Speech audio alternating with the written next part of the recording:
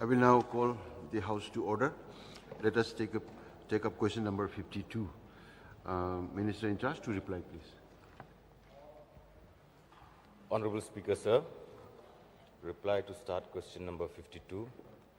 Sir, the Block Labour Office Laskin is not closed and is currently functioning from the District Labour Office, Joai.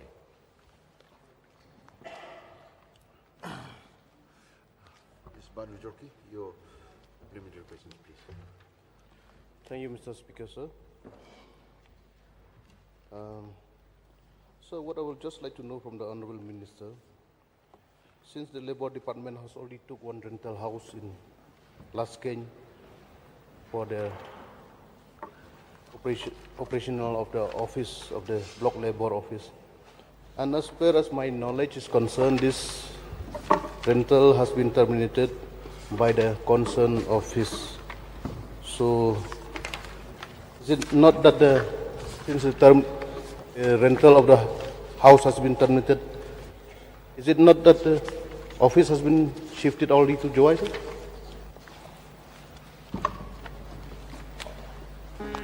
Honorable Speaker, sir, sir, the office has just been temporarily shifted to Joai, sir. It's not permanently shifted to Joai. And the house that was being taken on rent, sir,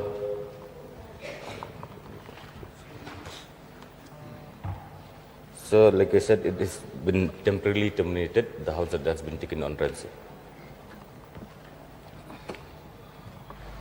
Sir, one more supplementary. May I know from the Honourable Minister, sir, how many Block Labour office that has been set up across the state, sir? Sir, there are many Block Labour offices that have been set up across the state. Sir, we have the Labour in all the districts, sir. We have the Labour office. I mean, mostly in all the blocks, and we have sent more proposals, sir, for setting up blocks in state. And sir, it's a very long list. So, if the honourable member wants, sir, I can lay it on the table of the House. So, since Block Labour Office, it's very much important in almost all of the block in different parts of the state. So, what I would like to request is that the government should strengthen those particular offices, because there are so many labour who need to be registered, and most of the labourers are very poor to come to the district headquarters. So, if there is a Block Labour Office in each and every block, it will really help the labourers, sir. So I will one more supplementary, sir. Would the government, would the department considering acquiring some land and sanction some fund for construction of this Block Labour Office, sir, in different blocks? Mr. Speaker, sir, as of now, sir, we don't have any such plans from the government. But then again, sir, if it is required, sir, we can examine and we will take a call, sir. And one more question, sir. One last question. Last one. I'd just like to know from the Honourable Minister, sir, since this Block Labour Office in Laskin has been temporarily shut down, so may I know, sir, when will the department examine the matter and make sure that the Block Labour Office in Laskin will be operational again from the same rental house?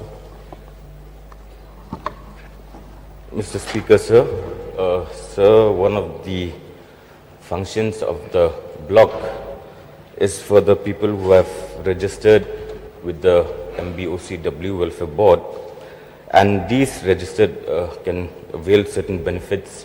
These beneficiaries can avail certain benefits from the board, sir. So for that, sir, the process is that we have to do it online. So hence, sir, there's a lot of interconnection issue in the area of Laskin. So that was the main reason, sir, that we've only shifted temporarily.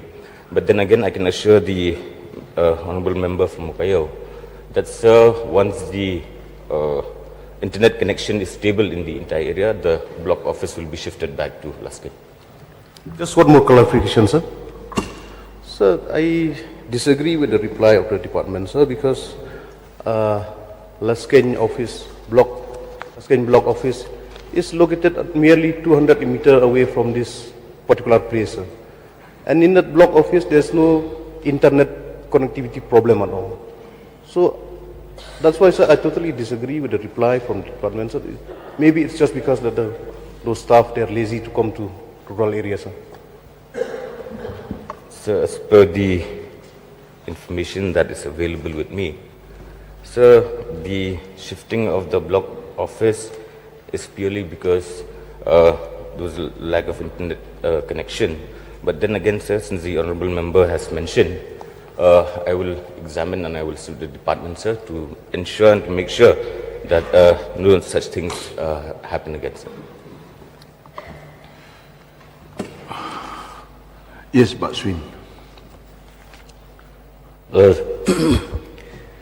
May I know from through you, sir, that some of the diseases which have been registered for long before they died, 3-4 years back, they have not availed the schemes so far. May I know the reason why? Sir, I couldn't get the question, sir. Can you repeat again? No. I mean, those who already died 3-4 years back, they have already registered the name in the Labour Department before they died. But till now, they have not received any of such scheme so far. May I know the reason why?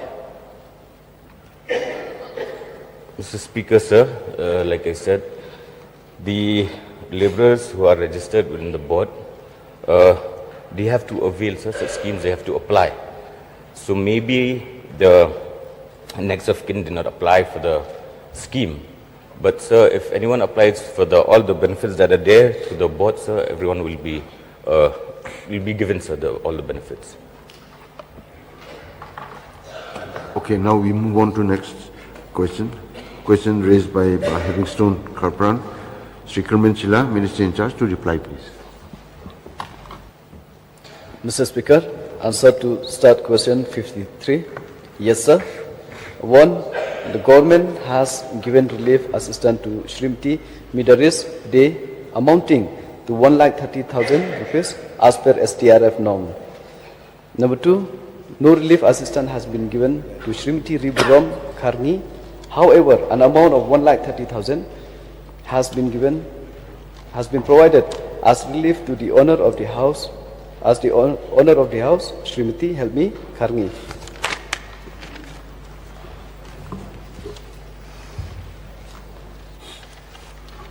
No supplementary question. Thank you, Mr. Speaker, sir. I also thank the Minister in charge of Revenue and Digital Management for the reply. So I just want to know from the Honourable Minister, when has the government given the relief assistance to these two families?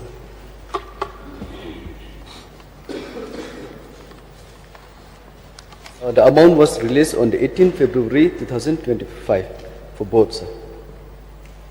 Thank you, sir.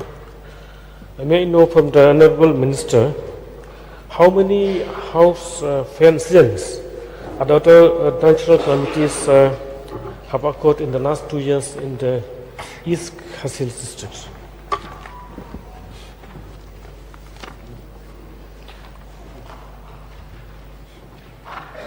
East Khasi Hills, sir, I have here the number for 2023-24, 31 with the amount of 47,25,000 and 24-25, 29 with the amount of 29,19,900. Minister, I think the Minister didn't understand the question. I just want to know how many house fire incidents or other natural calamities have occurred in the last 2 years, just numbers of the incidents. Here, sir, as I've mentioned, 31 for 2023-24 and 24-25, 29, sir. Okay. Has the government given the relief assistance to those affected families? Yes, sir. It's been released. One more question, sir. Will the government consider providing additional fund or emergency fund to the MLAs? Because when such incident of natural calamities is taking place, we are the first one to be approached with the affected families. Sir, we from the department, we release the fund as per the SDRF norms, sir, so we cannot go beyond that. If the government would like to extend the support, and we do have the MLAs fund, so as RWP, so that up to the wisdom of the MLAs, they can do as per. No, I just request the Honorable Chief Minister to please reply this.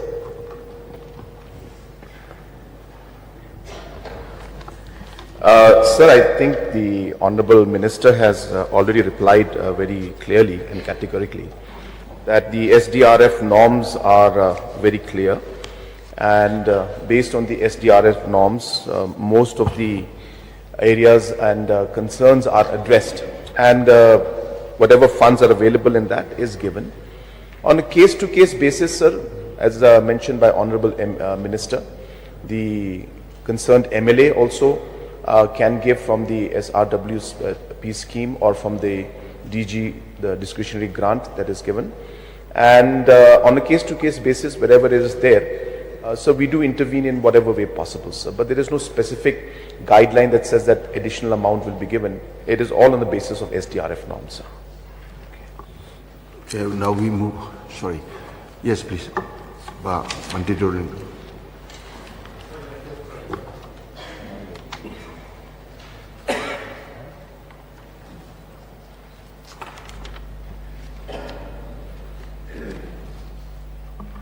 Yes, please. Sir, may I know from the Minister in charge, the total number of affected family was still waiting for the payment for the years of 2022-23. 22-23 for East Khasi Hills, sir? Yes. East Khasi Hills has been sanctioned, sir. It's already released to the beneficiaries, all the households. Thank you very much, sir. Mr. May I know from the Minister in charge, how many affected house has been given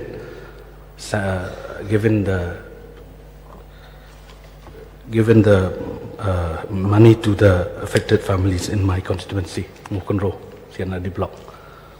I don't have the detail with me, sir, regarding with the different block wise, but I have district wise, so I require notice. Okay, now we move on to next question. Question number 54. But the questioner is absent, so move on to next question. Question number 55. When the 55, Mr. Rupa Marak, raised by Dr. Mukul Sangma and Rupa Marak. Sri Suma Balangdar, Deputy Chief Minister, in charge to reply, please. Mr. Speaker, sir, reply to star question number 55. A. Sir, the Baljek airport is currently non-operational. The government is in discussion with the Airport Authority of India to make the Baljek airport operational for 19-20 seater aircraft. B. Sir, 211.13 acres. C. Sir, 153.13 acre was acquired between the year 1986 to 1989, and 175 biga B-3 and K-14L, which is equivalent to 58 acres in 21/7/2014. D. Sir, 211.13 acres. E. Sir, rupees 3,57,97,775. Yes, please.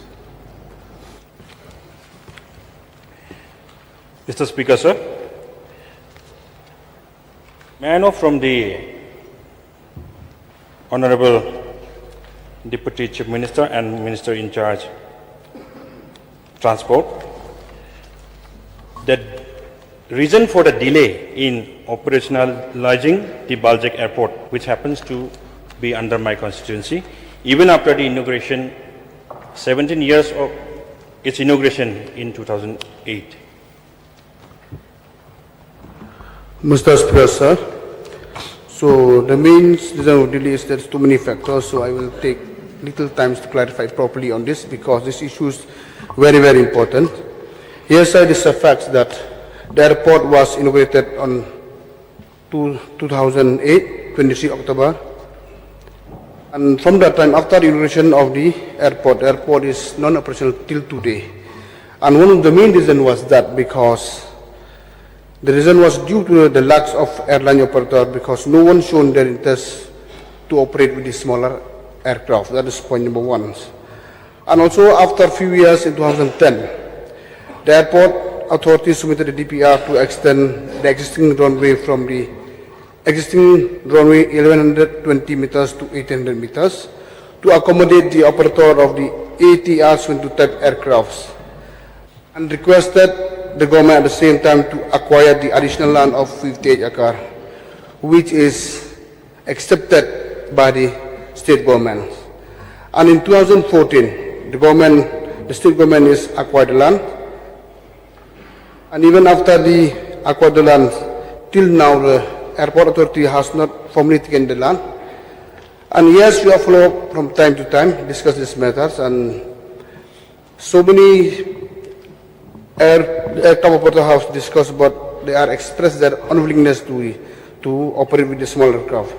So later on, in 2014, the airport authority informed against the state governments.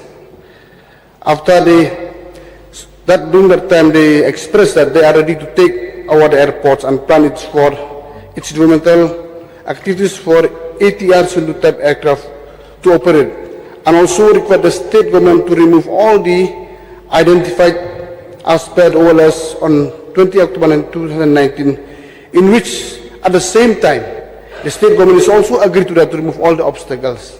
And later on, 2020, against after the revised study made by the airport authority, informing the state as per the air safety requirements, the provisions of a runway and safety area of 240 meters into 60 meters is recommended for VFR operations with a simple approach lighting are proposed in phase 1 is not sufficient. So therefore again they requested the state government to acquire another 60 acres of land need to be acquired beside the 58 acres acquired earlier. So this is one of the reasons. And also now we are accepted to this also even for the additional 68. And we from the state governments, we had request the airport authority to send us a joint inspection with the state government from the airport authority official so that the additional requirement of land, it should be properly identified. There will be no error. So now we are waiting for the joint inspection.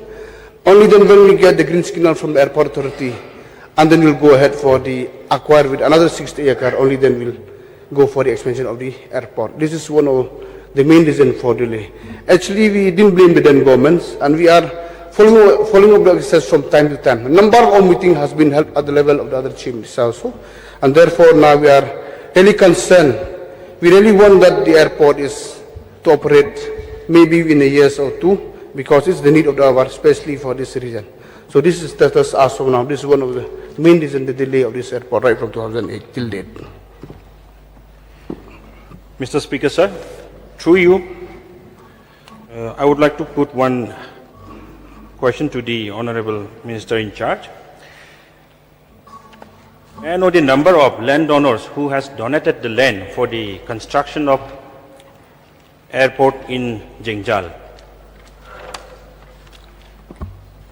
Mr. Speaker, sir, as I stated in my reply, so between the year 1986 to 1988, it was 53 acres. Number of landowners, the record is not with me, information is not with me. So even in 2014, we acquired 58. So the list of different landowners is not there. So for this particular questions, I require notice.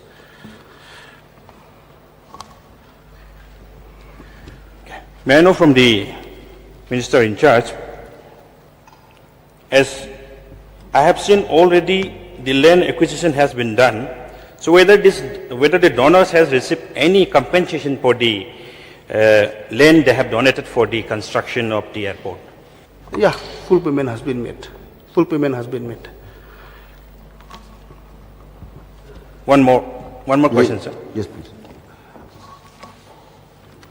As in the course of the reply, it has been stated that land acquisition, the additional acquisition is required for the expansion of the airport. So, has it already started, or it is if it is not started, when the expected date on which we are expecting it to be started? Mr. Speaker, sir, the present area that we are having now is 211 acres, which is insufficient. So therefore now we are going to acquire another more 68.5 acres. Only then after we acquire the 68 and we'll start for expansion of the runway. That I have already replied with joint surveys awaited from the Airport Authority of India. Yes, but Charles. Sir, in the earlier question which was raised about the Umroi Airport, the Honorable Chief Minister had said that the possibility of extending the runway to include larger aircrafts was being examined and will be possible. Now, since Baljek Airport has yet to be operationalized, wouldn't it be prudent for the government to examine the possibility of even making sure that the viability of landing larger aircrafts will be possible? Because we are talking about a project which will last more than 50 years. So if you look forward, probably the necessity of having a larger aircraft landing in Baljek will be necessary. So will the government look into the matter and have it examined in the first instance so that we won't have a repetition of what is happening in Umroi, sir?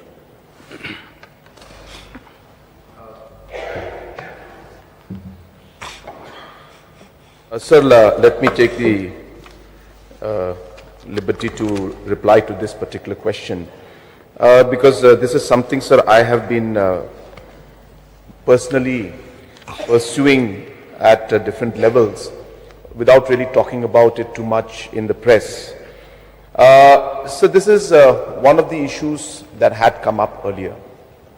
We had discussed this even during the time of the former MLA, even before this in the last term.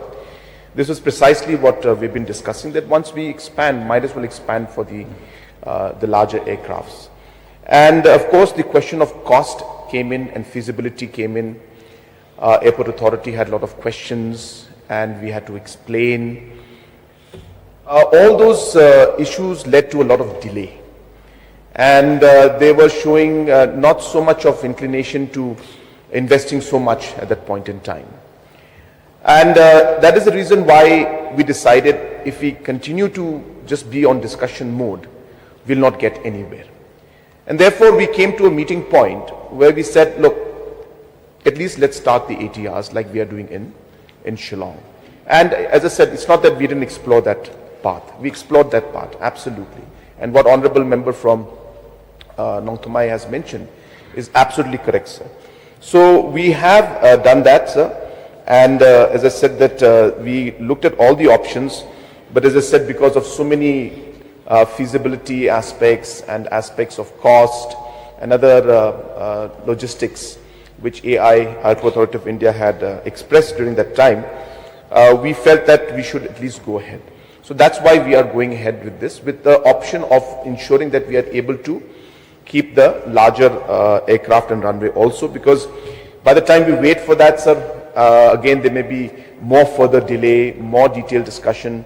So we are starting with this, with definitely keeping our options open and not really confining ourselves. The discussion mode on this particular subject has reached to a very, very, you can say, to the almost the last level, and we are very sure that by 2026, sometime in 2026, we are hopeful that we should be able to start operating the aircrafts In fact, we are in talks with Air Alliance, and some discussions have taken place with them. They have shared their desire and their ability to start the aircrafts with a 19-20-seater aircraft between Shillong and Tura.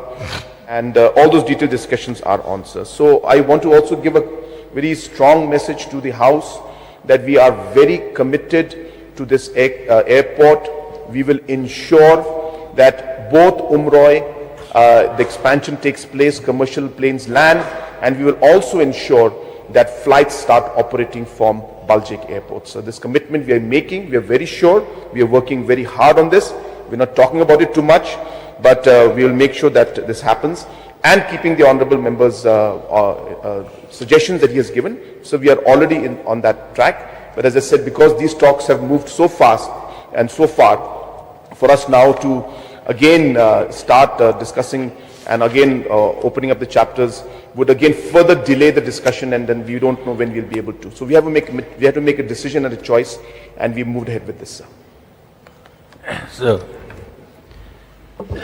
I appreciate the efforts taken up by the government, but barring the infrastructure that is required and to have further talks to the Airport Authority of India, perhaps the government can consider just the local part of it, which is the acquisition of land.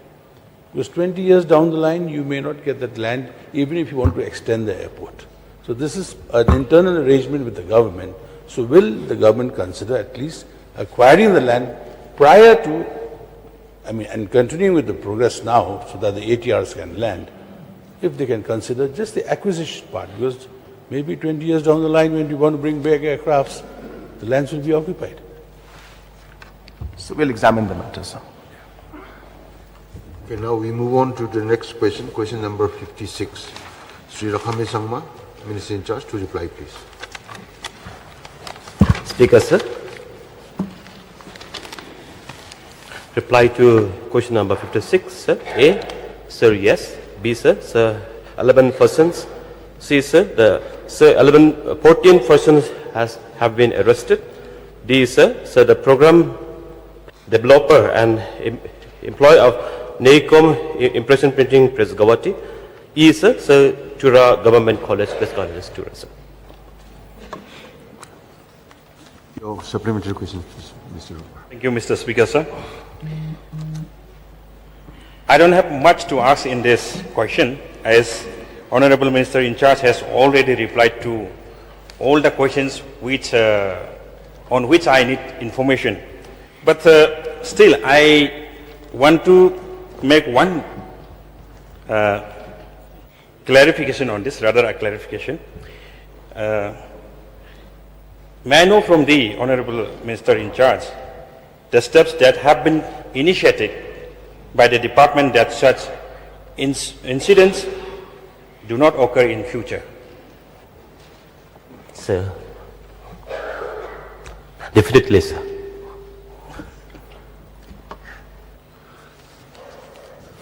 So we move on to next question, question number 57. Conrad K. Sama, Chief Minister, to reply, please.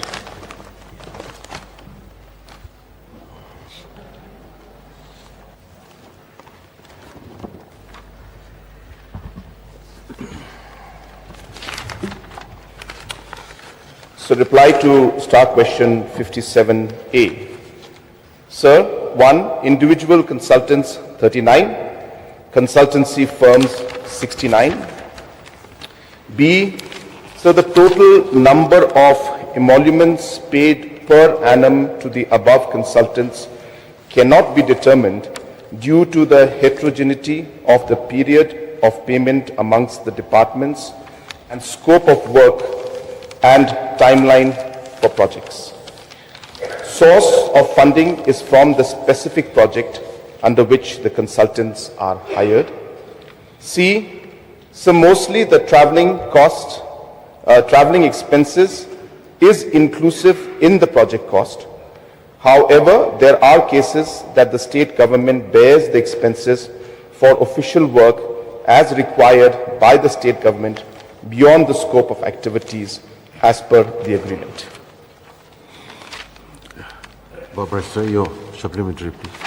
Honorable Speaker. Honorable Speaker, sir.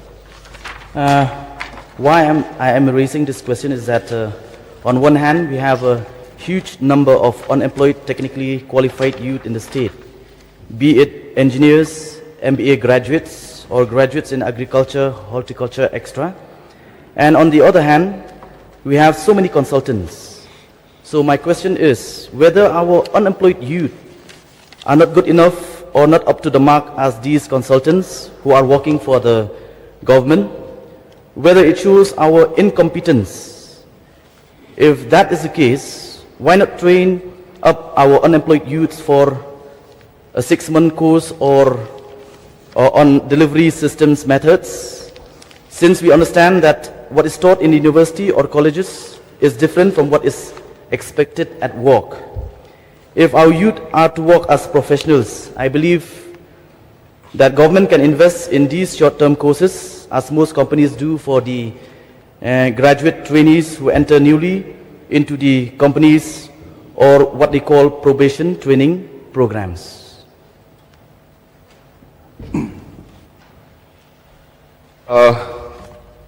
Sir, just so that we can get the correct perspective on what's happening. Sir, from the government side, as we understand, there are different roles and responsibilities which politicians have to work on and bureaucrats have to work on, so on and so forth, sir. Sir, keeping that in mind, we are today, sir, in a very, very competitive world. If you look at the kind of schemes that we are getting today, we are competing with one of the best in the country and the world. So just to give you a small example, there is something called the Challenge-Based Destination Development under Swadesh Darshan. And for this, the government of India opens up this challenge to state governments. And for this, we have to prepare DPRs with so many technical specifications, which sometimes is beyond our officials also, and therefore we get the experts. And because of that, so just want to share with you that the challenge-based destination development, Swadesh Darshan, because of the kind of quality of proposals we put up, Meghalaya managed to get 200 crores under this challenge mode, the highest that any state got. And that is how this challenge works. In the last 7 years, sir, we were able to bring in 13 externally aided projects. This we compete globally, sir. And there are World Bank standards, there are standards of ADB, KFW, JICA, so you name it, NDB, all of these are international organizations and that work at the top level. And in the last 7 years, because of the professional work that we put in, we were able to get 7,427 crores because of the level of quality that we worked. So coming to the question and the reply to the honorable member's question, sir, is that absolutely correct, sir. We have to develop our own skills and capacity. We have to ensure that our own local boys and girls who are qualified are able to slowly or even quickly come up to that level where we are able to make the DPRs and projects at a level which is competing in the world standards and at the national standards. And that process is on. But while we move and train our people in that process, so we cannot lose time. These are window opportunities that close. If we do not submit the documents on time, we will lose the money. So I'll give you a very, very great example of this so that the House will also appreciate. So the project under the World Bank, which we call the MEGA project, which is the Meghalaya Economic Growth corridor, sir, but I can't remember what it was, sir. But the mega project, which is again the roads projects, the connectivity projects that we had put in. So we went and met Honorable Finance Minister. She told us, submit the DPRs immediately. So we had a window of 48 hours to submit DPRs worth 2,400 crores. And because of the consultants and the professionals that we engaged, we were able to submit that in 48 hours. And because of that, within a matter of 7 days, the Finance Ministry sanctioned 2,400 crores. So therefore, sir, windows open and close very fast. So therefore, while we are training our individuals, so let me also share with the honorable member that the number of local boys and girls who have started taking this work, working on the job, getting trained, the number is going up. More and more of our boys and girls today are coming into this consultancy area, and a lot of them are getting the jobs. But can we get all of them in one go? Maybe not, because we can't lose the opportunity of these projects slipping out of our hand. And hence, it's a balance we're maintaining.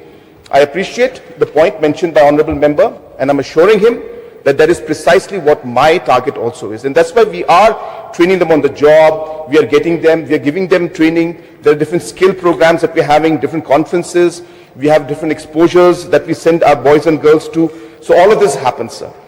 And another thing I just wanted to add before I sit down, sir, is that these projects that we do, the consultants that are there are paid. Sir, the cost of this consultancy is incorporated in the project itself. So the 2,400 crores that we have got sanctioned now, which is coming in for the mega project, 1% of that is meant for the meant for the consultancy expenditure, and it is mandated by these different agencies that you must have a consultant on board. And that is why the cost factor also is very much within the cost of the project, and there's no extra burden on the state government or the state exchequer.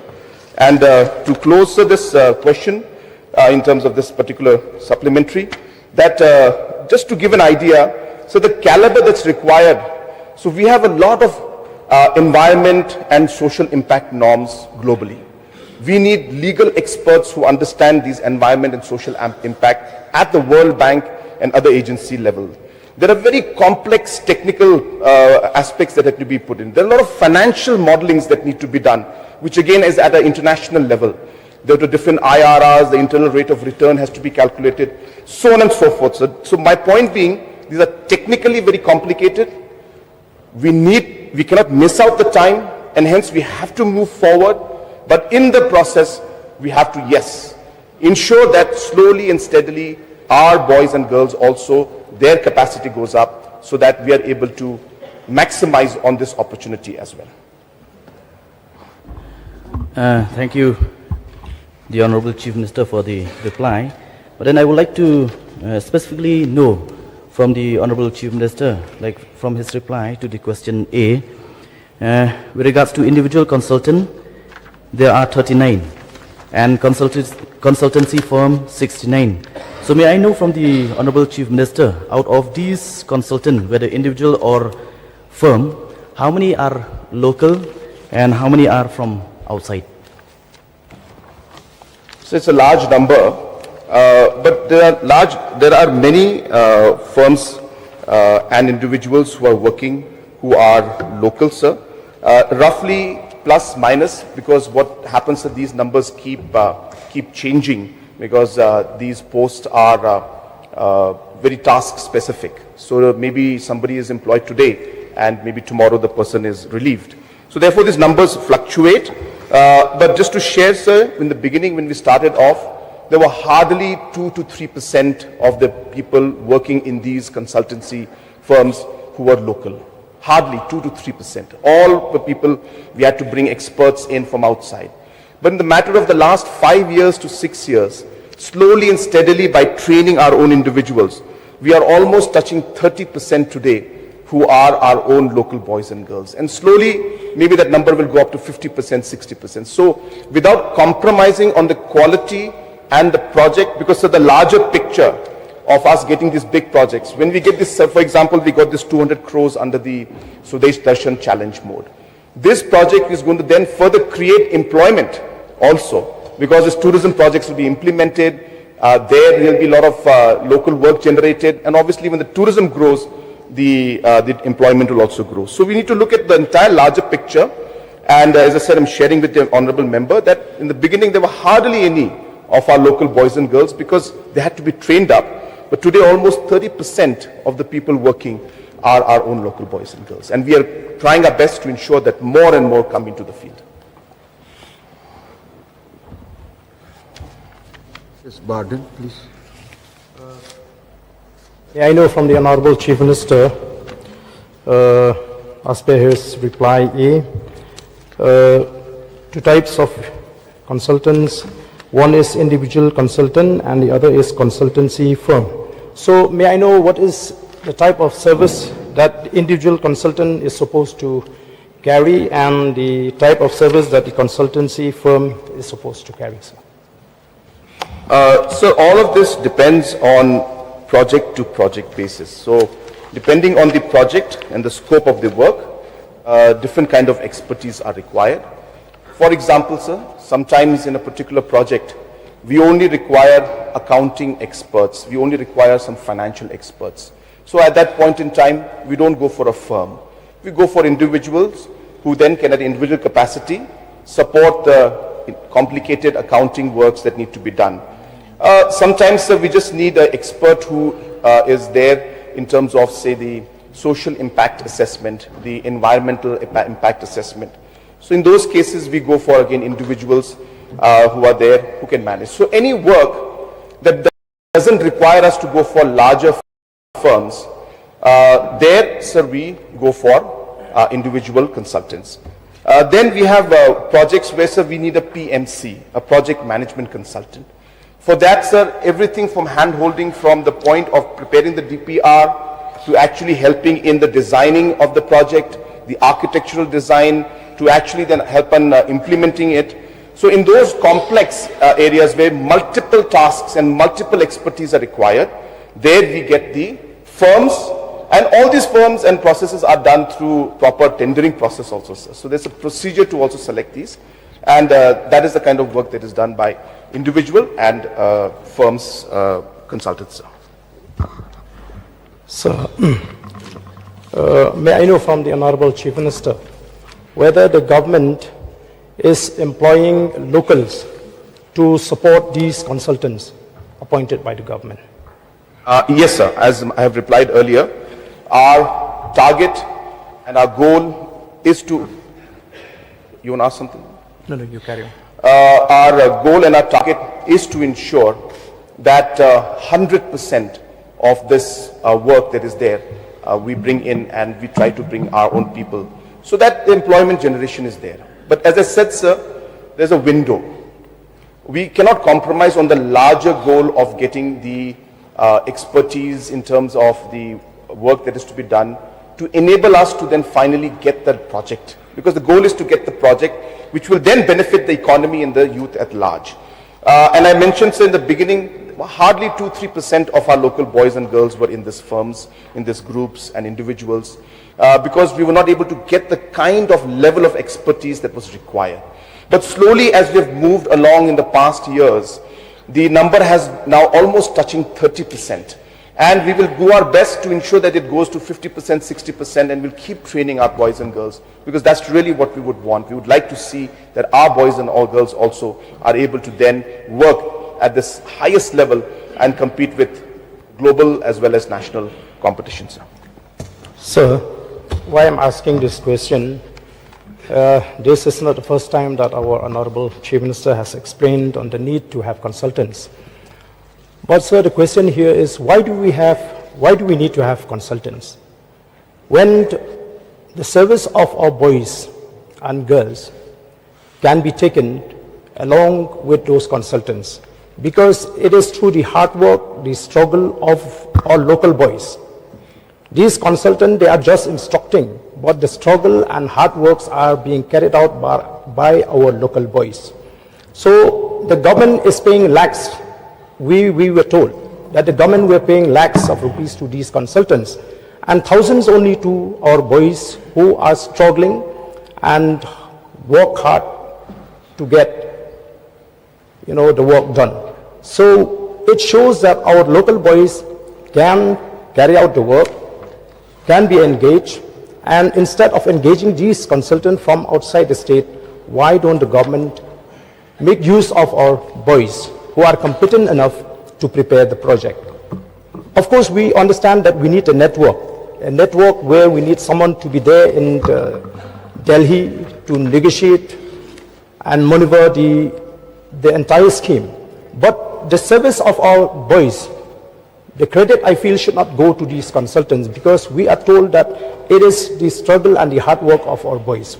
And the payment that are being given to our local boys is very small comparing to the payment given to the consultants. So that is the question. Why do we need to have consultants from outside the state when we have our own boys who are competent enough to prepare the project? Sir, as I mentioned, number one, we have seen that there was a time when there were hardly any of our boys and girls who were part of this consultancy work.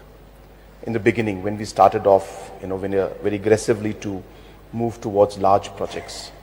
And in a matter of 7 years now, 30% of the workforce within the consultancy group are our local boys and girls. So we are clearly seeing the trend and the government's objective being achieved of ensuring that we bring in our local boys and girls into it. And slowly and steadily, we train them to bring up their expertise so that they can become more and more involved in this kind of work. Number one, so the trend is there, it is happening, and we will continue to work towards it. That is a commitment of this government, to ensure that we are able to create the different opportunities for our young boys and girls. So regarding the point where if a capacity of our boys and girls is there, why aren't we giving, sir? So that is not true. Wherever the capacity is there, qualification and capacity are two different aspects, sir. We have a lot of qualified people, but we need to create that capacity to be able to prepare those kind of different levels and of documents and DPRs and other technical aspects which are there. And that is where we are ensuring that wherever our boys and girls are capable, sir, we are giving an opportunity. The entire system of payments, sir, is completely transparent. So therefore, the question of selecting and giving less to our boys and girls and giving more to outsiders does not arise. Everything is based on the activity or the work that is being done. So therefore, while our boys and girls are working, we are getting many of them. So many of the groups you will see, there are a large number who are there, and we will continue, as I said, to train them. So the question of ensuring or paying less to our people and paying more to others, so does not arise. That's not the way things work. Everything is very transparent and based on the position and the responsibility that one works on. The payments and the salaries are there, whether you're from outside or whether you're from here. That is how it is. And so, as I said, it is our endeavor to ensure that more and more of our people are involved in these projects. But as I said, at the same time, as a government, I am looking also at the larger picture of being able to attract investment into our state in a time-bound manner, competing with large organizations and states. So you will be again happy to know that when the Unity Mall project, which is funded by Government of India, a 132 crore project, when this project came and the proposals had to be put up, Meghalaya was the first state to put up the proposal, and one of the first, I think there were 3 of them, who was the money was sanctioned, and we were the first. Some of them have not even received the funds till now. So that is how this 132 crores project came in. When this Unity Mall comes up, the shops that are going to be there are all going to be run by our local boys and girls, and therefore that economic opportunity also has to be seen, sir. So we cannot miss out on these funds. In the SASKI fund that we have, the money that is there available today, the normative allotment, last year was 720 crores. Meghalaya managed to get 1,500 crores. That means double the amount of our normative allotment. This year the normative allotment is 1,400 crores. we are going to touch 2,500 crores in terms of the sanction that is there. And this is happening, sir, because our documentation, because of the different paperwork that we're doing is at that level. And with this money will be pumped in for who, sir? For our people to create the jobs. So there are certain things where we need to ensure that the quality of the work needs to be at the top level, and we have to work towards ensuring that the best is put in there, and we are working to ensuring that our boys and girls are trained on the job. And as I said, in the starting there were hardly 1 or 2% locally. Today, keeping that objective in mind, we have managed to increase it to close to 30%, about 26, 28%, close to 30%, and we will continue to work to ensure that more and more. And I urge our youngsters also that these are opportunities that are there. Please train yourself, please work, please be dedicated on this whole thing so that we can work together, and we are there to handhold you, we are there to guide you, we are there to train you, and we'll be very happy to see that our boys and girls also are there competing at the top level in the country and in the world. So therefore the suggestion is very good, sir. We're taking the suggestion, we're moving forward. We'll ensure, sir, that more and more of our boys and girls get more and more opportunity even in this area of consultancy. Sir. Yes, sir. Yes, Dr. Mukul Sharma, please. My supplementary revolves around the reply to the principal question. B. Mr. Speaker, sir, we appreciate the fact that lots of works have been done by roping in consultants, and in fact it was felt needed, and therefore we have many such programs which are being supported under EAPs. We were able to rope in many good consultants. But having said this, how we do it is very important. How we do it is very important. Now, the whole process of utilizing this consultant as an instrument to benefit the state is well appreciated. But in the process, we also have to scrutinize the kind of money that is being spent for that, whether it is being regulated properly or not.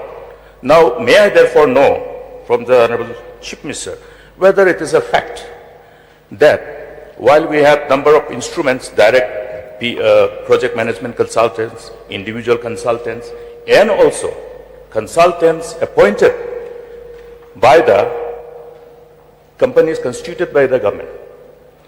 We have had the report of that Shillong Smart City Limited. Is it a fact that some of these so-called outsourced employees, I will say employees, whether you call it consultant or whatever, but employee of the company is drawing salaries which is much more than even any of the officers in the state? So the specific information and data about the salaries of each individual is not with me. But as I said, whenever we onboard any consultant or any kind of individuals or any organization, it is done through a proper tendering process. So therefore, for us to now go into the salaries of what the company is paying is not possible, sir.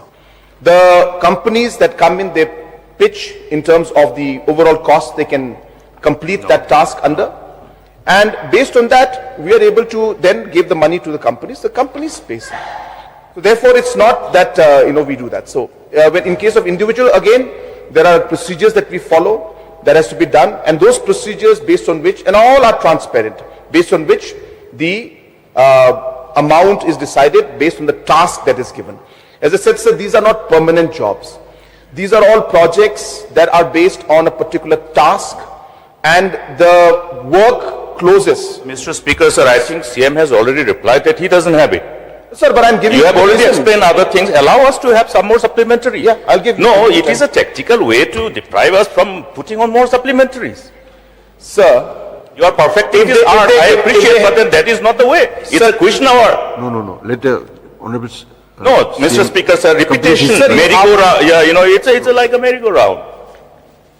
We I have again been you have the saying, privilege of if they are passionate about asking, they should be You have already patient. replied. Allow me to Also. provide some more supplementary. Please sit down. So shall I continue or? You may continue with your reply. Sir, because I think then what the opposition wants is that they just want to show that they are asking many questions, to show the people that they are asking, but they don't want to hear our reply. So doesn't seem that they're interested, so let them keep asking questions, I'll just sit down, sir. This is that. Mr. Speaker, sir, I think it is wrong to say that we are not interested to hear. I think what is important here is how, together, mutually, with utmost respect to the dignity of this House, we utilize the time. We have many other areas of replying in this manner. You may please ask. Therefore, another allow us supplementary to also put supplementaries. question. One more question.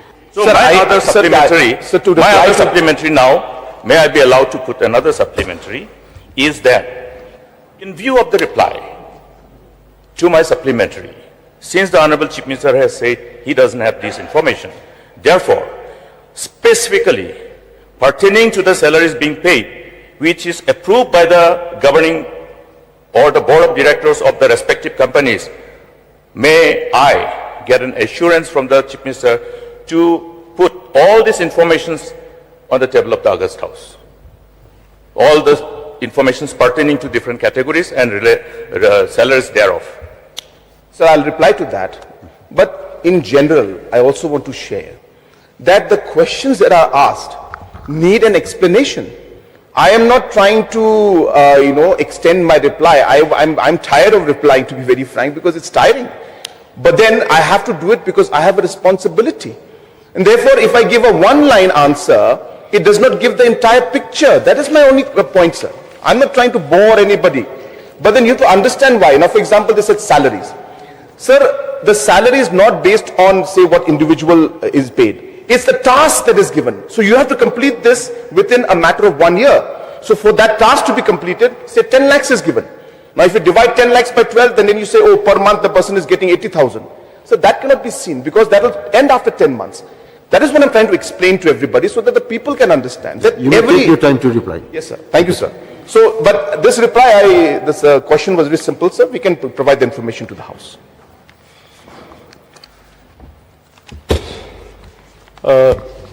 In the course of the reply, the Honorable Chief Minister may get me wrong when I ask the difference in payment between those consultants and our local boys.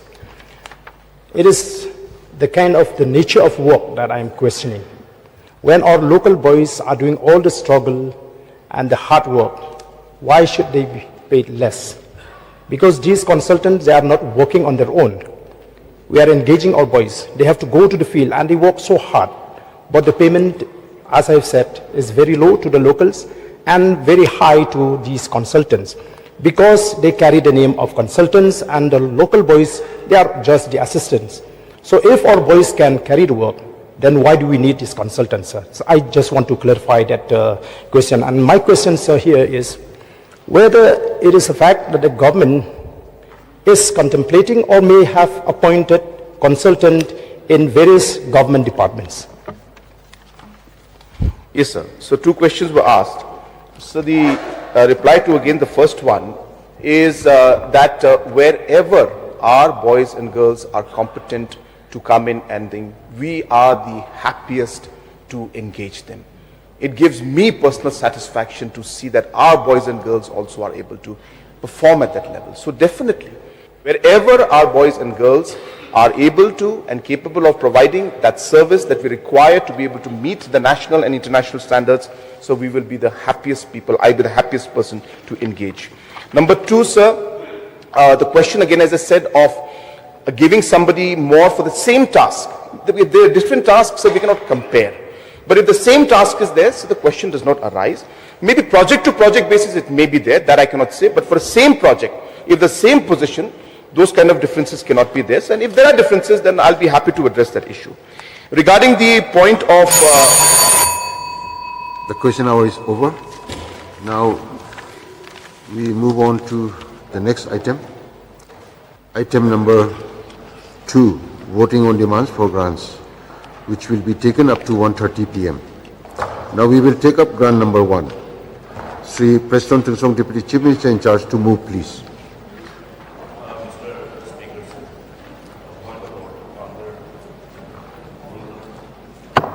300 and in reference to Rule 141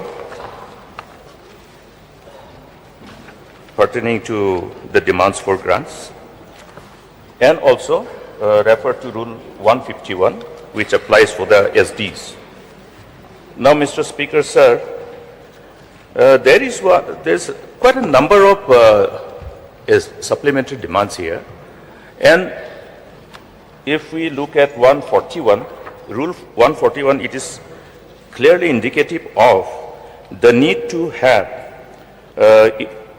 Rule 141 Sub-Rule 2, each demand shall contain first statement of the total grant proposed and then the statement of the detailed estimate under each grant divided into items. Now, when we talk about this statement, some of these SDs are not supported by this statement.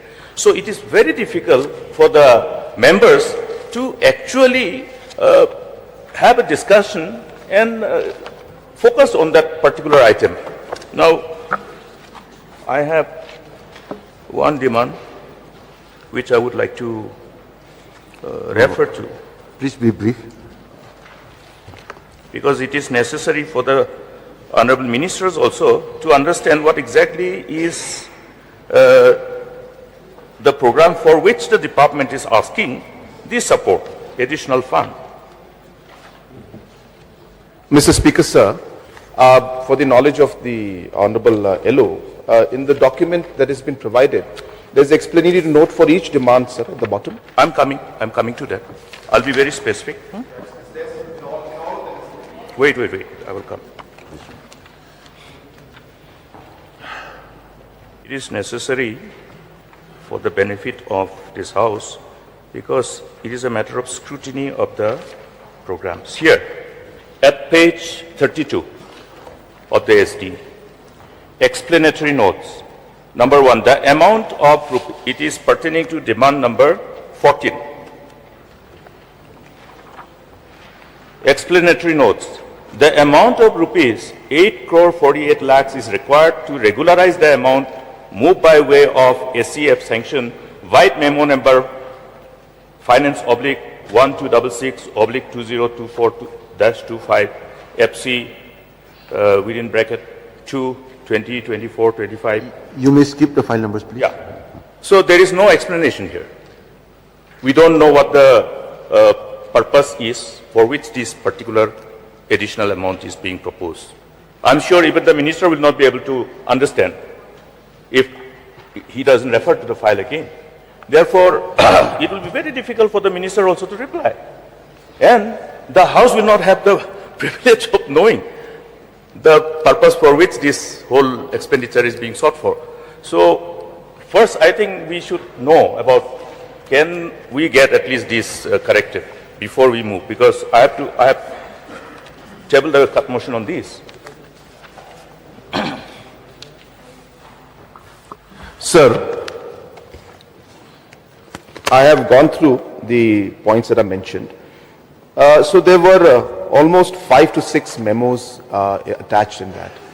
And if the minister, if the LO desires, the information can be provided. But it would be very, very, very lengthy in this particular case. But if you look at all the rest of the other explanatory notes, all the rest, there is no ambiguity, sir. It's clearly mentioned. Maybe this is one case of this one line out of all the 20, 30 SDs that we have put, just this one line that is there in which, or 2 lines, where we are referring to the memo. So if Honorable LO requires that detail, we can provide, but there were like 7, 8, 9, 10 memos that we are referring to from the ACF. So that is the reason why the department maybe chose not to put this. But in rest, if you go through all the rest, and I'm sure LO will agree, all the rest of the explanations are very, very clear. There is not much of ambiguity in the rest. In this one particular line, because of maybe the space that was required to put in the details of all the ACFs, the department that time chose to put only the reference number. but we can provide the information to the Honorable. Mr. Speaker, sir, the idea of raising this issue and flagging it before this August House is so that ministers' concerns also will in days ahead take cognizance of these deficiencies, and also the Department of Finance. It is their job. Before we approve everything, I think it is job. This is what is done usually. And therefore, it is just to bring it to the notice of everyone so that it is not repeated. Thank you, Mr. Speaker. Okay. Now we continue with item number 2. Grant. Now we will take up grant number 1. Sri President Tungsong, Deputy Chief Minister in charge, to move, please.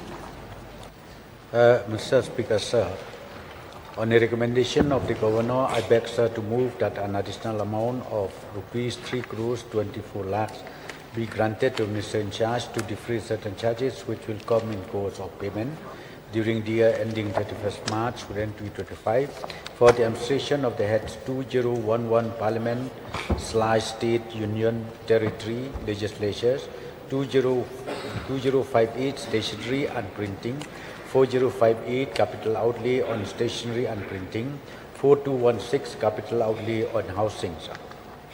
Okay. Motion moved. Since there is no cut motion on against this grant, let me put the question before the House. The question is that grant number 1 be passed. Those who are for the motion say aye. Aye. Those who are against say no. The ayes have it, the ayes have it. The motion is carried and grant number 1 is passed. We will now take up grant number 2. Dr. M. Amprin Lingdo, Minister in charge, to move, please. Honorable Speaker, sir, I beg to lay on the recommendation of the Governor, I beg, sir, to move that an additional amount of rupees 2 crores 22 lakhs 93,500 be granted to the Minister in charge to defray certain charges which will come in the course of payment during the year ending 31st March 25 for the administrations of the Head 2014 Administration of Justice, 4059 Capital Outlay and Public Works and 4216 Capital Outlay and Housing, sir. Motion moved. Since there is no cut motion against this grant, let me put the question before the House. The question is that grant number 2 be passed. Those who are for the motion say aye. Aye. Those who are against say no. The ayes have it, the ayes have it. The motion is carried and grant number 2 is passed. We will now take up grant number 3. Sri Khirman Shila, Minister in charge, to move, please. Mr. Speaker, sir, on the recommendation of the Governor, I beg, sir, to move that an additional amount of rupees 13 crore 58 lakh 18,438 be granted to the Minister in charge to defray certain charges which will come in the course of payment during the year ending the 31st March 2025 for the administration of the heads 2029 Land Revenue, 2245 Relief on account of natural calamities, 2250 Other social services, 2552 Northeastern areas, 3475 Other general economic services, 4250 Capital outlay on other social services, 6225 Loan for welfare of SC, ST and OBC, 6250 Loans for other social services, 6401 Loans for crop husbandry. Motion moved. Since there is no cut motion against this grant, let me put the question before the House. The question is that grant number 3 be passed. Those who are for the motion say aye. Aye. Those who are against say no. The ayes have it, the ayes have it. The motion is carried and grant number 3 is passed. Now we will take up grant number 4. Sri Abu Tahir Mandal, Minister in charge, to move, please. Mr. Speaker, sir, on the recommendation of the Governor, I beg, sir, to move that an additional amount of 17,59,775 be granted to the Minister in charge to defray certain charges which will come in the course of the payment during the year ending the 31st March 2025 for the administration of the heads 2040 taxes on sales, trade, etc., 2045 other taxes and duties on commodities and services. Motion moved. Since there is no cut motion against this grant, let me put the question before the House. The question is that grant number 4 be passed. Those who are for the motion say aye. Those who are against say no. The ayes have it, the ayes have it. The motion is carried and grant number 4 is passed. Now we will take up grant number 5. Sri Singobalangdar, Minister in charge, to move, please. Mr. Speaker, sir, on the recommendation of the Governor, I beg, sir, to move that an additional amount of rupees 101 crore 44,23,158 rupees, including the sum already voted on account for the relevant services, be granted to the Minister in charge to defray certain charges, which will come in the course of payment during the year ending 31st March 2025. For administrations of the head 2041 taxes on vehicle, 2070 other administrative services, 2552 North Eastern areas, 3055 road transport, 4552 capital outlay on North Eastern areas, 5053 capital outlay on civil aviation, 5055 capital outlay on road transport, 7055 loan for road transport. Motion moved. Since there is no cut motion against this grant, let me put the question before the House. The question is that grant number 5 be passed. Those who are for the motion say aye. Those who are against say no. The ayes have it, the ayes have it. The motion is carried and grant number 5 is passed. We will now take up grant number 6. Sri Abu Tahir Mandal, Minister in charge, to move, please. Mr. Speaker, sir, on the recommendation of the Governor, I beg, sir, to move that an additional amount of rupees 3 crores 70 lakhs 15,364 be granted to the Minister in charge to defray certain charges which will come in the course of payment during the year ending the 31st March 2025 for the administration of the heads 2045, other taxes and duties on commodities and services, 2501, special program for rural development, 2552, northeastern areas, 2801, power, 2801, new and renewable energy, 4552, capital outlay on northeastern areas, 4801, capital outlay on power projects, 6801, loans for power projects.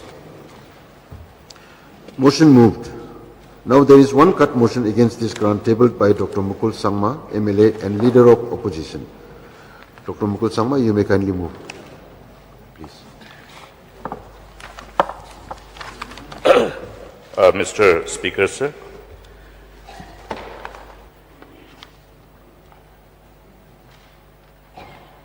I beg to move that the total provision of rupees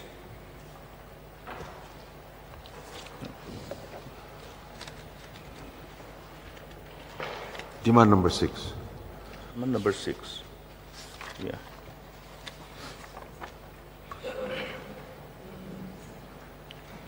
I beg to move that the total provision of 3 crore 70 lakhs 15,364, supplementary demand number 6, head 2045, other taxes and duties on commodities and services 2810, new and renewable energy, at page 10 to 12 of list of supplementary demands be reduced by rupees 1, that is the amount of the whole supplementary demand of 3 crore 70 lakhs 15,364 to stand reduced by rupees 100. Motion moved. Now you may initiate the discussions. Mr. Speaker, sir, thank you for the time. I would like to be very brief and very specific. Now this fund is for the purpose of supporting our whole commitment and resolve to deal with multiplying and amplifying the availability and access of energy from non-renewable sources so that we have access to renewable energy. Solar, this is specific to assistance for solar hybrid inverters with batteries. So may I know from the Minister in charge and be enlightened on how this project will be implemented, the parameters adopted in respect of identifying the targeted beneficiaries, keeping in mind the need to have transparency and also equal opportunities for those who desire to benefit out of this program. What measures have been incorporated in the process of implementation so that those who desire to avail this kind of benefit supported by the government can participate and be partner in achieving this goal of encouraging our citizens, the families, to resort to accessing to renewable energies. This is the only brief submission, and I expect clarity on this approach. Thank you, Mr. Speaker. Anybody wish to participate? Yes. Baroni Lindo, please. So I also like to participate in this cut motion brought by the Honorable LO, Dr. Mukul Sangma. So there is, this interrupted power supply. So if, I don't know, the minister can support the farmers, for example, these water pumps, if it can be provided to farmers so that, when there is, electricity shutdown, farmers and then some of these small entrepreneurs, for example, engage in fabrication works. Sometimes, for example, when there is, maintenance work being done for the entire day, sometimes it goes on for a week or 2-3 days.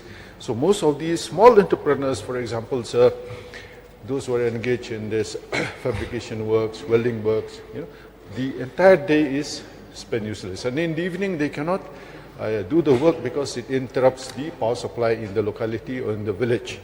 So, sir, I also would like to get some kind of assurance from the Honorable Minister if this can be looked into, and then those who are registered can be supplied with this kind of pump so that, their work is not hindered, their livelihood is not impacted, sir. This is just the points I would like to bring, sir.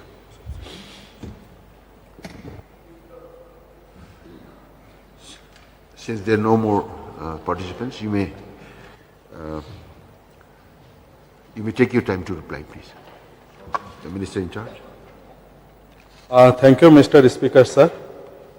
At the beginning, let me thank the Honorable Leader of Opposition who have brought this card motion and thereby seeking some clarification.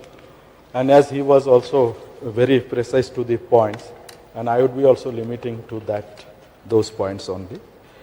But for the benefit of the House, I think I will give a brief description so that will also take care of the queries raised by our Honorable MLA, R.V. Lindo.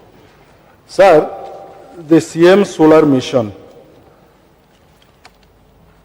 was launched on 11th August 2023. And in 2023, the state was facing a lot of power cuts. We were having scheduled power cuts in capital city and Tura, Juai, almost 7 hours per day. And in rural hours, our power cut, that is scheduled power cut, was almost 9 hours. And on top of that, there was tripping, there was shutdown for repair renovation, and the state was facing a lot of problems. And with that, our Honorable Chief Minister has come out with this idea that if we can harness the solar power, this will also contribute in mitigating the power shortage. And with that target, this mission was launched. When the mission was launched for the publicity, we have advertised through different media, and one of these things is that in prominent places, we have put flex signboards so that the general public know about that. And in this, we have put some components, and in these components is that one will be 850 volt ampere and 1.7 kVA. This will be the first our general masses, in which the government will be providing 90% subsidy. This is targeted for 0.85 kVA solar hybrid solar inverter and 0.17 kVA solar inverter. This will be providing 5 LED lines of 9 watt each, 2 pedestal fans of 30 watt, and 2 cell phone can be charged from 0.85 kVA inverter. Then for 1.7 kVA, we can light 6 LED lights, 9 volt each, 2 ceiling fans, 70 watts, and it will also charge 2 cell phones. Similarly, we have for the middle income group, we have 3 kVA and 5 kVA lines, where the subsidy will be little bit less. Government only will provide 50% subsidy. And this also say, for example, 5 kVA, this can lit 30 LED bulbs of 9 watt each, 6 ceiling fans of 70 watt each, charging of 4 cell phones, then 1 LED TV of having 100 watt, 1 refrigerator of having 400 watt, and 2 laptops of 70 watt. From henceforth, we'll be going for little bit higher groups, that is 10 kVA. This will be for the schools, for the MSMEs, where Baroni's query was there that whether this fabrication and all these people can apply or not. So MSMEs will be, if they are registered, they will be considered for that farms, those farms. Then we will be providing to poultry farms, then khadi industries, even we are providing hospitals. Saru, I would like to mention that the rural hospitals in the state were immensely benefited from solar panels, and there is no problem when outages are there. Then Pradhan Mantri Employment Generation Schemes, then we will be providing for those entrepreneurs who provide bed and breakfast and common service centers and all those programs. Then we will be having around 25 kVA.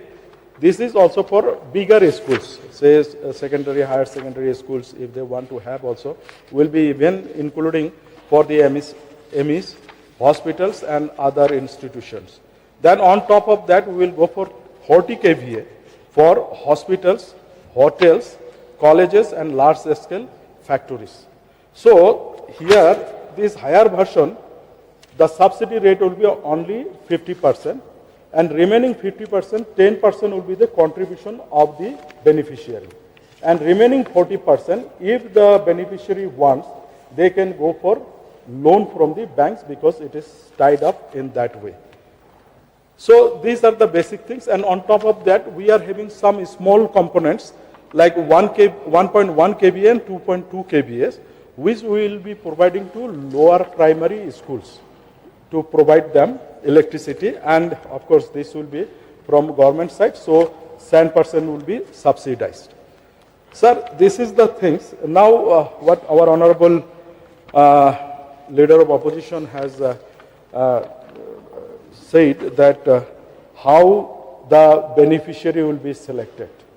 Sir, beneficiary will be selected initially by the BDOs concerned. Then they will send the list to DCs, and ultimately this will be considered. We are also opening up a portal through which also beneficiaries can apply. So there won't be any discrepancies, or the options will be given to all the beneficiaries who wants to take the benefits. But one thing is here, other than 1.1 kVA and 2.2 kVA mean for the lower primary schools, all other will be having a beneficiary's contribution portion of 10%, and the higher version of 50%. If they require, they can go to the bank for loans. As I mentioned that it is tied up with the banks also. Sir, regarding the agricultural farmers, we have a scheme. It is not a new scheme, it is quite old scheme. That is called PM Kusum scheme. But somehow after making so many awareness programs, sensitization with the farmers, there were less takers. So now we are again trying to simplify giving the state subsidy into that so that it becomes more attractive to the beneficiaries. So these are the few pertinent points and which are raised, and I think I have clarified all the doubts regarding this. And with these few words, I will request the Honorable Leader of Opposition to kindly withdraw the cut motion. Thank you, sir. May I know the Leader of the Opposition?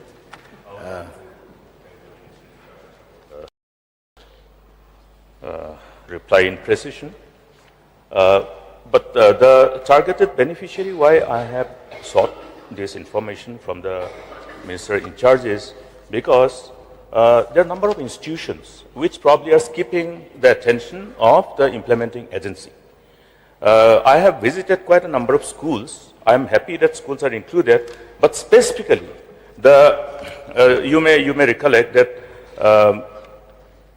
the blocks where we had the very low female literacy rate, the Government of India embarked upon an initiative, and we have this Kasturbha Gandhi Bal Vidya, we call it KGBV. In many of the blocks, wherever the female literacies were less, in order to do good to that, rather to address this concern. So these particular schools have children who are actually residential students, and they are in a pathetic condition. So may I request the Minister in charge to see that this particular area of concern is addressed in priority. Because as we all know, as human, if there are two babies crying, the mother will feed her own baby first. So this is my submission before the August House through this cut motion. And if I get the assurance, I'll be pleased to withdraw the cut motion. Sir, in the due course of my reply, I have already mentioned that our target zone is the schools, especially the rural school where grid connection is not there. Specifically, you mentioned for those schools, yeah, we will be examining the issue, sir.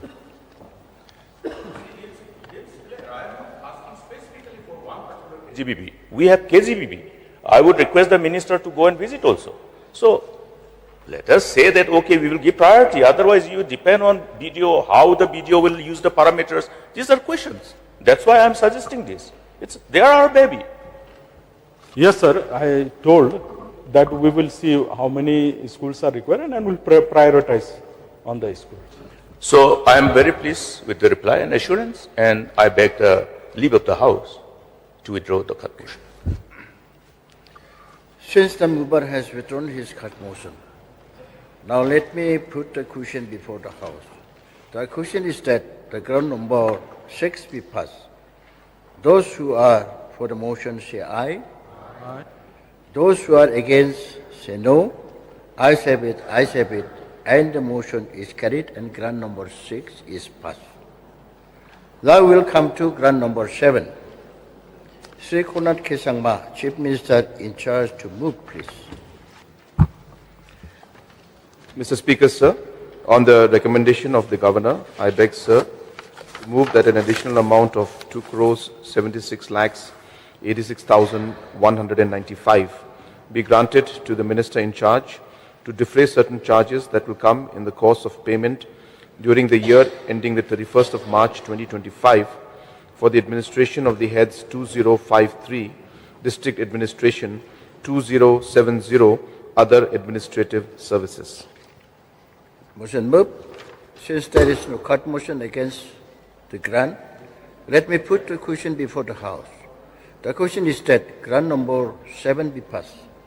Those who are for the motion say aye. Aye. Those who are against say no. The ayes have it, and the motion is carried and grant number 7 is passed. Now we'll come to ground number 8. Sri Preston Tungsong, Deputy Chief Minister in charge, to move, please. Mr. Deputy Speaker, sir, on the recommendation of the Governor, I beg, sir, to move that an additional amount of rupees 33 crores 24 lakhs 368 be granted to Minister in charge to defray certain charges which will come in the course of payment during the year ending 31st March 2025 for demonstration of Head 2055 Police, 2070 Other Administrative Services, 2216 Housing, 4055 Capital Outlay on Police, 4059 Capital Outlay on Public Works, 4216 Capital Outlay on Housing, 4552 Capital Outlay on North-Eastern areas. Motion moved. Since there is no court motions against this grant, let me put the question before the House. The question is that grant number 8 be passed. Those who are for the motion say aye. Aye. Those who are against say no.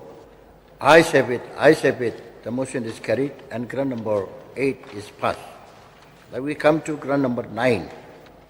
Sri Preston Tungsong, Deputy Chief Minister in charge, to move, please.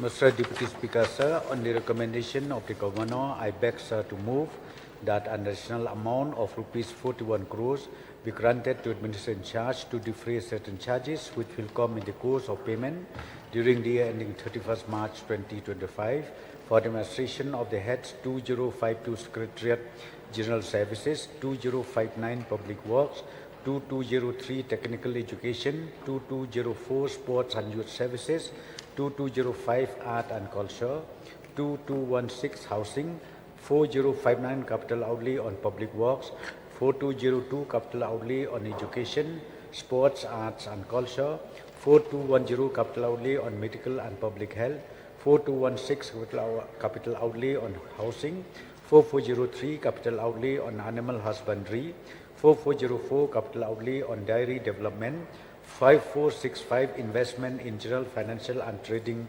Institutions. Motion moved. Now there is one court motion against this grant, tabled by Dr. Mukul Sangma, MLA, and Leader of the Opposition. You may kindly move the motion, please. Mr.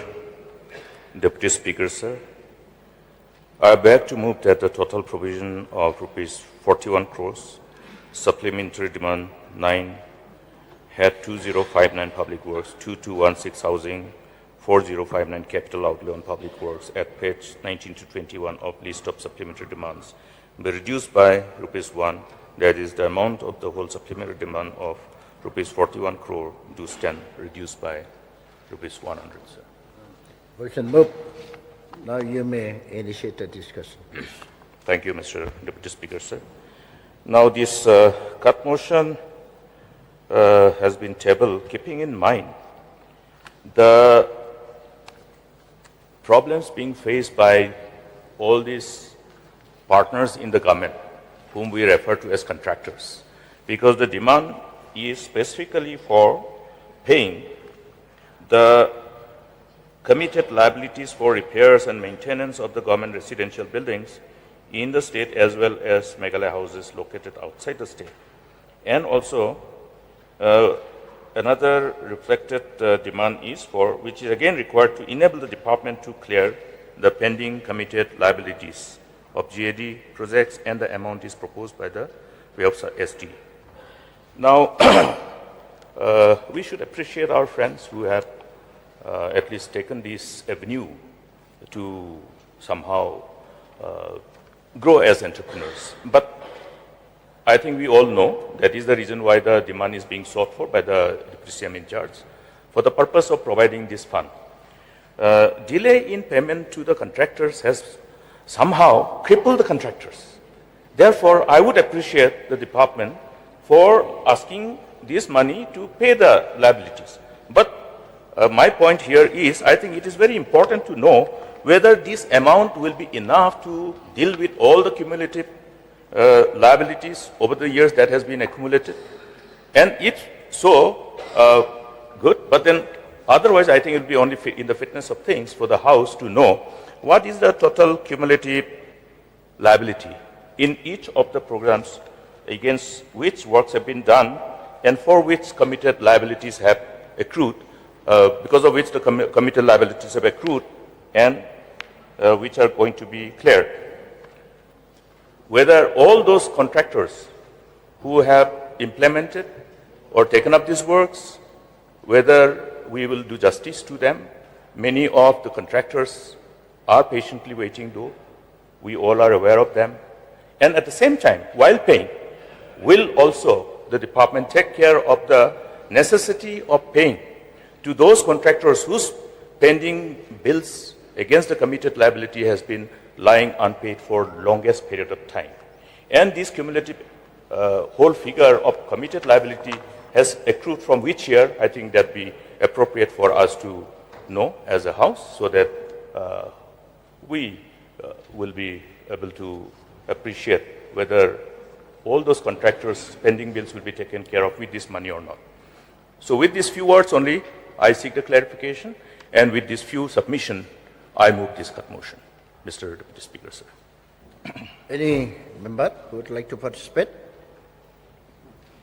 If there is no one to participate, may I request the Honorable Deputy Chief Minister in charge to make a reply. Mr. Speaker, sir, I am so thankful to the Honorable LO, Dr. Mukul Sangma, for moving the cut motion so as to enable me to highlight the issues raised by him in this August House and about the need for passing this supplementary demand. Sir, Pilibhuri Building is the nodal department for overseeing specifically all building construction works of different government departments in the state as well as Meghalaya houses located outside the state. The building wing of the state, besides executing its own works in construction of its offices and residential quarters, also execute works for and on behalf of various other government departments, like State Assembly Building, Commissioner of Excise, Geology and Mining, GAD, Law, Education, Prison, Employment Exchange, Labor, Home Guards, and Civil Defense, Arts and Culture, and etc., etc., sir. Sir, the supplementary demand amounting to 41 crores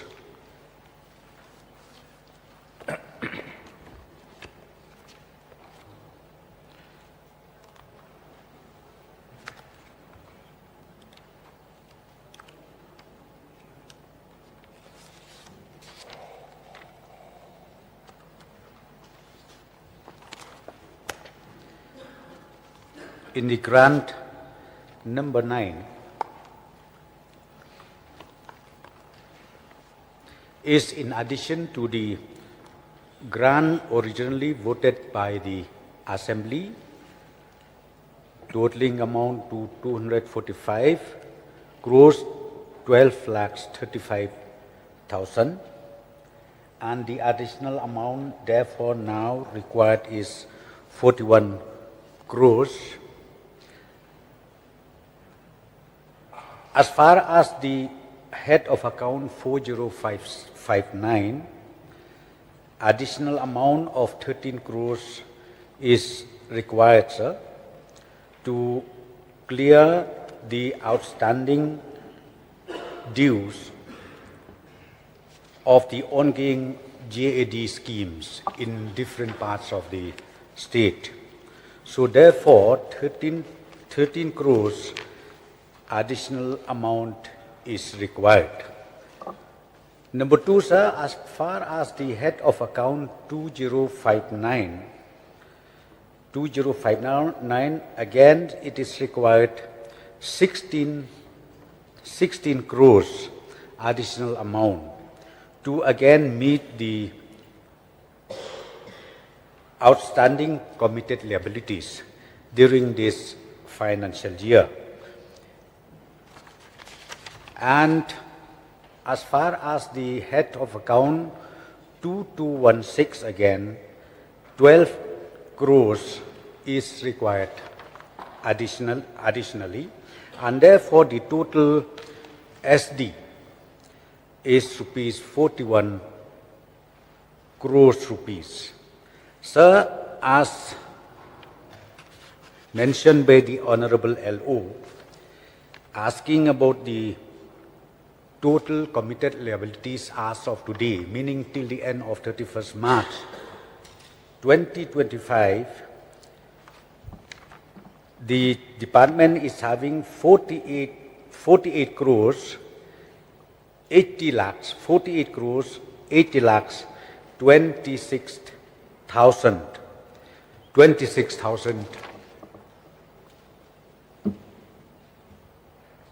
48 crores 80 lakh 26,000, out of which 41 crores is requested additionally for passing the SD so that we can meet the outstanding committed liabilities during this financial year. And the shortfall of around 9 crores, again, this is the ongoing scheme, so we will be needing it in the next financial year. So therefore, as it stands today, sir, this 41 crores, once the August House pass this SD, we will be able to clear all the outstanding committed liabilities. So with these few clarifications, sir, I would once again request the Honorable Mover, the Leader of Opposition, Dr. Mukul Sama, to kindly withdraw the motion. Dr. Mukul Sama, please. Mr. Deputy Speaker, sir, before I indicate my mind in this regard, I only wanted to know further, because I have also flagged one more issue, the time since when these committed liabilities have accrued, only that much, since when it has been, so that we know whether we are being able to look at clearing these liabilities on a priority basis, because our contractors do not have so much of investable reserve. That's why they get crippled if payments are not made on time. Yes, sir. In fact, exactly I don't have from which year this liability accumulated, but the fact remains that, as I've already mentioned, 48 crores 80 lakhs 26,000 is the committed liabilities till 31st March 2025, sir. Yeah, may I know the minds of the Mr. Speaker, sir. Deputy Speaker, sir. I'd like to thank the Honorable Deputy CM for clarity on the issue. Only with one submission before I withdraw, is that my submission is that as this 41 crore projected demand is not sufficient, therefore additional amount will be required. May I submit before the August House, through you, Mr. Deputy Speaker, sir, to get the consideration of the government in regard to these pending liabilities also, so that immediately, as you further get the fund, all these contractors who are having these pending bills, they will be taken care of in totality. And with this submission, I am not waiting for assurance, but I know his mind. He is a seasoned man. He understands the problems being faced by the contractors. Our people do not have, as I have said, so much of investable reserve. So let them climb the ladder of career path as entrepreneur. So with this expectation that the government will have positive response to my submission, I beg the leave of the House to withdraw this cut motion. Thank you. Since the mover has withdrawn his cut motion, now let me put the question before the House. The question is that ground number 9 be passed. Those who are for the motion say aye. Aye. Those who are against say no. Ayes have it, ayes have it. And the motion is carried and grant number 9 is passed. Now we come to grant number 10. Sri Comingborn Youngborn, Minister in charge to move, please.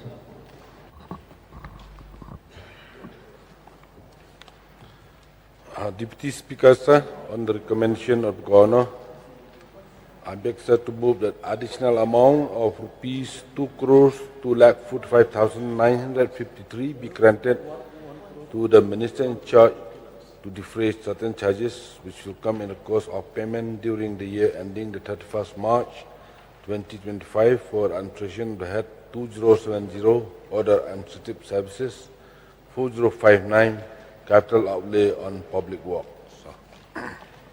Motion moved. Since there is no cut motion against this grant, let me put the question before the House. The question is that grant number 10 be passed. Those who are for the motion say aye. Those who are against say no. Ayes have it, ayes have it. And the motion is carried and the grant number 10 is passed. Now we'll come to grant number 11. Sri Rakham E. Sangma, Minister in charge to move, please. Mr. Deputy Speaker, sir, on the recommendation of the Governor, I beg, sir, to move that an additional amount of 17 crores 97 lakhs 28,830 be granted to the Minister in charge to defray certain charges which will come in the course of payment during the year ending the 31st of March 2025 for the administration of the heads 2075 Miscellaneous General Services, 2202 General Education, 2203 Technical Education, 2204 Sports and Youth Services, 2236 Nutrition, 2552 Northeastern Areas, 4202 Capital Outlay on Education, Sports, Arts and Culture, 4552 Capital Outlay on Northeastern Areas, 6202 Loans on Education, Sports, Arts and Culture. Motion moved. Since there is no cut motions against this grant, let me put the question before the House. The question is that grant number 11 be passed. Those who are for the motion say aye. Aye. Those who are against say no. Ayes have it, ayes have it. The motion is carried and the grant number 11 is passed. Now we come to grant number 12. Sri Rakham E. Sangma, Minister in charge to move, please. Mr. Deputy Speaker, sir, on the recommendation of the Governor, I beg, sir, to move that an additional amount of 6 crores 7 lakhs 89,632 be granted to the Minister in charge to defray certain charges which will come in the course of payment during the year ending 31st of March 2025 for the administration of the heads 2070 Other Administrative Services, 2216 Housing, 2235 Social Security and Welfare, 3454 Census Survey and Statistics. Motion moved. Since there is no cut motions against this grant, let me put the motion. Let me put the question before the House. The question is that grant number 12 be passed. Those who are for the motion say aye. Aye. Those who are against say no. Ayes have it, ayes have it. The motion is carried and the grant number 12 is passed. Now we come to grant number 13. Sri Konark K. Sangma, Chief Minister in charge to move, please. Mr. Deputy Speaker, sir, on the recommendation of the Governor, I beg, sir, to move that an additional amount of 30 lakhs be granted to the Minister in charge to defray certain charges which will come in the course of payment during the year ending the 31st of March 2025 for the administration of the heads 2070 Other Administrative Services, 2251 Secretariat Social Services. Motion moved. Since there is no cut motions against this grant, let me put the question before the House. The question is that grant number 13 be passed. Those who are for the motion say aye. Those who are against say no. Ayes have it, ayes have it. The motion is carried and the grant number 13 is passed. Now we come to grant number 14. Dr. Ampharin Lingdo, Minister in charge to to move, please. Honorable Deputy Speaker, sir, on the recommendations of the Governor, I beg, sir, to move that an additional amount of 24 crores 10 lakhs 14,000 be granted to the Minister in charge to defray certain charges which will come in the course of payment during the year ending 31st March 2025. The administration of the heads 2210 Medical and Public Health, 2211 Family Welfare, 2552 Northeastern Areas, 4210 Capital Outlay on Medical and Public Health, 4211 Capital Outlay on Family Welfare, 4552 Capital Outlay on Northeastern Areas. Motion moved. Now there is a cut motions against this grant, tabled by Dr. Mukul Sangma, MLA, and Leader of the Opposition. Dr. Mukul Sangma, you may kindly move. Thank you, Mr. Deputy Speaker, sir. I beg to move that the total provision of rupees 24 crore 10 lakhs 14,000 supplementary demand number 414 with head 2210 Medical and Public Health and 4210 Capital Outlay on Medical and Public Health at page 30 to 32 of list of supplementary demands be reduced by rupees 1, that is, the amount of the whole supplementary demand of rupees 24 crore 10 lakhs 14,000 do stand reduced by rupees 100. Motion moved. Dr. Mukul Sangma, you may initiate the discussion. Mr. Deputy Speaker, sir, I'm in a catch-22 situation because the explanatory notes, as I have indicated, but in view of this, I would put it in a different way. In respect to the para 1 in explanatory notes, the amount of 8 crore 48 lakhs is required to regularize the amount approved by way of ACF sanction. So with no clarity. So may the House be enlightened about the specific amount and how this particular amount is going to be spent, and why is the shortfall, because it is not also indicated why the shortfall is.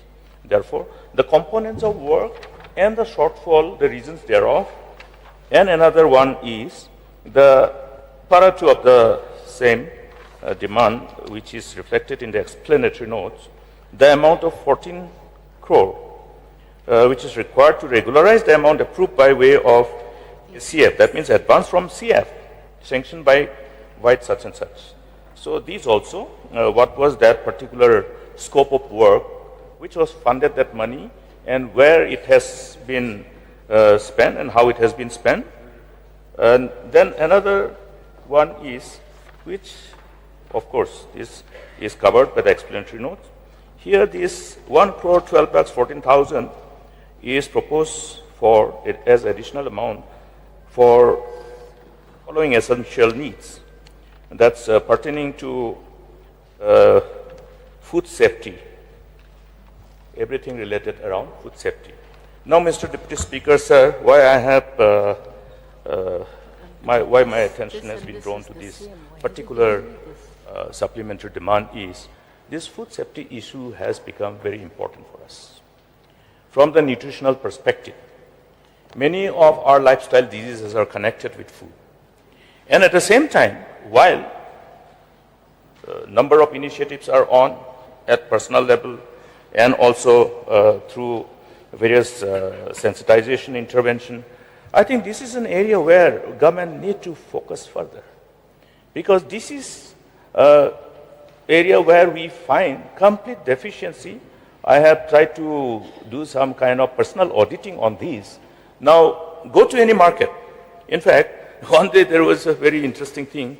One of my good friends came, brought few of well-packed snacks. They were dry fruits, and some were these energy bars. Because I used to have energy bars, keeping in mind that sometimes we skip lunch, skip breakfast and all. So he knew that I'm carrying my energy bar, so he brought energy bar, all imported from UK. So I had the habit of checking in respect of use before, buy, or expiry date. All were expired, all were expired. So I said, then the friend was embarrassed though, but then I said, this is what is required to be done. Expired food are being sold in the shops, and many of our people are taken unguarded. This is something which is the responsibility of the government. How many people are being affected because of this continuous consumption of this? I am not naming some of the markets. I have personally gone and seen. So many expired foods are being dumped into our state, particularly in the rural areas, in the markets. I think I'll be prompt to even suggest this idea to the Honorable Minister in charge of Health and Family Welfare also, to have some surprise visit and check for yourself. You will find many of these shelves having expired foods, packed foods. So therefore, this particular wing of Health and Family Welfare Department must be strengthened. Many of these are preventive measures. We'll end up confronted by many of diseases which are somehow the diseases which were not seen in the past. I, being a medical professional, we see lots of diseases which are not somehow part of the diseases which were with our people. New diseases. Diseases which were not seen, not heard. And lots of research is being done, and lots of research documents are available for us to connect these diseases with the kind of food we have. Besides junk foods and other things, these junk foods are again expired. They're poisons, they're toxins. And the kids, school kids are eating in front of the school. In front of the school. Many of the schools, in front of the schools you have markets. And all these markets, most of them have these expired foods. Therefore, this money may not be enough even. You have to look at further strengthening the whole manpower in this sector. How many food inspectors we have? Are we still using this nomenclature, food inspector, or have we started having some new? So it is time now, therefore, to relook at this particular very essential component of the responsibility of the department. Food safety, food security, notwithstanding, the food safety which revolves around the well-being, the hazardous impact on the health. Many of our young boys and girls are suffering from fatty liver. This fatty liver is a very dangerous disease, Mr. Deputy Speaker, sir. Very dangerous, particularly for men. Many of our men have this problem of hypertrophic prostate. This is connected with fatty liver because our estrogen and testosterone, whole metabolism and catabolism is done by the liver. So this whole aspect, I see many of our friends, our co-workers, all the time having, these are all connected with food, Mr. Deputy Speaker, sir. And because today we do not have the luxury of having access to the food grown by our people. So this food safety, even the law which governs this must be reviewed, because health is a state subject. Don't wait for Government of India. Health is a state subject. We must look at whether there is a need to further come with a new legislation to cover certain areas in as far as food is concerned. Even the fish, even the meat, they are all food. So all the ingredients that ultimately comes, the ingredients which are as inputs for our food on the dining table, they have to be looked at. I would like to urge the minister in charge, please take care of this, because otherwise we will have a generation next who will be confronted with many unforeseen challenges of, health problem. So I think prevention is better than cure, and this is one way by which we can prevent many of the chances of our people from getting affected by diseases which were not somehow seen amongst our community. So with this few submission, I don't want to be elaborate because there are many other things, but please examine the whole responsibility pertaining to legislation so that we can cover everything exhaustively, have a committee, or if you want to have some discussion, further discussion, look at all the possibilities, but it must be done. And therefore, may I get assurance through this cut motion that the government will take cognizance of this serious concern of food safety and its ramification on our health, on the community health, and take all the measures needed, both legislation and other measures, executive measures. Thank you. With these few words, I make this submission and I expect a positive response from the Minister in charge. Thank you. Leader of the Opposition, with your medical profession, you have created awareness among us. So may I know any other members who would like to participate? Yeah, Ronnie Ringdong. Sir, I also rise to support this cut motion because it is pertaining to food safety. So when you go towards Appropriation, you'll see a lot of these hawkers, with kind of bamboo-like hanging there. So I don't know that kind of candy, that pink candy. I was told it is carcinogenic, sir. And a lot of people are buying that candy, what they call it? Candy floss. Candy floss, yes. So even the color, I don't know if the color being used is, good for, consumption. So, sir, I don't know. It's being sold every day, and mostly people who buy are people from the rural areas. Maybe, possibly give to their babies. And then there are those now you see, sir, in the rural areas. Now those small packed chips, or those. So I don't know whether those are also checked, because now a lot of, like the Honorable LO was saying, a lot of diseases could be the cause for, all these diseases. Now you have people suffering from kidney failure, from liver failure and all that. Maybe, possibly, I don't know, I'm not a medical doctor, but possibly it could be because of the food that we consume, the food that, are not so safe for consumption. So if possible, if we have this safety checks, it'll be good, sir, because and then you have this food being sold, all over the town. There is no safety precaution at all. For example, when you go towards Muda, so with all the traffic there, and you see the food being sold openly like that, noodles and rice and all that, sir. And then you go to Laidamkra, similarly, food being sold openly. There is no safety precaution at all taken, sir, by these, hawkers, by these food sellers. So if this can be taken, because I see a lot of young people, maybe after college they feel hungry, they go and eat, young people, and then maybe people, after work, they feel hungry, they eat from the roadside vendors. But then you can see, sir, there is no coverage at all of all those food. So I don't know, I request the minister, being the local MLA of Laidamkra, maybe she'll take more care so that her people themselves do not fall ill because of food that they consume that are contaminated. So these are only my concern.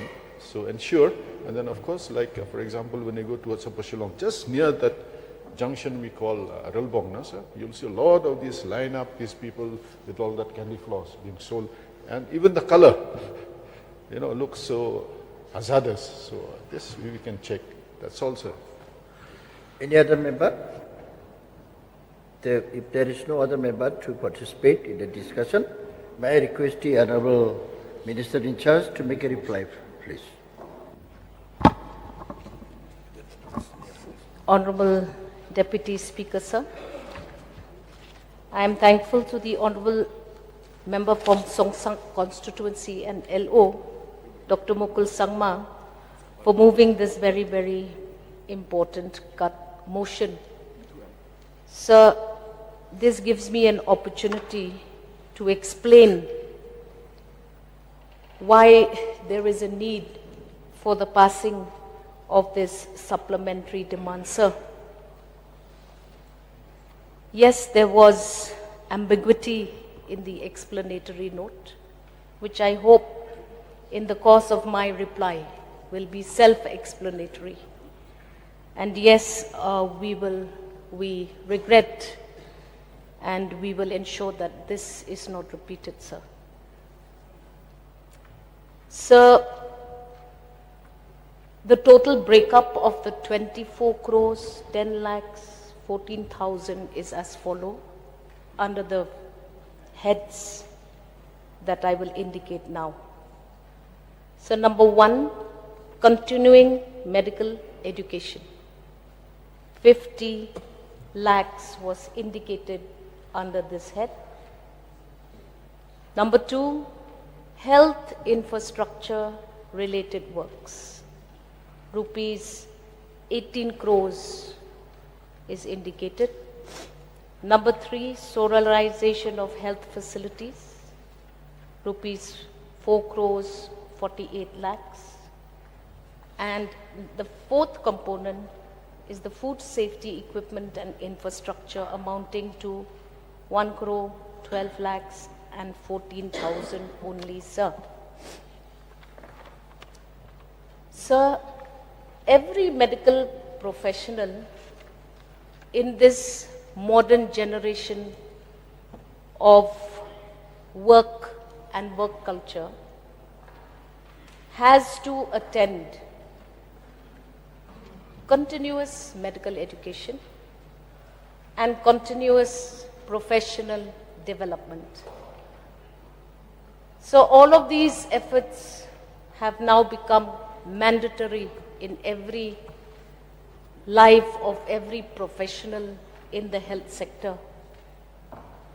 So we have, for example, sent several of our doctors because of our inability for the doctors for various factors to qualify and to be sent out to further their education. We have what we call the CEMONC and the LSSA training of medical officers. We have realized, sir, that we have to strengthen our primary healthcare system. And to achieve this, we are collaborating with several agencies to achieve and attain this very important training for our MOs so that they can handle all the difficult situations in the primary healthcare system, sir. So we are collaborating, for example, with the government of Tamil Nadu, where we have been able to train several doctors in this expansion of healthcare. For example, cesarean sections and emergency OB facilities are now going to be available in the FRUs. So this is an effort to try and reduce the maternal and neo-mortality rates that is there in our healthcare systems. So we have also sent doctors for training in ultrasonography. And all of this, sir, government has to invest. And hence, we have had to invest to send our doctors to these various programs. We also send them for the postgraduate diploma of family medicine. Then we are spending a lot of money on all of these heads. For example, on the doctors on the CIMOC and SAS, we are spending close to 150.71 lakhs in order to ensure that our doctors go to these institutions to educate themselves, to train themselves to handle these local conditions. So we are also expected to spend about 6,76,000 for the postgraduate program in family medicine. So then we have also, we are expecting to spend a lot of money also, 17,76,000 plus other expenditures to send our doctors to the state training on National Board of Examination to prepare ourselves for these medical colleges, especially the 2-year program in radio diagnosis and anesthesiologists in civil hospital. We are doing that as well. So we are spending a lot of money under this head, sir. Sir, the second component involves payment and expenditures to be incurred to strengthen our health institutions at various areas. So our healthcare facilities such as hospitals, PHCs and CHCs throughout the state have to be strengthened. We have to ensure that we have all the facilities, the hospital wards, the technical assistance, the rooms that will be correctly made to be able to have better facilities in all of the various centers. So we also feel that our diagnostic centers, our ambulatory services, all of this has to be attended, and the amount is indicated thereof. Some of the programs that are ongoing, sir, is the 100-bedded civil hospital at Resu Belpara, which still remains we are still yet to inaugurate it. So we have the Shangpung Primary Health Center in West Janji Hills. We have the Kherapara PHC, which is now getting upgraded to CHC. We have the construction of the urban health centers at Lomparing. Then we have the upgradation of the Millennium Umthlong sub-center to a 10-bedded PHC in East Khas Hills. These are just some of the examples that I'm giving you. Altogether, sir, we are now targeting 16 numbers of hospitals, 31 numbers of community health centers, 115 numbers of primary health centers, and 13 numbers of dispensaries. So you will agree with me, sir, that it is important for us to build a safe space for our staff when they are posted to various health centers of the department. So we are working on ensuring that we strengthen all the quarters. Most of the quarters are in a dilapidated condition. Some of the quarters have certain deficiencies like water, electricity.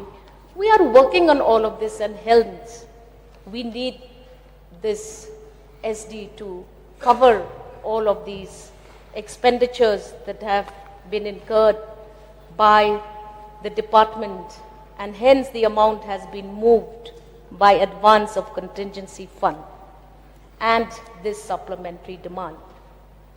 Sir, 4 crores 48 lakhs has been invested to return to the National Health Mission program under the state component.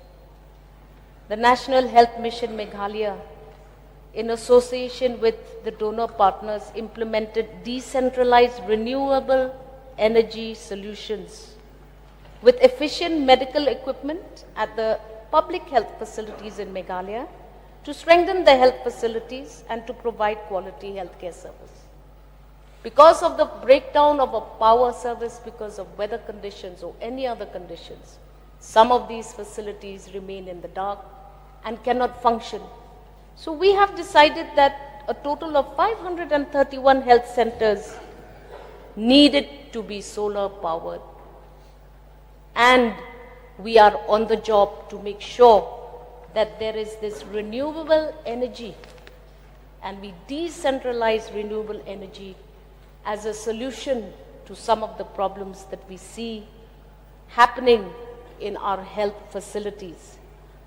So we have therefore introduced this mechanism to ensure that we are able to make all of our centers functional 24/7 to the furthest extent possible. We have added solar modules, batteries, inverters. A lot of our emergency OTs and emergency centers in most of our centers are now being powered by solar energy. And we feel that this is working. And we need to ensure that we live up to the expectations of our people. Sir, we also have ensured that the state components of all of our schemes is paid up to date, so that it does not therefore cripple the functioning of the National Health Mission. Sir, we have also proposed an ACF amounting to 1,12,14,000 to meet the urgent procurement and essential renovations required for improving the food safety and nutritional analysis capabilities in the state of Meghalaya. I agree 100% with the Honorable LO in the strict and vigilant execution of office of the food inspectorates. Both the Honorable LO and the Honorable MLA, Mr. R.V. Lingdo, have highlighted this. So today we have 15 food inspectors, which is again something which was never there before, and we are playing a more vigilant role. These inspectors, sir, across the state have conducted 2,080 approximate checkings. We check restaurants, we check hotels, we check the retail outlets, we check the wholesale outlets, the shops. We are trying our best, sir, to ensure that food consumed by citizens is food which will not cause health hazards to them in the future. So we have also levied spot fines. 150 of such spot fines have been executed in East Khasi Hills alone. So we have also focused on the various allegations related and circulating around quality of potable water. And we are happy to inform this August House that 21 such samples have been tested and verified in the interests of the water that is to be consumed by our citizens. So with the matter of hawkers, it's beyond anybody's imagination. Too many complications, cases are pending in the court, and hence I just have one thing to say as a citizen of my own constituency, that it is very dangerous to see the meat that is being sold in the open, the bad quality food that is being sold on the streets. But hawkers and their sale of products, our inspectors have been already told and instructed that they must be vigilant and they must close down these sales and outlets that are unhealthy in nature. But like I reiterate again, hawker issue is beyond just the control of the health department, but yet we are definitely on high alert, and we take all suggestions given by both the honorable members who rose to participate in the cut motion, sir. So we have spent 27,14,000 on the RT-PCR machine. This machine, sir, is an instrument which is very crucial in nature, and it tests organic testing and certifies food safety for all kinds of products and producers which require the certification of the office as empowered by the government of India. So this bomb calorie meter costed about 30 lakhs. This is a nutritional analyzer. It is a state-of-the-art equipment. It conducts advanced food quality and nutritional assessments. So this is a tool again which is procured in the interests of the public. We need to start testing all the kinds of foods that our public are consuming, and we are one with the opposition in the two members that expressed their concerns that food and food intake is likely the most important parameter for the evaluation of quality of health of our citizens. We thank you for your suggestions, and we will work harder to ensure that sometimes we go beyond just the authority of the health department and live up to some of these challenges, which will obviously be very complicated. So we have also renovated this lab because we realize in this generation not to have a testing lab which is state of the art would be discriminating the public from a right to food testing. We have spent 30 lakhs for that one lab, and we have upgraded workspaces of our officials. We now have an administration unit. We have a storehouse. We are now able to accommodate all of our equipments and streamline our testing procedures. So, while testing the food, our staff also need to be protected from the exposures that can occur while testing procedures are on. So we have also ensured that we are able to also protect our own staff and provide for them working conditions that will insulate them from any external infections and exposures. So we have to spend money for the exchange of ideas, exchange of staff of the Department of Health in its totality, and we have to conduct several conclaves, conferences, so that we are able now to also understand the current trends and the fast rate at which disease, public health become compromised in the state of Meghalaya. We are working very hard with the FSSAI and the APADA to ensure that all of the products now that are becoming unique to the state of Meghalaya, like our wines, like our dried and hydrated food products, are all tested within the state of Meghalaya.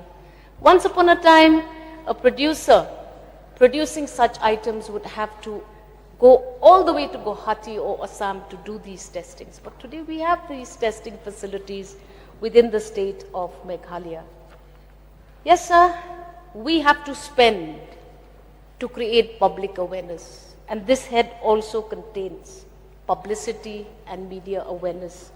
Because most of the time, we are feeding ourselves food which can cause much problem to us in our lives. I hope, sir, that I have been able to cover all of the queries which were very specific in nature by the Honorable LO and the Honorable MLA from Millim, Ronnie V. Lingdo.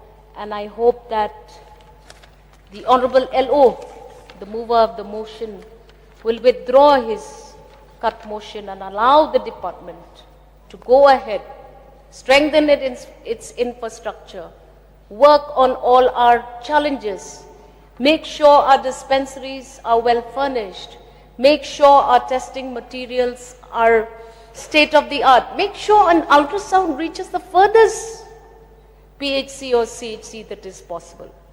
We are working on this, sir, and we hope that we will be able to function better as the days come.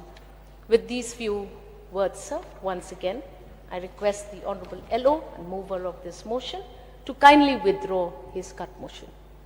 May I know the minds of the mover of the motion, whether he would like Mr. Deputy Speaker, sir, I thank the Honorable Minister in charge for replying. But at the same time, from the reply itself, we heard her well, trying our best, that is the quote. And another one is, we'll have to try harder. So that means we are not yet doing our best. We need to try harder. Because if best is what it is, then it is not enough. So therefore, Mr. Deputy Speaker, sir, few areas which I expected the Minister in charge to cover was to look at how further strengthening, because I am already aware of the number of posts of the food inspectors and all existing measures. I have suggested specifically to look beyond what is being done now, because what is being done now is not good enough. That's the reason.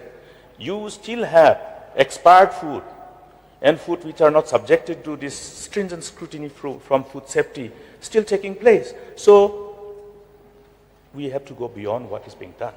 And at the same time, these testing facilities must be in such a way that you have in the western part, in Jaintia Hills, in some border areas, and also mobile.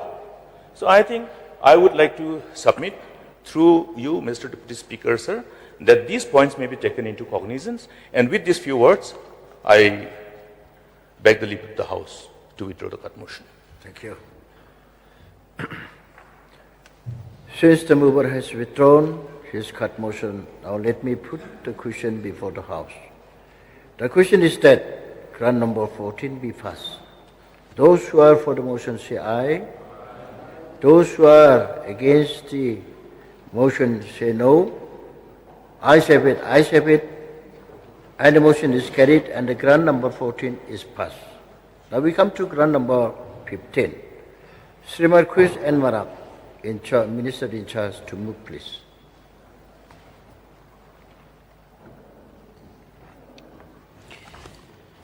Honorable Deputy Speaker, sir, on the recommendation of the Governor, I beg, sir, to move that an additional amount of rupees 312 crore 99 lakh 25,644 be granted to the Minister in charge to defray certain charges that will come in the course of payment during the year ending the 31st March 2025 for the administration of heads 2215, water supply and sanitation, 2216 housing, 2552 northeastern areas, 4215 capital outlay on water supply and sanitation, 4216 capital outlay on housing, 4552 capital outlay on northeastern areas. Motion moved. Now there is a cut motion against this grant tabled by Sri Ronnie B. Dingdo, MLA and Opposition Chief Whip.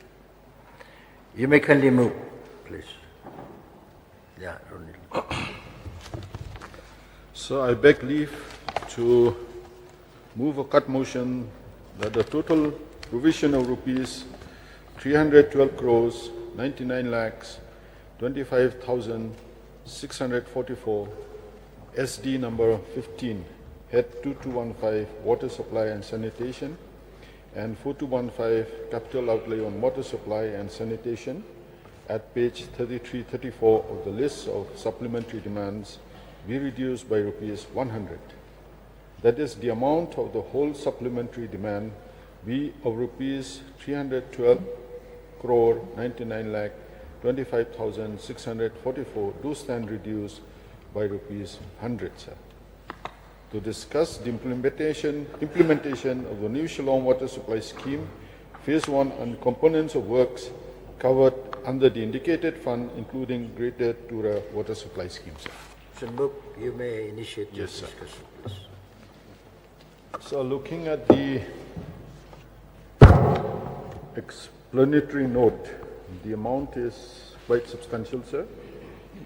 And the additional amount is, for Swachhtahi Seva 2024, with effect from 17 September 2024 till 2nd October 2024, culminating in the Swachh Bharat Divas as a tribute to the Father of the Nation and also to commemorate the 10th anniversary of the launch of the Swachh Bharat Mission during 2024-25. Second, sir, additional amount is for the new Shillong water supply scheme, phase 1, and special assistance to the state for capital investment for the financial year 2024-25. And then the additional amount of 90 lakh 82,000 is required, 90 crore 82 lakhs is required for the project construction, setting up a partial replacement alignment, and 25 crore 44 lakh 54,444 is required for the project construction, setting up of Greater Tura water supply scheme. Both the required amounts are under the scheme for special assistance to states for capital investment for the financial year. Additional amount of 100 crore is required for the project to be released under the scheme for special assistance to state for capital investment for the financial year 2024-25. Out of the 100 crore, an amount of 60 crore is required for project New Shillong Water Supply Scheme, and 40 crore is required for the project construction, setting up of Greater Tura Water Supply Scheme. Hence, sir, the supplementary demand. So why I brought this SD is because, yes, we have launched the JJM. I would like to, express my appreciation to the Honorable Minister. But of course, regarding that, we will discuss later, maybe perhaps during the budget speech, budget discussion. But sir, I would like to point out here, Honorable Deputy Speaker, sir, there are a lot of schemes that were undertaken about 2-3 decades back. For example, in Malayan constituencies, even in the village where I stayed, sir. Of course, I'm originally not from there, but since I got married, I stayed there in the late 80s. And even before that, the water supply scheme had existed. And then, I see a lot of these leakages because the pipes are very old. So I brought this SD so that if we request the Honorable Minister to look into all these schemes that were implemented about 2-3 decades back, and perhaps retrofitting and replacement of pipes and maybe augmentation of the water supply could be looked into, sir. For example, there is a village, of course, if the Minister allows me, I'll meet him. There is a village in my constituency which is going to host next year, sir, a church, huge church function. And the elders of the church, church, and then the headman, executive committee of the headman had approached the concerned executive engineer. But later on, when this was known to certain people, the headman and the executive members of the village were threatened. Why did you go to the MLA? So, such things, sir. Whom are we working for? We are here for the people. And we are elected to serve the interests of the people. And if, village leaders are prevented from meeting the MLA, then how do we solve the problem, sir? So I know the Minister is well-meaning. So this is why I brought this. Yes, it's very nice that you're looking after Tura town, you're looking after New Shillong. But then, sir, I think we have to look at all the schemes that have been implemented, like I said, 2-3 decades back. Because the pipes, they've got their shelf life, their longevity. So beyond a certain period, the pipes, the corrosion takes place, and then, water is wasted on the, while it's being taken to the village from the source or from the reservoir. So that's why, sir, I brought, if, in the next financial year, if the Minister would consider taking into consideration to look into all these schemes that have been implemented so that, sir, because yes, JJM is bringing pipe water to the households, but do we have the sufficient supply of water to meet the needs of the people? And then as we go along, population increases, villages, they expand, and then, water needs also keeps getting increased. So, sir, this is why I brought this cut motion, because I've seen the amount is quite huge and limited to very few, pockets of the state. So this is an appeal not only maybe for Malay, maybe for other constituencies of the state also, that if the Minister can kindly look into all this, schemes that have been implemented long time back, and come up with a solution so that the needs of the water, the needs of the people for water is served. So with this only, sir, I would like clarification from the Minister. And then regarding that Swachhta Bharat, sir, I would like to express my appreciation to the Chief Minister where, I had approached him when I was LO. There was dumping of garbage in a water source at Umpaitmao, this Sangmen area, sir. So through the basin, fencing has been provided, so proper fencing has been done. So, sir, I think if, this Swachhta Bharat scheme can be taken to protect the water source so that, right from the source itself, the water is not contaminated.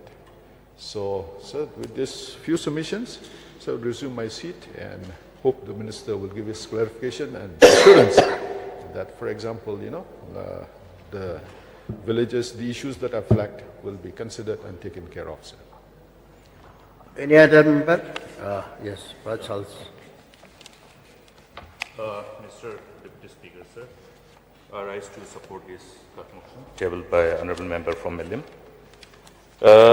Let me be very specific and brief to draw the attention of the Minister in charge and the government, and also to ensure that we are further enlightened so that we are able to really understand how efficiently, for the larger good of the people, this fund which is available and are provided by both Government of India and some fund are from state's own exchequer are being utilized. Now here, first thing I want to refer to is whether these components include the issue of sustainability of the sources, because this has always been an issue both for Tura Water Supply Scheme and Greater Shillong Water Supply Scheme. We tried to embark upon one particular program which was to create an impounding reservoir to amplify the whole source of water for all the possible water supply schemes with the source in Garo Hills, which of course was eventually politicized and it was self. But the program is still incomplete and materials are lying there. This is connected with Tura Greater Shillong Water Supply Scheme and other water supply scheme, because idea was that that's why we can also embark upon a number of initiatives wherein we were able to rope in some fund from externally aided projects, EAPs. Idea is to recharge these catchment areas and improve the hydrology of the concerned rivers which are being used for source of the drinking water supply scheme. The intake points are there. Therefore, whether these hydrology studies of the sources of both, since these components of fund are for both Shillong Greater Water Supply Scheme and Tura Water Supply Scheme, whether the hydrology aspect of the rivers from the perspective of sustainability of the source is being taken into consideration after a due exhaustive scientific study. If not, whether this will be examined. And another thing is whether if these are being incorporated, whether other fund which is available from JICA and other EAPs can be integrated and converge with this. Because the original idea of getting this whole fund to create these water bodies, impounding storages, was to utilize the negative spaces available along the streams and rivers, so that in the downstream one, we create a dam. 3 spaces you don't have to. So it enables us to store water, improve the hydrology of the river, and also take care of the sustainability of the source of drinking water. So whether these aspects are also being looked at so that the money that is available, which can be spent on convergence mode to further aggregate this whole benefit and amplify, whether these are being taken into consideration, keeping in mind these sources of rivers, rather these sources of drinking water, which are used for Greater Shillong Water Supply Scheme and Tura Water Supply Scheme, they have shown continuous decline in its hydrology. So therefore, this particular component becomes very crucial. So while we are investing such a huge amount of money, I think that angle, if not studied and not incorporated, then again you'll have to have some more investment, to further look for sources. But we all know that the sources will remain limited. We do not have luxury of looking for alternative sources of drinking water. So I would like to urge upon, through this cut motion, to see that while we look at this proposed amount to be spent, whether these components are being looked at, whether they will be covered under this program, under this, with this projected fund, or if have not been done, can the department look at this angle to ensure sustainability, improve the hydrology of the river, and create a complete community participation? Because if we look at the areas of catchment, whether it is Tura Water Supply Scheme or whether it is Greater Shillong Water Supply Scheme, without the involvement of the community and the owners of the land, it becomes very, very difficult. So I think those points are well understood. I am aware of the minister in charge himself is having part of his area which covers these catchment areas. These are all contiguous areas in as far as Tura Greater Water Supply Scheme is concerned. And another part which I would like to know is, as the mover of the cut motion has indicated, the need to know, since these schemes are already existing, if we look at the proposed spending is for construction, setting up of partial replacement, oblique alignment, So this is somehow as an augmentation of the existing program. Augmentation on the existing. It's integration of augmentation, retrofitting, various other components are there. So therefore, what is the status of the existing program on top of which these projects are being topped up as a matter of intent to ensure better water supply scheme or take care of the deficiency? And what happens to those materials which are considered as materials which can be reused, like the pipes, the steel pipes, all these things?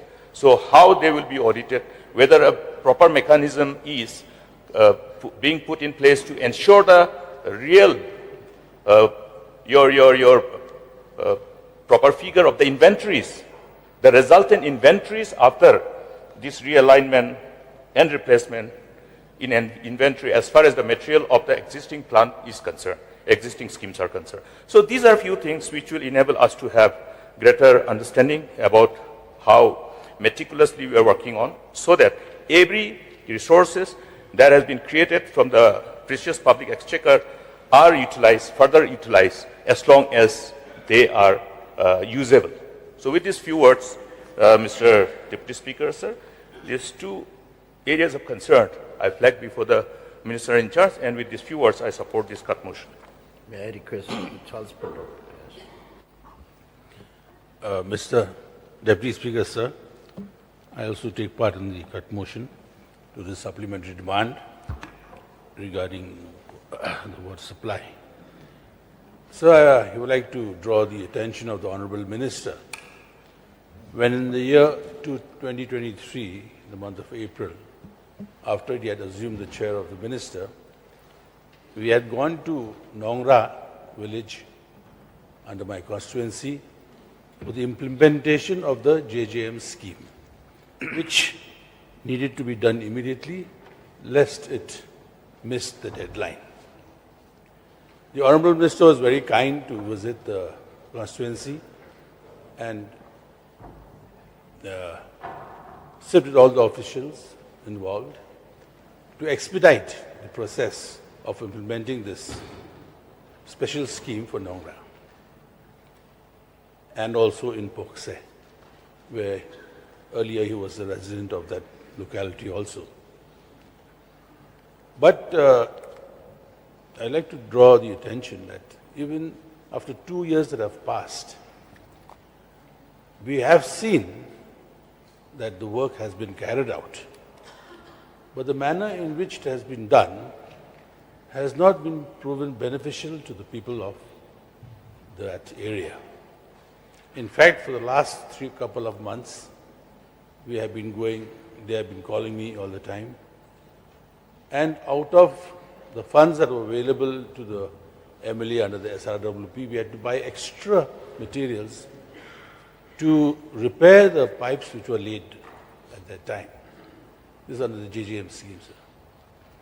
So before, to cut a long story short, I feel that this scheme has to be really looked into, and if the engineers or the persons concerned are asked to go and have a look as to why, that after all this expenditure, the water which is supposed to be provided to the households is yet to take place in totality. So they built a pump house in a place where quite remote, and land was cumulatively donated by the clans, of which the Pangrup clan is one of the donors. But there was no security shed or chokidar shed made there. So when they went to draw the water from or use the well, deep tube drilling well, the wires had been cut and stolen. So that's a great loss again. So if the minister can concern an additional fund to create a quarter for a chokidar, who will act also as a person who will operate the pump, so that the water can come again to the village. So these are a few submissions, sir. And also in my constituency, most of the areas in my constituency depend on spring water, means from the forest above. If those springs can be taken care of, somewhere they have been asked for fencing and other materials, so if this can be done, then perhaps we can expect sufficient water coming forward onto my constituency. These are my few submissions. If the minister will just look into it, sir. No, thank you. Abba, Tongkar, you can participate. Deputy Speaker, sir, thank you for allowing me to participate on this court motion. I stand not to support the court motion, but to participate on this very important subject, sir. We know that this is a promising mission from the ministry and, of course, the government of Meghalaya also to ensure to give water tap connection to each and every household in the state of Meghalaya, and I would appreciate the performance of the government, which is above the national status as of now. Sir, but I would like also to recall that due to the pressure at the beginning of this mission, the officers, they have committed mistake in several schemes while sending the proposal. For example, in the scheme where it needs the new scheme, they have sent retrofitting or they have sent the proposal as accommodation, which will not be possible to implement the scheme at all. So it may be not only in the case of my constituency, but maybe in some other areas also who are facing this problem. But I just want to flag out here in this ACOS house. I have got two schemes. One is Rangblang Sosenyang scheme, for which retrofitting scheme has been sent in the proposal, but there is no source. The department are in dilemma because there is no plan where to source the water. Pipe has been given to the household, to people in the village, but there is no address about the source, from where to take the water, and even the construction of tank also is not there. So, in such cases, I would request the government, especially our Honorable Minister in charge, PHE, to solve this kind of problem wherever this kind of problem arises. Another case, I've got the scheme at Maubidong, which this scheme is supposed to serve 5 villages. And before that, we have the scheme, the gravity scheme, and small pipe.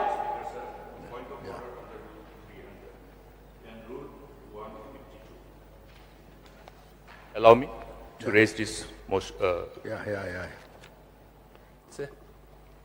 Mr. Speaker, sir, while we have avenues for discussion under different provision of the rule, as per the mandate of the rules of procedure and conduct of business, in the instant case, it is supplementary demand. So, for the benefit of the department also and for us also, these rules should be adhered to. 152. The debate on the supplementary grants shall be confined to the items constituting the same, and no discussion may be raised on the original grant nor policy underlying them.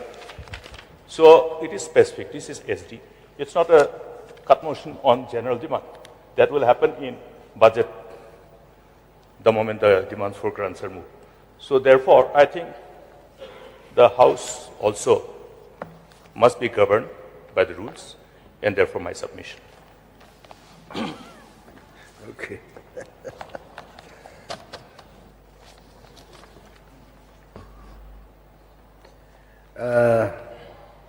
You may continue, but you have to. Yes, sir. I will not link the only one more point, sir, for which I asked, but Charles Pogrup also has brought the issue. I just want to flag one more scheme. That is the routes to 5 villages, for which the retrofitting scheme has been sent in the proposal.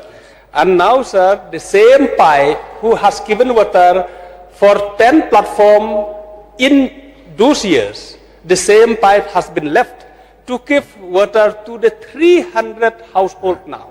So it is not possible. So with this few words, sir, I just want to, anything, sir? Okay. Yeah, sir, I want to end my speech, sir, and I take this opportunity to thank the government, and I hope that the government will take a serious step in addressing the faulty scheme that has been submitted at the beginning of the sending proposals. Thank you, sir. Any other member to participate? If there is no other member to participate in the discussion, may I request Minister in charge to make a reply, please. Honorable Deputy Speaker, sir, at the very outset, I would like to thank the Honorable Member for moving this cut motion to discuss the requirement of an additional amount additional amount in the ground which is being moved, so that the amount can defray certain charges which will come in the course of payment during the year March ending 31st, 2025. So before I go to the main explanation why I'm moving this cut motion, moving this particular supplementary demand, I'd like to thank our Honorable Elo and also Charles, who is also a senior member, and also Reinington for participating in this cut motion debate. Sir, first of all, I'd like to refer to the mover of the motion. He was talking about the old scheme which is lying in his constituency, whether that can be rectified or if the old pipes can be replaced. Sir, I'd like to, assure the honorable member, I'll get the matter examined, because we have already implemented JJM in every villages so far. So therefore, whether that is required or not, we will get the matter examined and make sure that things are rectified. And so, with regard to Honorable Elo's question of maintaining the source sustainability, so in this supplementary demand, the component is not there, and this source sustainability components are already there. Government has already initiated the program with our Honorable Chief Minister's initiative. It has been implemented through soil and water conservation also, and from MBMA department also. With regard to, sir, you are talking, Honorable Elo was talking about the sources in Ganol River. So we have, the government has, under the able leadership of Honorable Chief Minister, measures have already been taken under different schemes, and the schemes are already started in the ground. Some of the sensitization program have already started. And that is not only for the Ganol River source sustainability issue, but it is also for the new Shillong Water Supply Scheme River the river which is being, provided for Shillong water supply scheme, that is Umyo River. For Umyo River also, how to maintain or how to give a source sustainability in Umyo River, the project has already started on the ground. So therefore, sir, these are the issues and concerns of our honorable leaders who have already participated in the cut motion debate. Others like, like Greater Shillong Water Supply Scheme, honorable mover of the motion was mentioning about the Greater Shillong Water Supply Scheme. The Greater Shillong Water Supply Scheme, the amount is being utilized for replacement of bulbs which have outlived their design life. It was necessary to replace them to ensure continued functioning of the Greater Shillong Water Supply Scheme. So now I will go to the details why this supplementary demand is required, sir. So the amount of 85,71,200 only out of 312 crore 99 lakh 25,644 only is an additional amount obtained from advance from the contingency fund meant for the program Swachhata Hi Seva 2024, which took place with effect from 17 September 2024 till the 2nd October 2024, culminating the Swachh Bharat Divas as a tribute to the father of the nation, and also to commemorate the 10th anniversary of the launch of Swachh Bharat mission.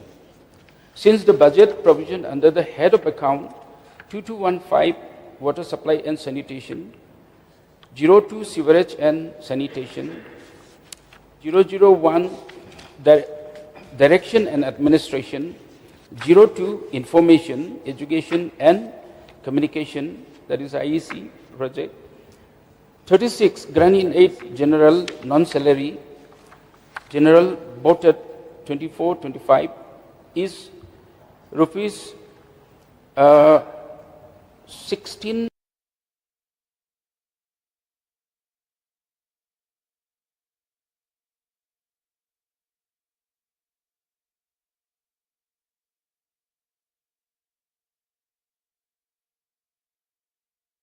Swachh Bharat mission.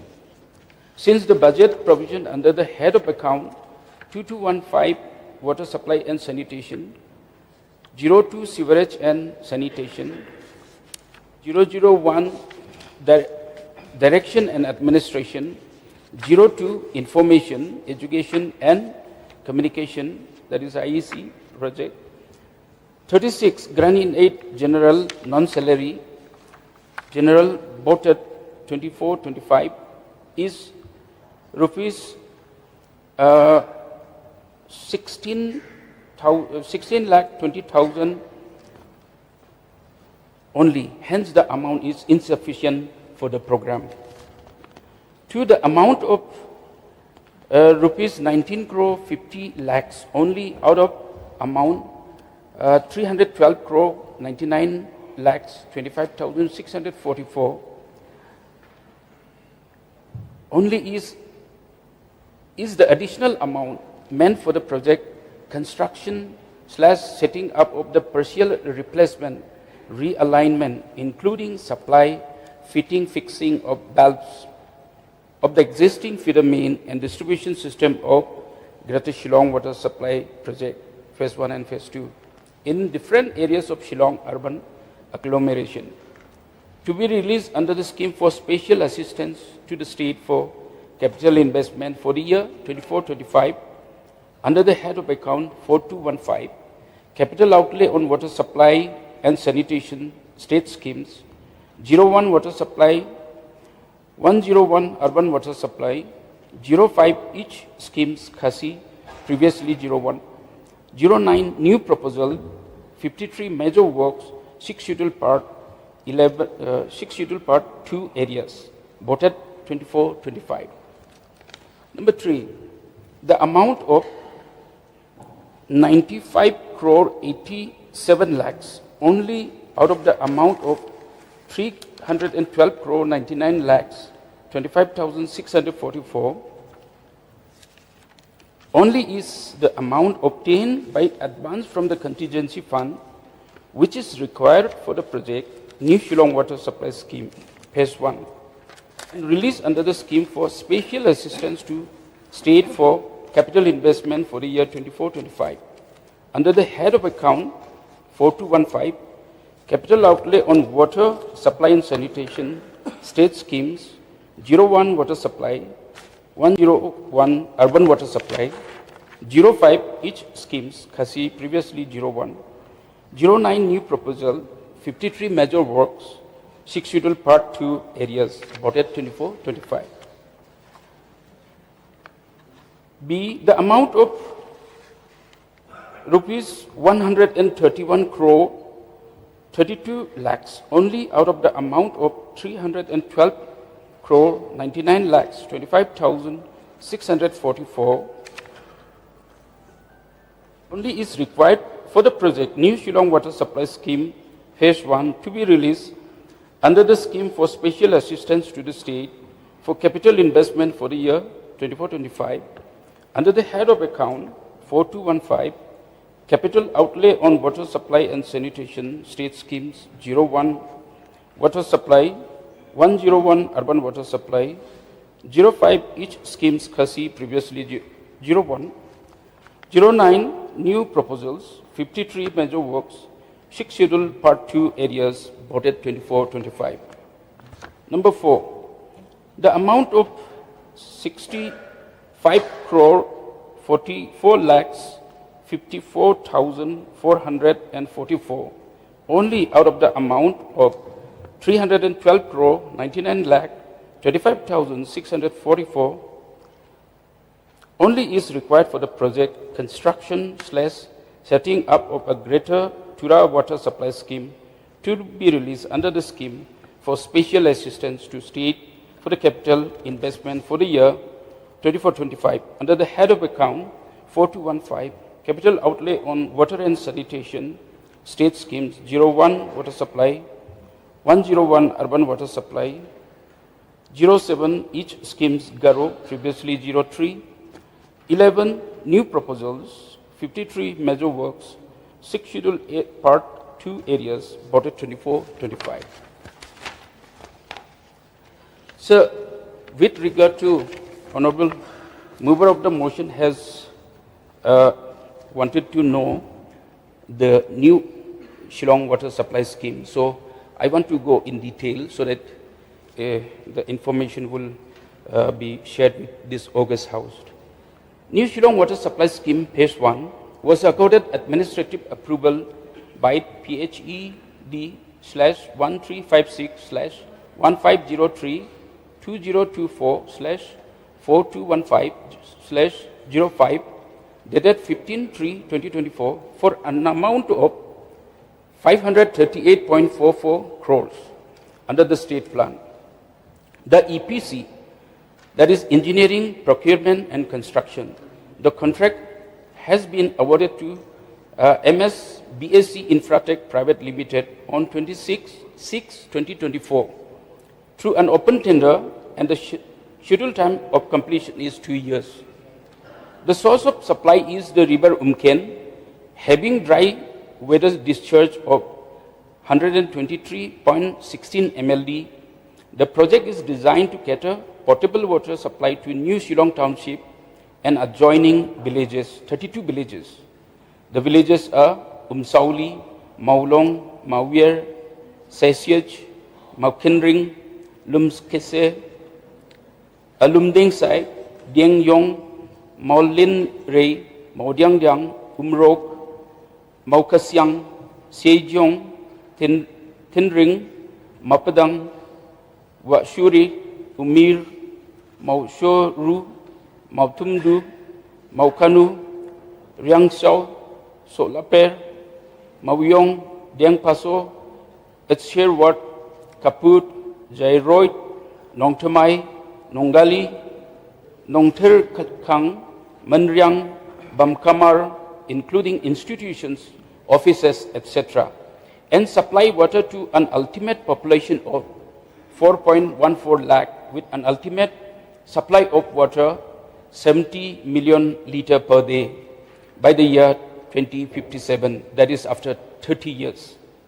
The components of the work under the scheme: construction of them, construction of 2 numbers jack well with a pump house on top of the well to house the machineries and associated equipments, construction of approach bridge, laying of 750 ms pipe for a length of 15,000 meters from the intake pumping station to stage 1 pumping station, construction of raw water sump of capacity 792 KL, laying of 750 ms pipe for a length of 12,000 meters from stage 1 to water treatment plant, construction of 33 MLD water treatment plant, construction of clear water sump of capacity 710 KL, electromechanical items, installation of IoT/SCADA system, land acquisition, approach roads for waste, stage 1 and water treatment plant. Scope of work. The scope of work comprises of survey, investigation, design, procurement of materials and equipments, construction, installation, and execution of entire water supply system. In order to provide the most modern and efficient process of operation and monitoring of entire project, all components under phase 1 of the project shall be installed with SCADA, that is supervisory control data acquisition / IoT Internet of Things system. SCADA control system shall be established from the source point to water treatment plant with LAN, local area network, compatibility and remote capturing of data with network.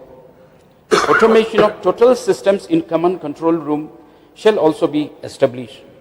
The contractor shall also incorporate the SCADA process for pressure and leakage monitoring in the pipe system.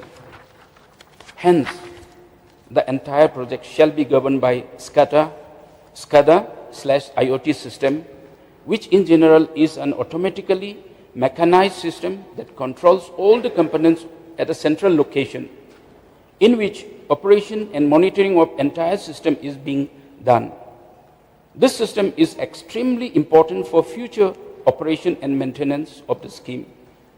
It will help to immediately identify defects, breakdowns, water flow, water quantity, water quality, etc.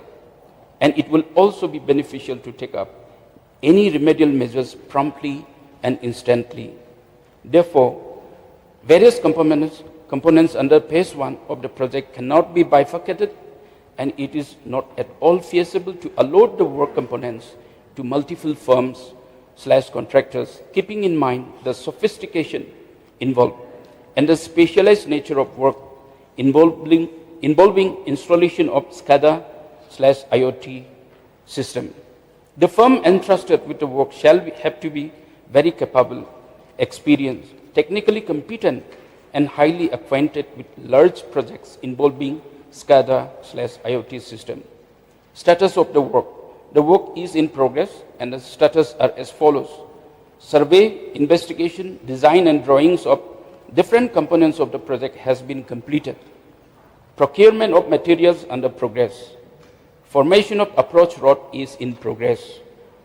Soil testing for all structures completed. Construction of different components is being taken up on acquisition of land. Land acquisition, a sizable area of land is required for project as follows. Area of about 2.510 hectare for the proposed pipeline route and land inundated by the proposed construction of dam across the river Umken at Nongali to the proposed water treatment plant at Mapadang, East Khasi Hills district. Area of about 2.197 hectare in Nongkro village, West Jaintia Hills district, inundated by the proposed construction of dam across the Umken river. For speedy implementation of the project and to avoid setback in the timeline of completion of the project, the proposal for direct purchase of land through the District Rural Development Agency, DRDA, under the Office of Deputy Commissioner East Khasi Hills and West Khasi Hills District, respectively, was placed in the Cabinet, and Cabinet approval of the same was accorded on 1/1/2025. The process of land acquisition is ongoing. Now about Sir Tura Greater Water Supply Scheme. The Greater Tura Urban Water Supply Scheme was accorded administrative approval by number PHED/CE/00727/2425/CON, dated 31st/1/2025 for an amount of rupees 398.48 crore. The scheme is a pumping scheme, and the source of water supply is the Ganol River, having a dry weather discharge of 195.42 MLD based on a flow measurement.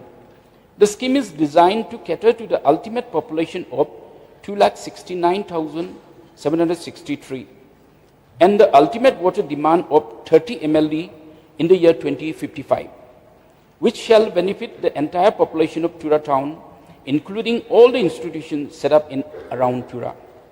The following are the components of the scheme: design and investigation, construction of weir, construction of jack well, construction of approach bridge, raw water pumping main from jack well to stage 1, raw water sump of 682 KL capacity, pump house at stage 1, raw water pumping main stage from stage 1 to water treatment plant, construction of 30 MLD water treatment plant, clear water sump of 640 KL capacity, electromechanical items, IoT/SCADA system, approach rods for weir and water treatment plant, backwater protection bunds, laying of feeder lines and distribution system, construction of zonal reservoir and subzonal reservoir, construction of boundary wall at water treatment plant and stage 1 pump house. Status of the work. The tendering process has been completed and matter to be placed in the tender committee for approval. Funds is needed for commencement of the work. Sir, I have highlighted the initiative taken by the department to ensure smooth implementation of the water supply schemes to cater adequate and safe water supply to not only the rural areas of the state, but also to the urban areas. Hence, fund is needed for implementation of these urban water supply schemes. So, in view of the above initiative taken by the department, I therefore would like to request the mover of the motion to withdraw the cut motion. Thank you, sir. May I know the minds of the mover of the cut motion, whether he would like to withdraw? So I'd like to thank the Honorable Minister for his elaborate reply. But sir, for the information of the Minister, I would like to tell him that, implementation of JJM in Malayam, except for 2 or 3 villages, the source of water is still from those previous existing schemes, sir. That's why, sir, I brought this cut motion, because no new no new water source, supply of water source has been taken up under JJM, except for 1 or 2 villages, sir. So if those water source, those previous schemes are not looked into, then maybe we may not be able to, supply the required water to the beneficiaries of this GGM, sir. For example, for the information of the Minister, sir, for my village, because the pipes were so old, like I told him, maybe more than 3-4 decades old, that water scheme. So from other sources, sir, I had to get funds to replace the pipes. And they've been replaced because when we approached the PHE, they said, no, GGM is ongoing, so we cannot give you. So, but then water was, sir, the source of water was decreasing day by day because maybe, corrosion, maybe the accumulation of dirt and all that within the pipes. So I had to get funds from other sources to replace the pipes, and then the length was quite long, sir. I think the length was about 2 kilometers. So that's why I request the minister, as far as Malim is concerned, I think you can verify, cross-check what I've said in this house, that most of the GGM schemes have been implemented from the existing water source and from the existing water reservoirs. So if the minister can give me an assurance into that, sir, then of course I will withdraw my motion. Sir, I'll get the matter examined. The minister has given his assurance. I beg leave of the House to withdraw my motion, sir.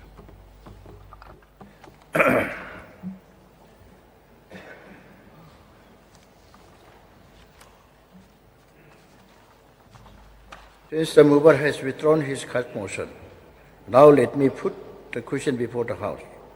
The question is that grant number 15 be passed. Those who are for the motion say aye. Those who are against say no. Ayes have it, ayes have it. And motion is carried and grant number 15 is passed. Now we'll come to grant number 16. Sri Marcus and Marak, Minister in charge, to move, please.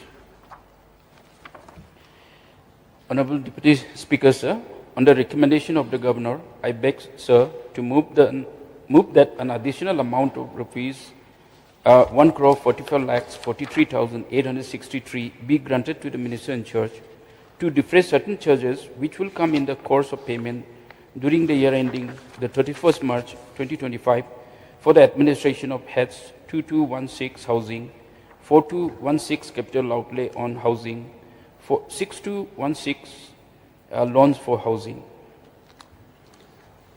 Motion moved. Since there is no cut motion against this grant, now let me put the question before the House. Those who are for the motion say aye. Aye. Those who are against say no. Ayes have it, ayes have it.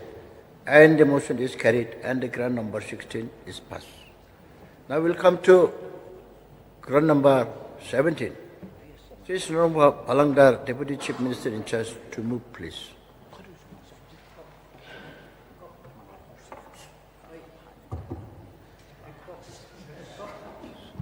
No, Balangdar. Sorry, sir. Mr. Deputy Speaker, sir. On recommendation of the Governor, I beg, sir, to move an additional amount of rupees 230 crore be granted to the Minister in charge to defray certain charges which will come in the course of payment during the year ending 31st March 2025 for administration of the head 2216 housings, 2217 urban developments, 2552 northeastern areas, and 4216 capital outlay on housings, 4217 capital outlay on urban developments, and 4552 capital outlay on northeastern areas, and 6217 loan for urban developments. Motion moved. Since now there is no cut motion against this grant, let me put before the House. Let me put a question before the House. The question is that the grant number 17 be passed. Those who are for the motion say aye. Those who are against say no. Ayes have it, ayes have it. Motion is carried and the grant number 17 is passed. Now we come to grant number 18. Sir following the Minister in charge to move, please. Deputy Speaker, sir, on the recommendation of the Governor, I rise, sir, to move that an additional amount of rupees 31 crores 47,821 be granted to the Minister in charge to defray certain charges which will come in the course of payment during the year ending the 31st March 2025 for the administration of the heads 2225 welfare of scheduled castes, scheduled tribes, other backward classes and minorities, 2235 social security and welfare, 2236 nutrition, 2552 northeastern states, 4059 capital outlay on public works, 4235, capital outlay on social security and welfare. 4552, capital outlay on northeastern state areas. 6225, loans for welfare of SC, ST and OBCs. Motion moved. Now there is a cut motion against this grant, tabled by Sri Ronnie Willingdao, MLA and Opposition Chief Whip. Honorable MLA Ronnie Willingdao, you may.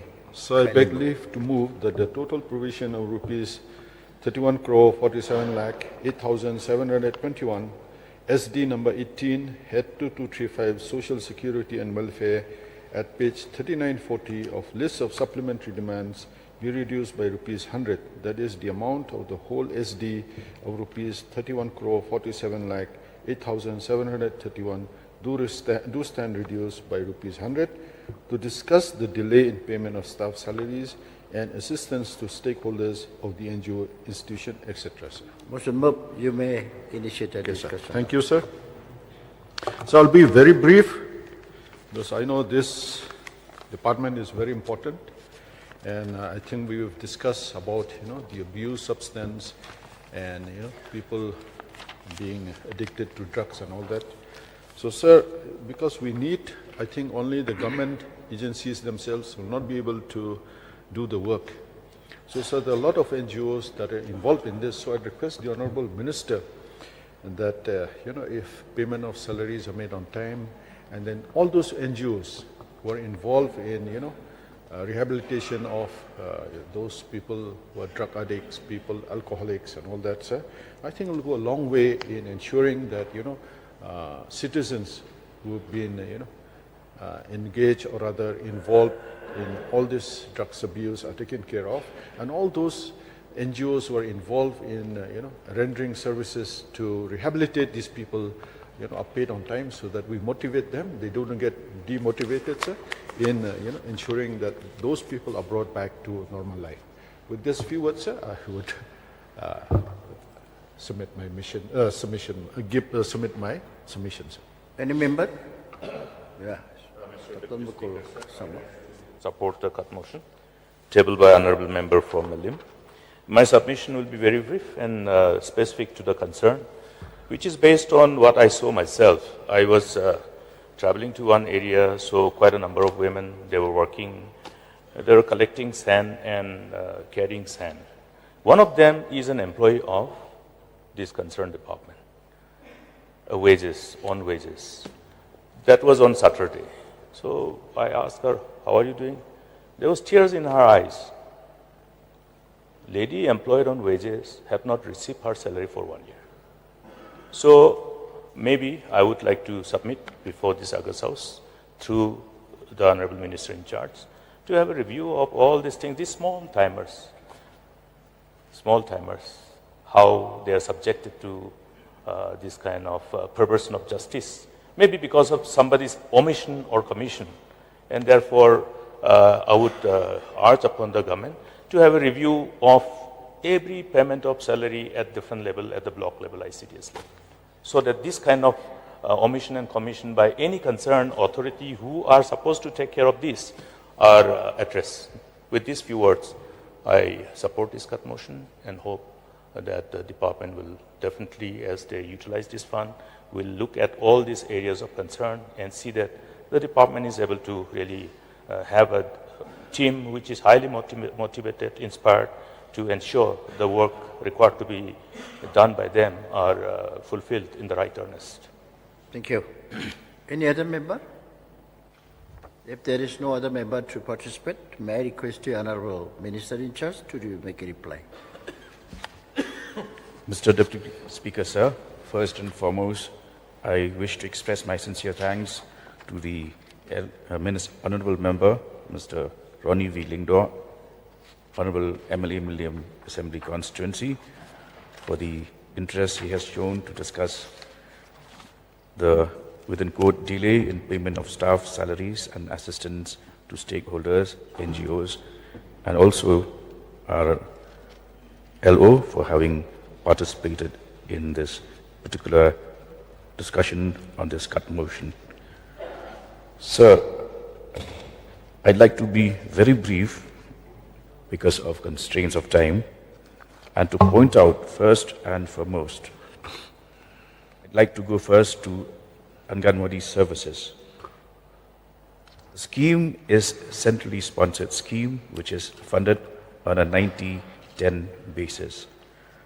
According to the procedure laid down by the central government, the department has complied to all the procedures, and salaries of all staffs under Anganwadi services is paid from the state fund on the first day of the month through the respective treasury of the state under the Meghalaya Employee Information System, MEG-EIS.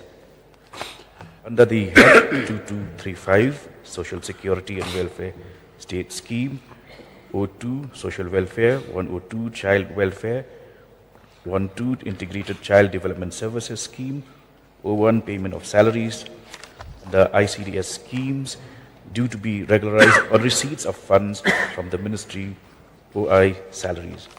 The salary is directly credited to the account of the employees.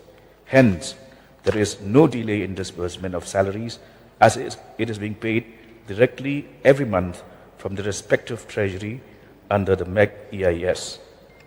On receipt of funds from the Government of India, Ministry of Women and Child Development, the same is refunded to the state exchequer for whatever amount has been paid for salaries.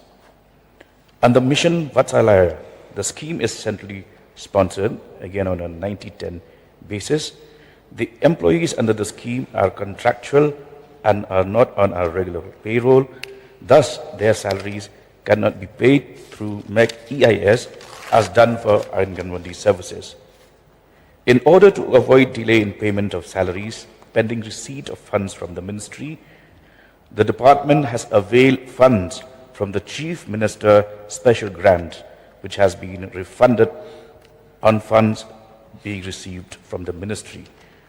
Moreover, the department has taken a decision in its meeting held on the 22nd of May 2024 that initially funds will be availed from the state fund for payment of salaries, honorarium, and any amount drawn will be refunded back to the state government on receipt of funds from the Government of India. Honorarium of Anganwadi workers and helpers. As per decision of the government in its meeting held on the 11th of September 2018, at present the honorarium of Anganwadi workers, Anganwadi helpers is paid regularly, by which fund is initially borne from the state government. On receipt of funds from Government of India, the same is refunded to the state for an amount which is drawn. Under Mission Shakti, at present the scheme is on board with SNA SPASH with the objective being just-in-time release of fund. The demand for salaries will be raised on receipt of mother sanction from the central government, and these will be routed through the cyber treasury every month, which payment will be paid directly to the employees through the public finance management system. Now, when it comes to funding to NGOs, NGOs will have to submit the reports to the Ministry of Social Justice and Empowerment through portals by submitting UCs and audit reports, which causes delays. I'll just quote an instant case where one such NGO has been, the Kripa Foundation has in fact been issued with a show cause notice on its delay to submit UCs to the ministry, and the same has also been responded to by the NGO concerned. As far as the KGPA, Center for rehabilitation for addicts under the National Action Plan for Drug Demand Reduction. I am happy to inform this House that for the years 2023 and 24, and also 2024 and 25, as latest as the 15th of January this year, an amount of rupees 27 lakhs 8,212 has been released to the KJPA. Further, sir, I'd like to inform this House that on the 19th of December 2024, the Additional Secretary, Ministry of Social Justice and Empowerment, Government of India, had chaired a high-level meeting in which the various concerns. Honorable Minister, you may take your seat, please. It is now 1:30 p.m. Voting on demands for grants is now closed. Voting on demand for supplementary grants is now closed. The remaining demands for supplementary demands for grants will be disposed of by applying sub-rule 3 of Rule 144 of the Rules of Procedure and Conduct of Business in the Meghalaya Legislative Assembly. That is, supplementary demand numbers 18, 19, 20, 21, 22, 23, 24, 25, 26, 27, 28, 29, 30 and 31 do now stand guillotined. I will now put the question before the House. The question is that the supplementary demand numbers 18, 19, 20, 21, 22, 23, 24, 25, 26, 27, 28, 29, 30 and 31 be passed. Those who are for the motion say aye. Those who are against say no. The ayes have it, the ayes have it. The motion is carried and the supplementary demand numbers 18, 19, 20, 21, 22, 23, 24, 25, 26, 27, 28, 29, 30 and 31 are passed by the House. Now we come to item number 3. Let me read out the message from the Governor, dated March 3rd March 2025. Order. In exercise of the powers conferred by the clause of Article 207 of the Constitution of India, I, Sri C.H. Vijayasankar, Governor of Meghalaya, do hereby recommend to the Meghalaya Legislative Assembly the introduction of Meghalaya Appropriation Number 1 Bill 2025, signed C.H. Vijayasankar, Governor of Meghalaya. Sri Conrad K. Sangma, Chief Minister in charge, Finance, to beg leave to introduce the Meghalaya Appropriation Number 1 Bill 2025. Chief Minister, please. Mr. Speaker, sir, I beg leave to introduce the Meghalaya Appropriation Number 1 Bill 2025. Motion moved. Let me put the question before the House. The question is that leave be granted to introduce the Meghalaya Appropriation Number 1 Bill 2025. Those who are in favor say aye. Aye. Those who are against say no. The ayes have it, the ayes have it. The motion is carried and leave to introduce the bill is granted. Chief Minister, to introduce the bill, please. Mr. Speaker, sir, I introduce the bill. The Commissioner and Secretary to read out the title of the bill.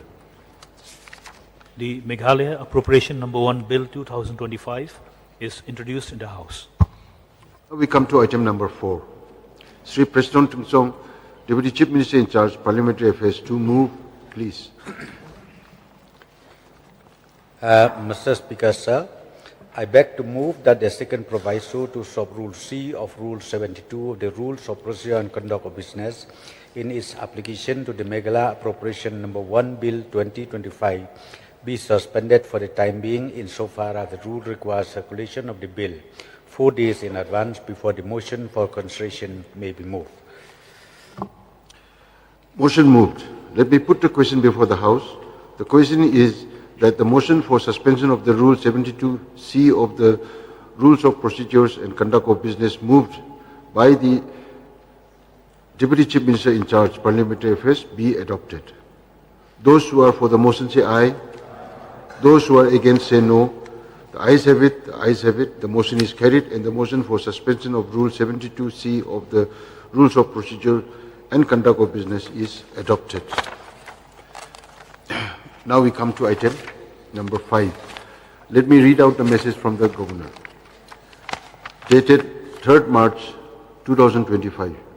Order. In exercise of the powers conferred by Clause 3 of the Article 207 of the Constitution of India, I, Sri C.H. Vijayashankar, Governor of Meghalaya, hereby recommend to the Meghalaya Legislative Assembly the consideration and passing of the Meghalaya Appropriation Number 1 Bill 2025, signed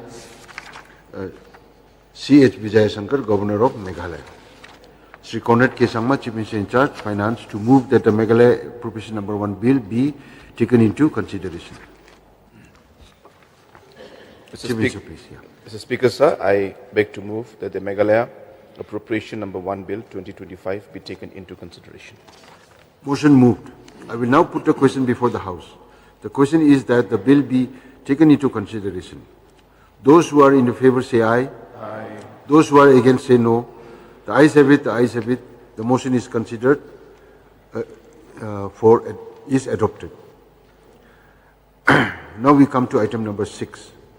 Sri Conrad K. Sangma, Chief Minister in charge, Finance, to move that the Meghalaya Appropriation Number 1 Bill 2025 be passed. Chief Minister, please. Mr. Speaker, sir, I beg to move that the Meghalaya Appropriation Number 1 Bill 2025 be passed. Motion moved. Now let me put a question before the House. The question is that the Meghalaya Appropriation Number 1 Bill be passed. Those who are in favor for the motion say aye. Those who are against say no. The ayes have it, the ayes have it. The motion is carried and the Meghalaya Appropriation Number 1 Bill 2025 is passed. Now we come to item number 7. General discussion of the budget, which will be taken up to 3:30 p.m. Honorable members, kindly give your name for participation so that I can regulate the time. I have received some of the names. May I call Aden Embasamoy to take the floor.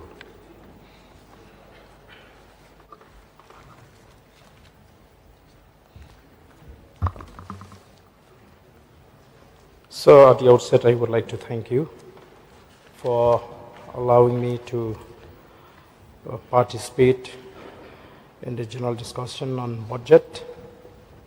And I would also like to appreciate the Honorable Chief Minister, who is also in charge of finance, for presenting this budget in this August House. So, I would also like to appreciate the Honorable Chief Minister for the beautifully drafted budget speech. So, after having gone through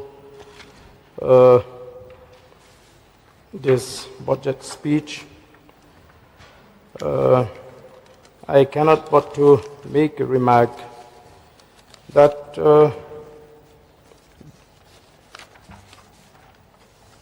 according to me, this budget speech looks like a self-promotion and projection document of the Chief Minister. So, I had the privilege of being the member in this August House since 2008 till 2018 and again from 2023. So this is the first time that I can notice the various schemes that precedes with the word CM or the Chief Minister, like the CM Farm CM Elevate, CM Assure, CM Skills Mission, CM Urban Revitalization Scheme, CM SDF, CM Rural Connectivity Program, CM Solar Mission, CM Safe Motherhood Schemes, CM Connect, CM Care, CM Scholarship Scheme, which has just recently launched as a flagship program, CM's Housing Schemes Assistance Program, CM's Solar Mission, and so many schemes that precede with the word CM. So during the 10 years' time as an MLA, we have only one scheme that precedes with the word Chief Minister, and that is the CMSRDF, Chief Minister Special Rural Development Fund. And under this scheme, sir, as an MLA, we have had the opportunity to get various type of schemes every year. For 10 continuous years, we never fail to get the schemes under this CMSRDF. So, however, sir, today I would like to inform this, bring to the notice of this August House that though we have so many schemes that precedes with CM, till today we are yet to get schemes under CMSDF, though we have submitted our proposal to the government. Therefore, sir, when I heard the observation of our fellow respected member of this House that the schemes which are announced by the government are inclusive. But in this case, sir, I find that these schemes, the implementation of the scheme is quite selective, and it seems that this government, they are trying to introduce these schemes in such a way to deprive the rights of a duly elected representative. And so I feel sad that as an elected representative of the people of Nongkrem constituency, we are being bypassed in the implementation of various schemes. When it comes to CMSDF, we are yet to receive sanction from the government right from 23, 24, 24, 25, and I'm still awaiting for the CMO office to approve the scheme. And when it comes to CM housing schemes, it seems that all these schemes are being designed, to provide assistance only to people that are either related or connected with the party in power. So I feel this is an insult to the electorates of Nongkrem constituency who have elected us to this house with the expectation that we will be able to implement various schemes under the government of Meghalaya. So therefore, sir, I don't know what to say, whether the decision of the government to have various schemes that precedes with the word Chief Minister is to undermine those constituencies that are not represented by the party in power. But I think they should not forget that we are duly elected by the people of the constituency. So, which is why I feel that the announcement of various schemes that precede with the word Chief Minister is only to ensure that all the schemes revolves around the Chief Minister, and anyone who can avail these schemes will have to be either related or connected with party in power. So, and we may consider that this may be an attempt to abuse and misuse power. So, sir,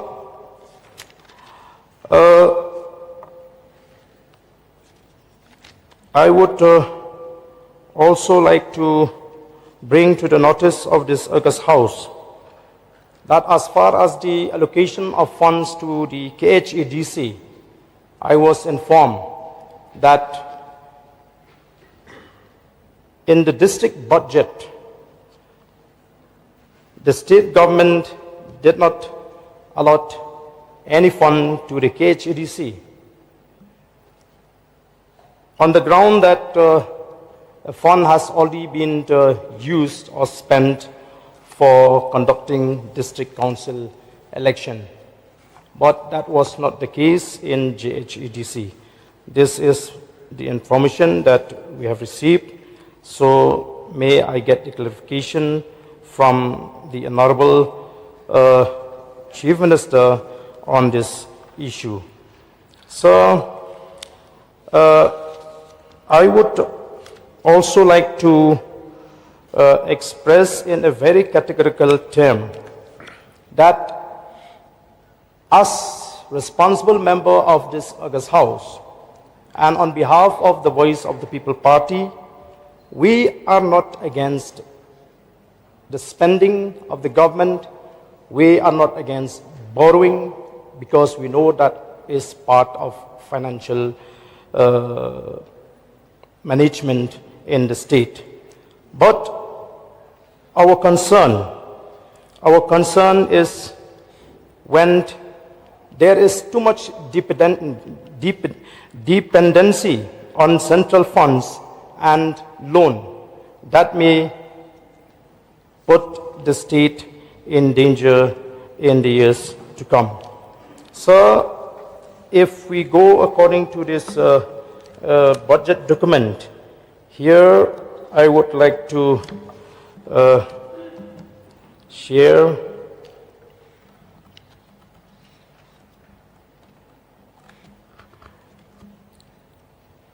why we need to be worried when we look at the figures.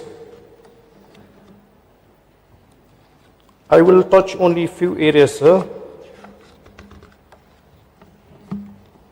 When we look at the liabilities of the state government, opened market loans, loan from NABARD, and government loan from Government of India. From 2018-19 to 2024-25, there is an increase up to 136.87% loan taken from the open market and 1,619% from the Government of India, 119% from NABARD. The increase is quite alarming, sir. And when we look at the repayment made and the balance as on the 31st March 2024, loans from the open market is 12,209.5 crores. An addition during 2023-24 is 2,786.1 crores. And out of this amount, sir, the government is paying 873 crores on principal, 941.6 on interest. So, sir, here we see that when the loan amount is huge, it leads to the interest payment, which is very high, and thereby reducing funds for development. And the balance as on the 31st March 2025 is 14,122.6 crores. So this is the trend, sir. So therefore, sir, I feel as responsible member of this August House, we need to be worried when we look at the figures of the loan taken by the state government. Sir, I would like to remind myself by an old proverb. As a student of economics, I quote, sir, that you cut the coat according to the size of the cloth, unquote. Which means that we have to live according to our means and we have to take decisions according to our resources. As I've just said, sir, we are not against the government for taking loans. We are not against the government for borrowing, but we are concerned about the magnitude. How will the government repay when the government will have to pay more interest than the principal amount? So this amount will keep accumulating with each passing year. So therefore, sir, we want to see that the government will adopt stringent measures to curtail unnecessary expenditure. So the government cannot adopt as of now measures to ensure that unnecessary expenditure is stopped. The government also failed to prevent the drainage of our resources in the state of Meghalaya. So,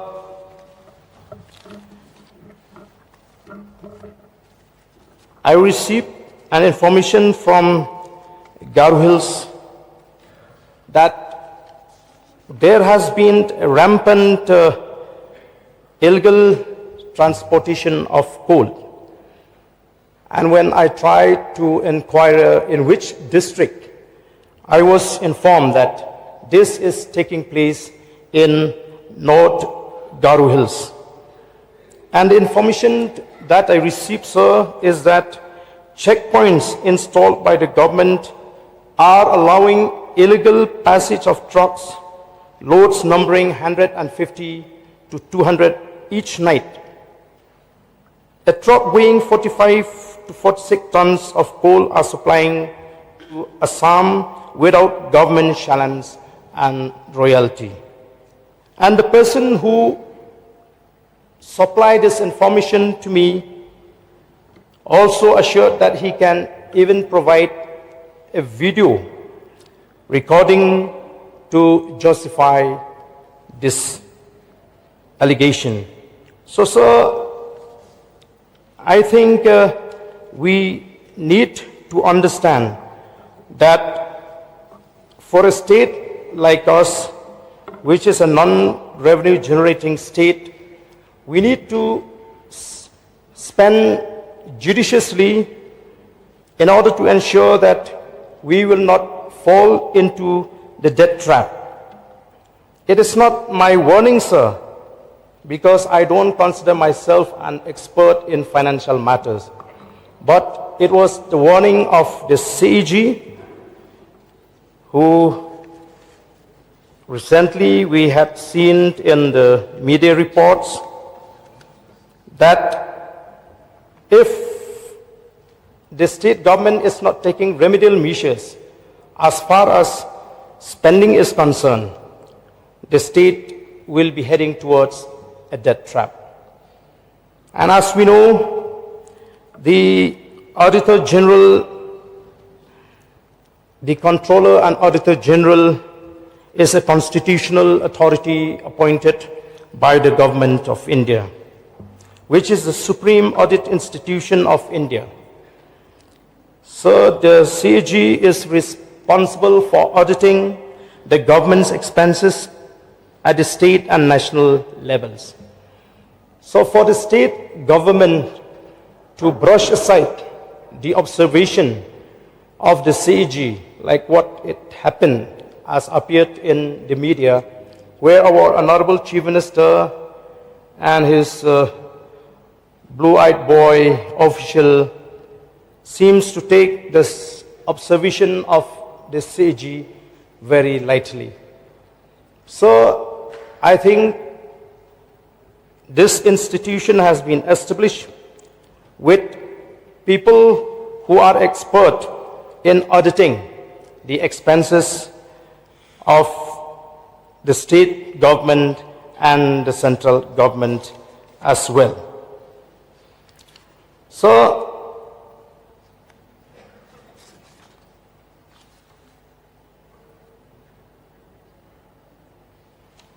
therefore, my submission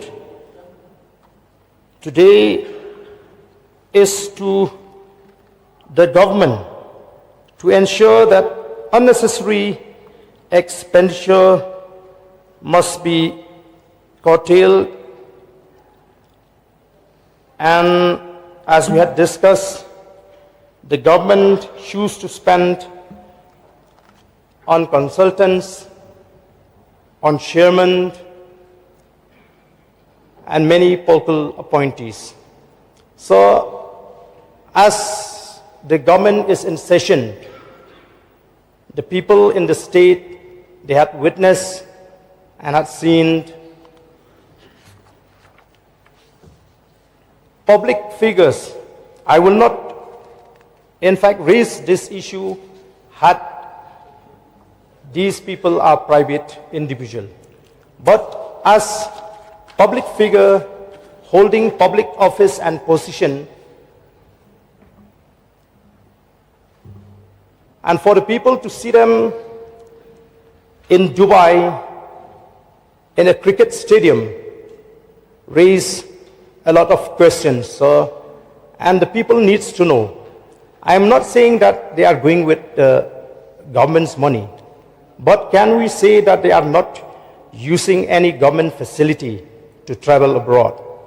So, while the government is in session,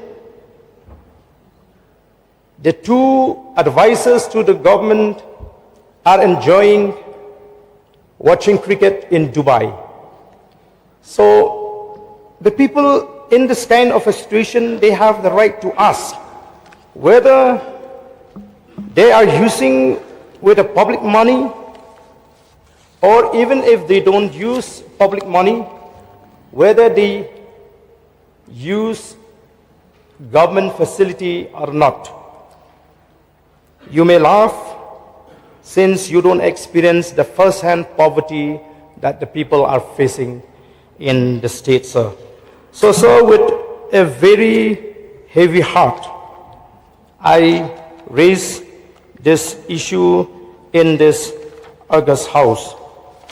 So, when I look at the road connectivity program also, sir, I would like to bring to the notice of this August House that immediately after I was re-elected to this August House on 2023, I have written a letter to the Honorable Deputy Chief Minister in charge PWD, where I had apprised him on the conditions of many roads in many villages in Nongkrem constituency.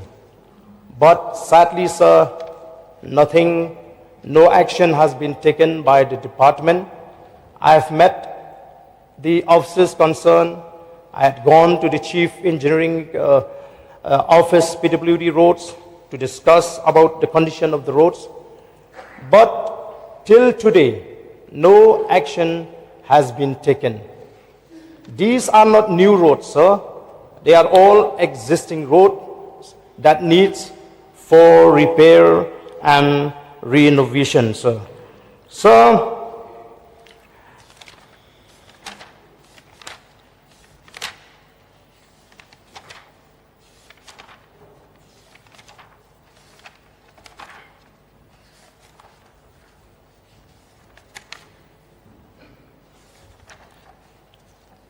I would also like to get a clarification from the government, because according to this budget speech, sir, the Chief Minister in charge of Finance had made mention that his government has made strong efforts to improve tax and non-tax revenue. States-owned tax revenue had witnessed a significant surge, reaching 4,041 crore in the current year, marking almost threefold increase from 1,450 crore in 2017-18, and that his government is projecting state-owned tax revenue to reach 4,226 crore in 2025, comprising GST of 2,094 crores, taxes on sales and trade of rupees 1,180 crore, and excise of rupees 682 crores. And non-tax collection has been unpredictable in the recent past due to various judgments of honorable courts and long-drawn transition to scientific mining. However, the outlook is optimistic, with 3 mining licenses being awarded and 20 more at different stages. So he's projecting a non-tax revenue of 797 crore. So if you combine together, if you add these states' revenue through tax and non-tax revenue, sir, you will get less than 6,000 crores. But if you add all the proposed allocation of funds through various programs and policies, which has been mentioned in this budget speech, sir, for example, in page 8 and point 5.8, sir, just allow me to read out this one example. For the next financial year, over allocation for agriculture and farmer welfare department stands at 618 crore, including 450 crore from state resources. So in many schemes, sir, I will find that some amount from the state resources is indicated, that the government is going to allocate this certain amount of fund from the state resources. And after having calculated all this allocation from the state resources, it comes to the tune of 9,929. Whereas the projection here mentioned by the government, by the Honorable Minister, is, as I've said, not more than 6,000. So, sir, may I get the clarification how the government arrived at this figure in almost every schemes that the government is allocating through the state's resources? So, sir,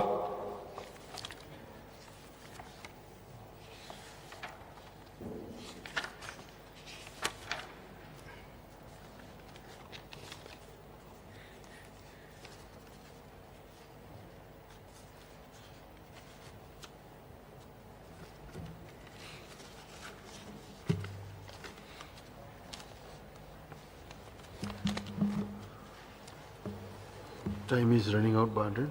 Yeah.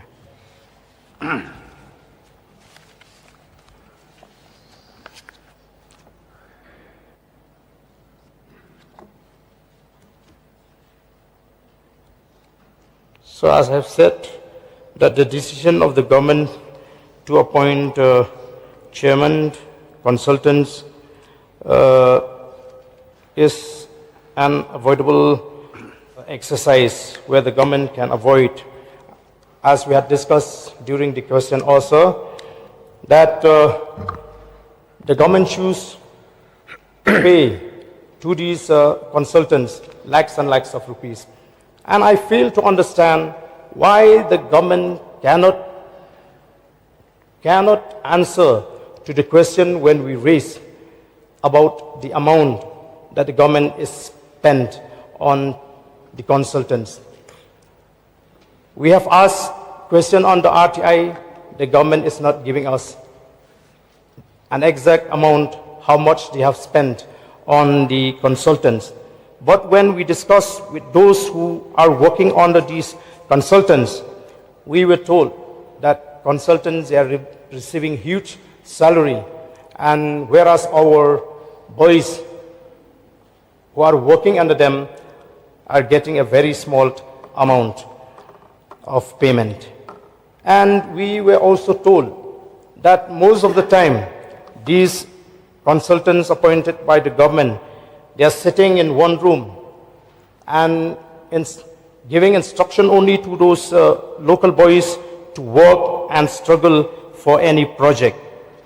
And the funny thing is that we were even told that in most of the times you will find that these consultants appointed by the government, they spend most of the time in playing PUBG, sir. So I think this is not the right way, sir, to engage people who depend very much on the local and enjoy all the credit. In fact, I had asked this question during the question of whether government is also contemplating or have appointed consultants in different government departments. If that is the case, if consultants are to be appointed in every government department, then what is the use of having engineers, of having IAS officers, MCS officers, when they cannot exercise their duty? And I was told that in some of the departments where consultants are appointed, officers are rendered jobless. And these officers and these consultants, I mean to say, sir, they don't even pay respect to those officers in those departments because they feel that they have a direct connect with this Chief Minister office. So this undermines, and this has really, affected the officers in those regular departments. So, sir, since I know that I will not be having much time to raise this issue, but I would like to reiterate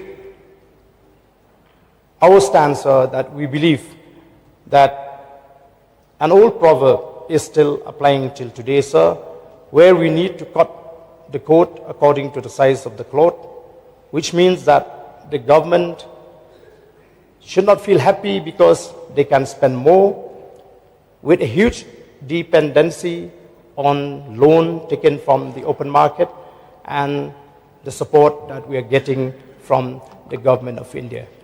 It is time for the government to concentrate generating revenue, blocking the leakages, ensure that no more transportation of coal illegally will take place.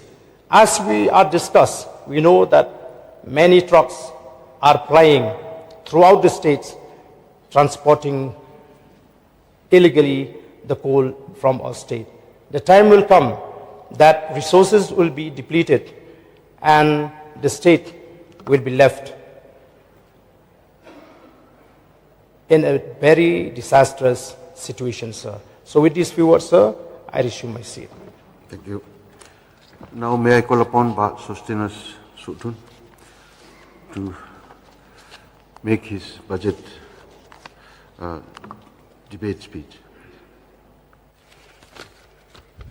Honorable Speaker, sir, at the outset, I would like to thank you for allowing me to take part in this budget discussion presented by our Honorable Chief Minister, Sri Conrad K. Sangma.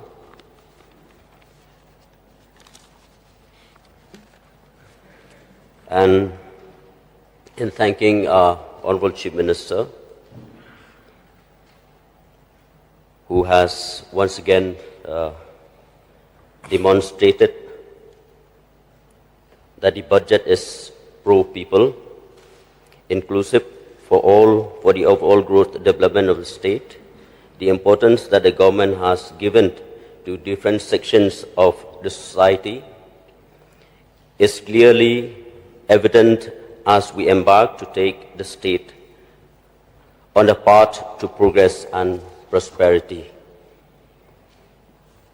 The emphasis on youth empowerment, women's welfare, infrastructure enhancement, creating a turnaround for sports, envisages government's commitment to fulfill the aspiration of the people as we work with the ambitious objective to make Meghalaya a $10 billion economy. 2,853 crore for youth-centric initiatives, which has been allocated in the budget, reflects that the government is not only focusing on creating infrastructure, but is investing in the talent, potential of the youths in terms of skills development and entrepreneurship. Particularly, reference can be made on the creative economy, where the government intends to further promote content creations and artists under Meghalaya grassroots music program. I also commend the government for allocating 120 crore for facilities such as artificial turfs, synthetic tracks, indoor halls, and natural grounds across the state.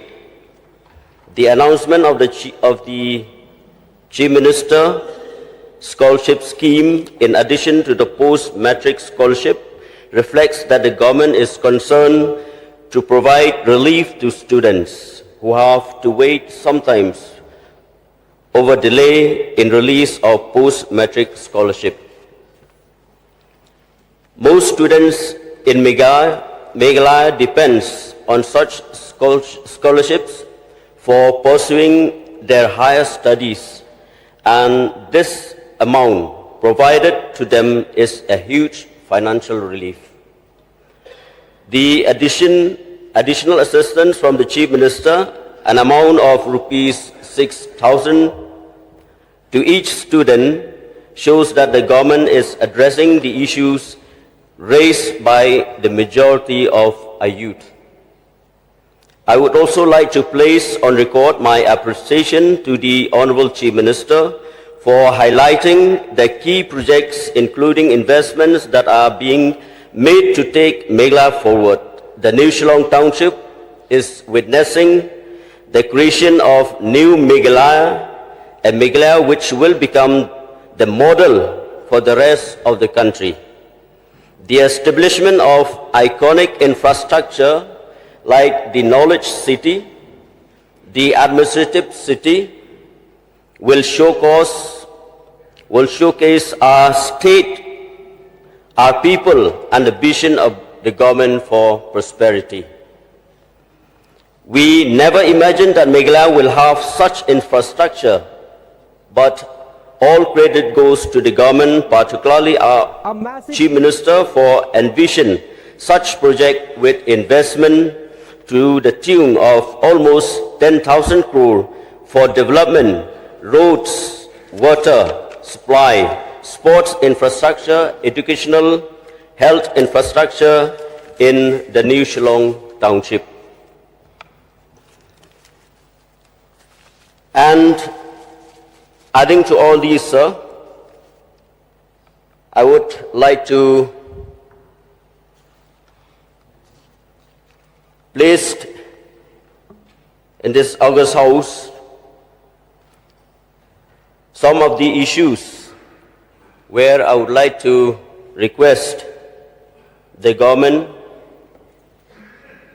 to also concentrate more with regards to the border roads, especially with my constituency being a border constituency. We were discussing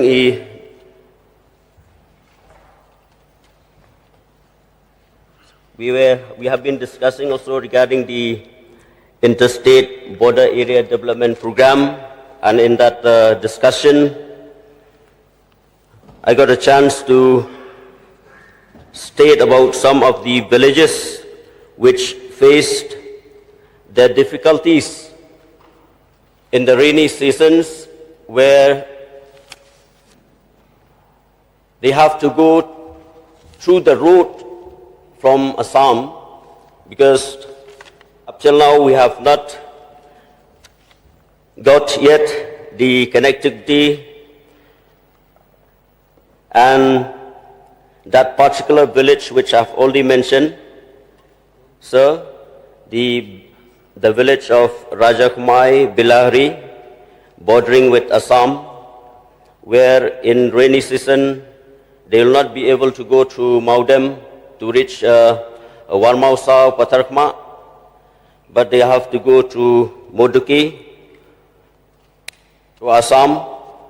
So for these particular villages, sir, I would like to state that if from the department, they would allot the road connectivity for these villages. And I have also put a request to the department regarding the border routes, which is very important, sir. The Umsen, Pilingku A, via Gambalbari, Jermang, Chibra, to Mayong, reaching Barabthar at the border, where the settlement have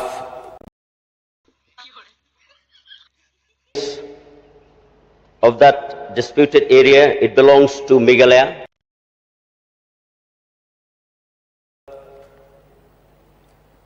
Road connectivity, I would like to request the government if they can speed it up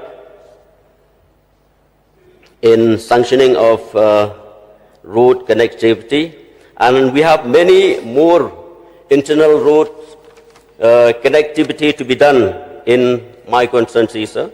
So I would like to put forward, and I'll be sending the names of those villages. And I'm also happy that the Bonihat CHC, the infrastructure, are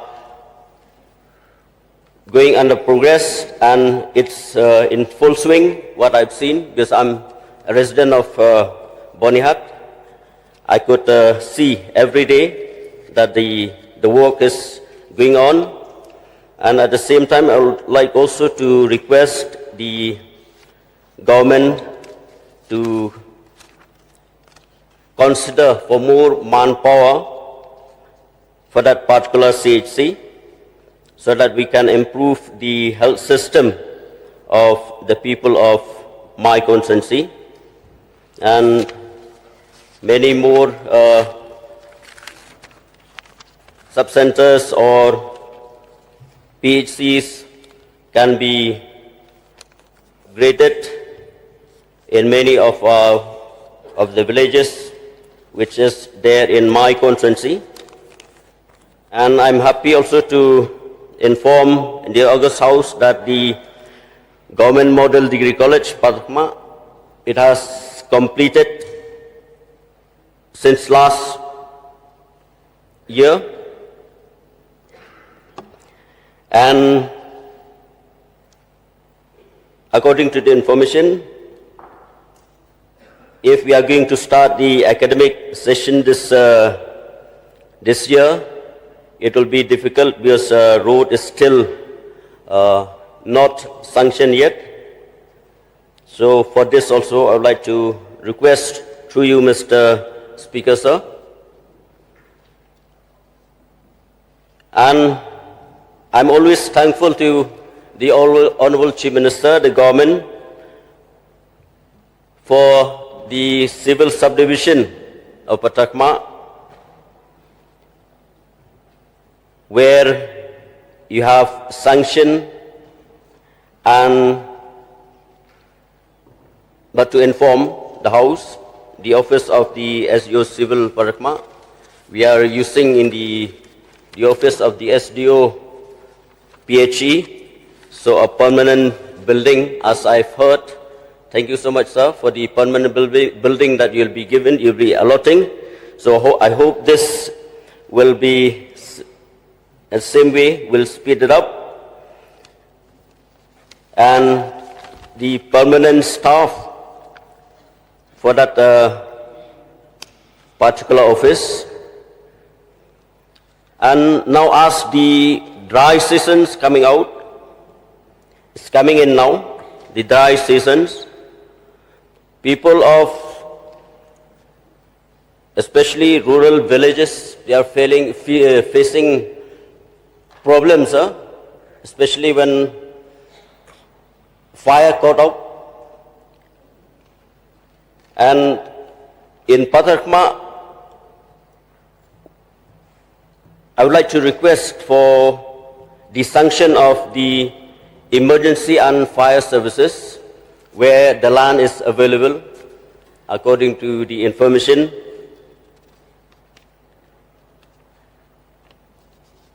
And I would also like to request the government, as we are concentrating in developing or bringing more infrastructure, like for the school infrastructure. So I hope this process will continue, especially with our people who are residing in the borders, who are still face many issues with regarding to the school infrastructures. And one request also, sir, I would like to put to you, Mr. Speaker, sir, that the concern issue, especially the people who are residing in the border, that the problems which I've already raised with regards to the registration of land, the fees which they are charging. On that day, I've requested that to lower down the rates. But what I feel, it'll be good for the people who are residing in the borders for a free registration of land, so that they can register their land within the state of Meghalaya.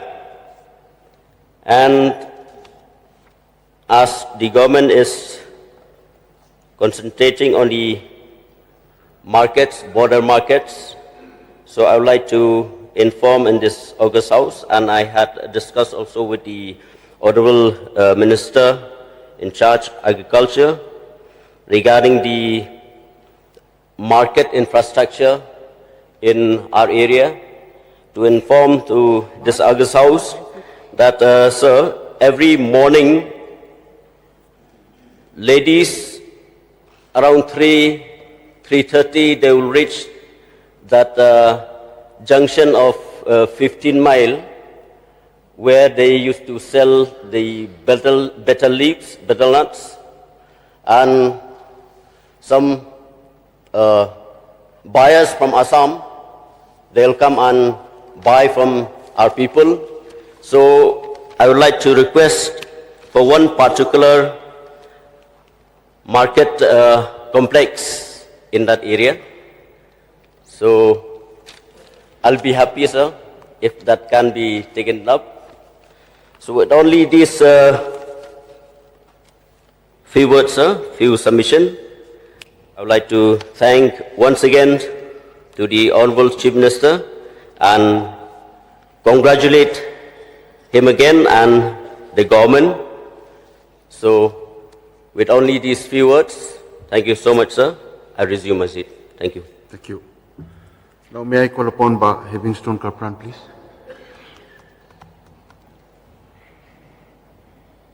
Thank you, Mr. Speaker, sir, for allowing me to participate in this general discussion on the budget. First of all, sir, I would like to thank the Honorable Chief Minister for presenting the budget and also for the various initiatives proposed for development of our state. So I want to highlight a few things. Firstly, I would like to highlight the challenges faced by our sport person across various disciplines. So we are proud for the performance of our sport person in recent years that they bring laurels to our state. But it is disheartening that many of them have to bear the financial burden of participating in national and international competitions. So it is high time the government should ensure proper incentive, financial assistance, and also improvement of infrastructure for our athletes. So, if we truly wish to nurture talent and promote Meghalaya as a hub for sport, we must create a system where our players can focus on their game without the stress of personal expenses. Number two, sir, I want to make something here, sir, that in pursuit of making New Shillong a world-class city, so I urge the government that why not plan to construct at least world-class football stadium anywhere in New Shillong, sir. Number two, like building a state-of-art stadium somewhere in New Shillong. If the government today wishes to make New Shillong a world-class city. So another thing, sir, coming to the field of agriculture, I would like to share that many times when our farmers go to the agriculture office in the block level, there is always shortage of seeds. So I urge government to provide this high-yielding variety seeds, quality seed, for the benefits of our farmers. Seeds like this tomato seed, and then the potato seed, even this cauliflower, cabbage, chili seed, are not available in the Office of Agriculture. So only if, some stock are there, but there's always shortage of seed in the Office of Agriculture. So I urge upon the government to take steps to ensure that essential agricultural inputs are made available to farmers without unnecessary delays. That's my request. Another point, as far as animal husbandry and veterinary department is concerned, there is a growing threat of African swine fever, which is causing immense losses to our farmers. So I urge the government to take up concrete measures to curb this disease, including vaccination and also providing support for the affected farmers. Another point, sir, with regard to the Focus and Focus Plus program, which is the state flagship program, I think. I acknowledge that the intention behind these initiatives. So, however, it is important to ensure that benefits should reach the right beneficiaries, the right people. So, with the rate of 6,000 per household for the producers group of farmers and individual farmers to solve their immediate local problems and also to improve their production and productivity. So this amount of 6,000 to achieve the goal is too meager. So lastly, sir, I am very happy that the government will take up new routes along the southern bypass from Maunangat to Mokasiang via Moshibuit and Malonray. This is a step in the right direction, and I hope the government will expedite this road construction so that there will be no more congestion in the main road. and also will help connectivity between one place to another place, especially people from Hills and some other parts of the state can go easily to New Shillong via these routes. I also request the government to take up the road construction at Umkhen River, connecting Jenta village and also Habibali.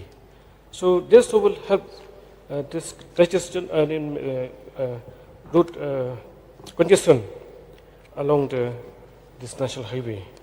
So with a few words, I conclude my speech. Thank you so much. Thank you. Now may I call upon Kulan Singh Swin, please.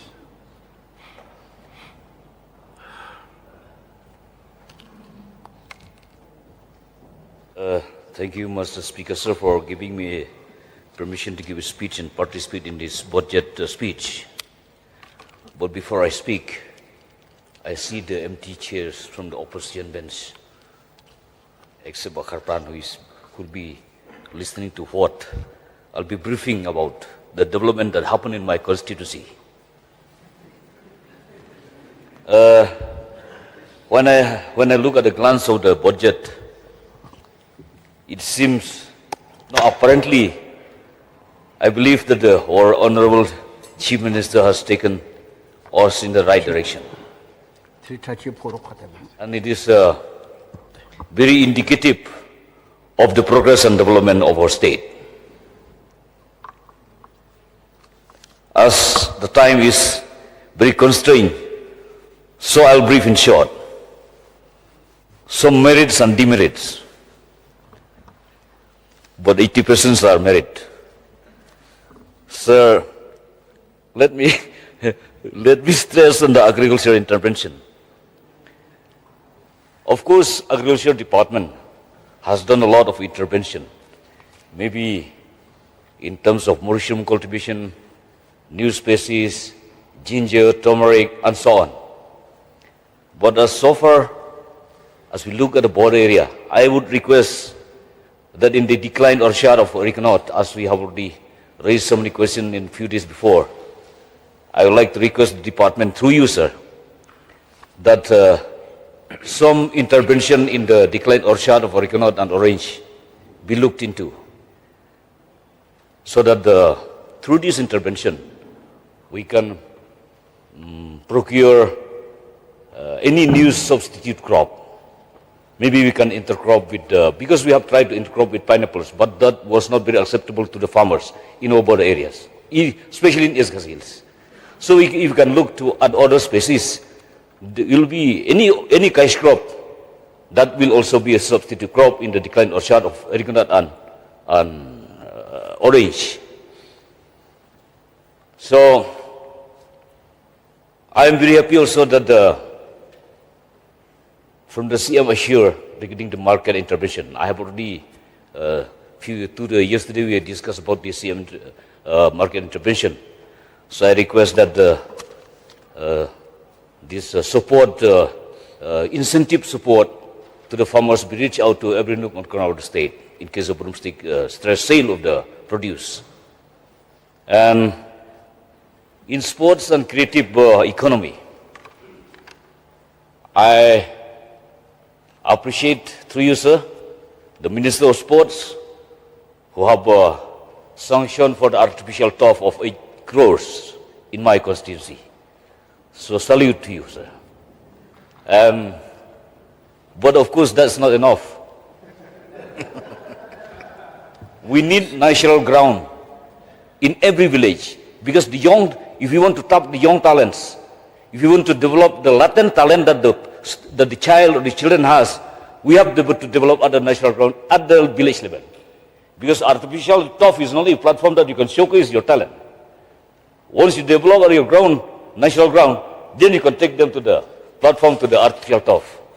So I request the Chief Minister, and the Minister in charge of sports to kindly look for the development of natural ground on my constituency. Of course, last 2 years we have received, we got allotment for 2-3 natural football playground, but that's not enough. We need more, sir. What about other constituency? And And let me also, I am also happy to tell the House that actually Mosram is the wettest place on earth. It should be the brand name of Meghalaya. But no one has taken notice of what happened in the wettest place on earth. That is Mosram constituency. It is only this year that we have received this 25 crore construction of hospitality complex at Mosram. So, and we deserve to get it. And so many tourism, local intervention, tourism development is also taking place. And we are waiting for the next financial year, 100 crore for this rain museum and bamboo interpretation. That is also appears in the budget. So I'm very happy, sir. So, and I would also like to bring to the notice of the House that Plawanbro, I think the Forest Department is very aware of this. That the Plawanbro is one of the Jibon Sanctuary. So I want that this Jibon Sanctuary should also be developed into a tourism destination. I think this is very popular Jibon Sanctuary at Plawanbro in my constituency. So I think please take care of this. The concerned department, maybe the tourism department or the forest department, may be taken care of this to develop into a big tourist hub. And regarding the climate resilience, I am very happy to see it in the budget, sustainability budget and adaptability climate change schemes. But I want to add something more to this.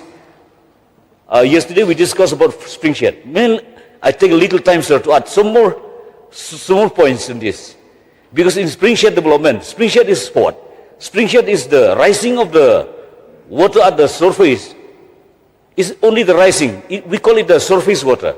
It rises from the slope of the hill or maybe from anywhere. But we forget to know that the water rises, but we do not know where this water originates. Because the water rises and we call it the spring shed. But we do not know where it originates. It originates somewhere from the geohydro point. If it rises here, the reaction or the geohydro point may be 50 meters, 100 meters or 200 meters away from the rising point. So we forget to treat where is the originating point. Because when the water rises, due to the reaction of the carbon, of the hydrogen and oxygen, this reaction takes place somewhere behind. So we have to take care of this. We should remember the originating point and rising point before we treat the spring shed. So this is very important. I just bring to the information in the House so that we'll take care of this. Something it is like a technical point, sir.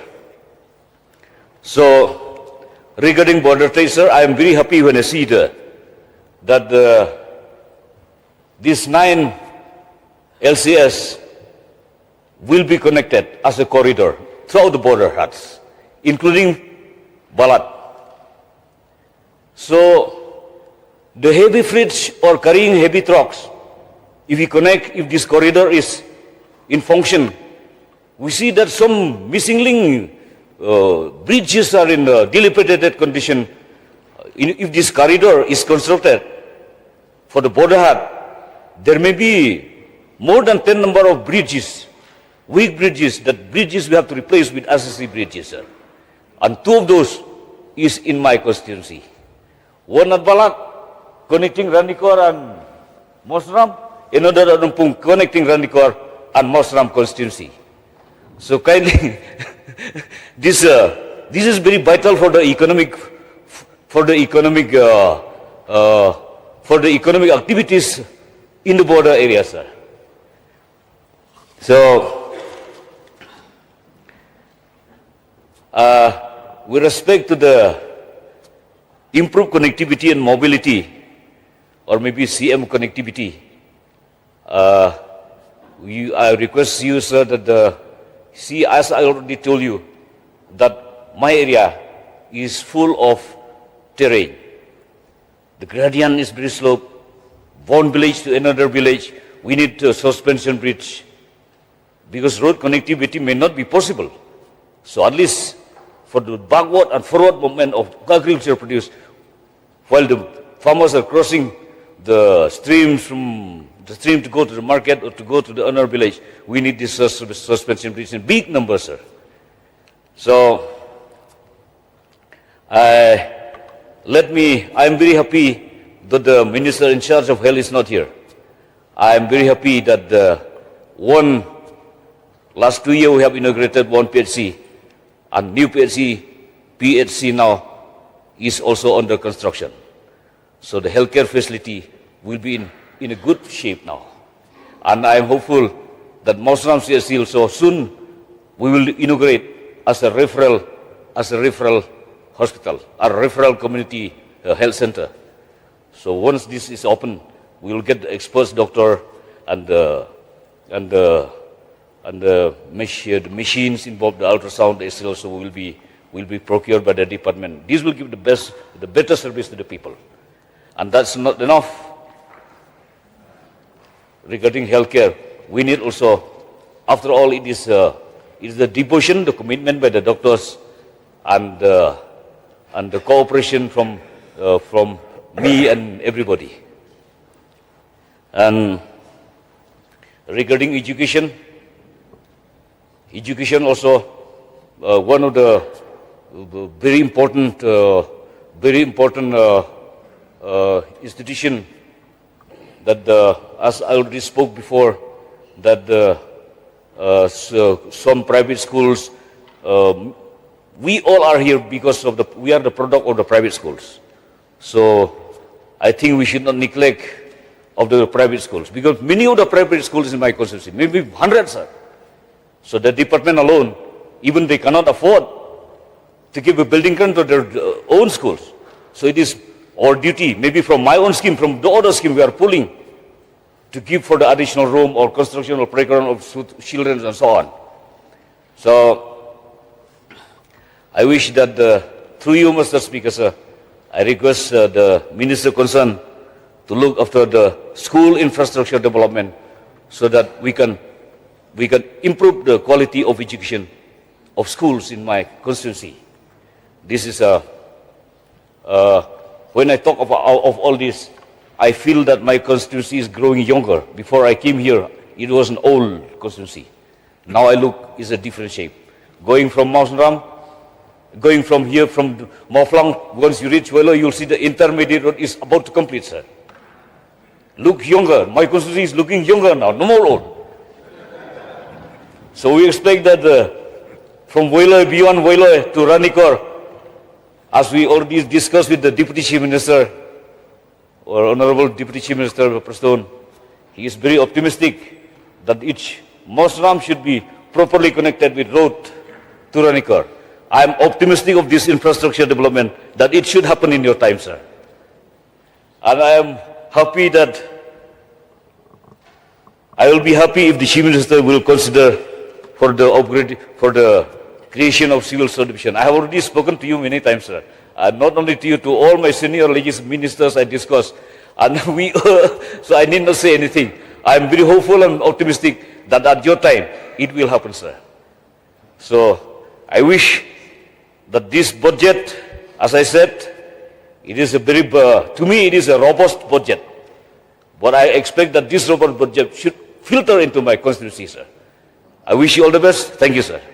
Thank you. Thank you, sir. Mr. Speaker, sir. Deputy Speaker, sir. Thank you.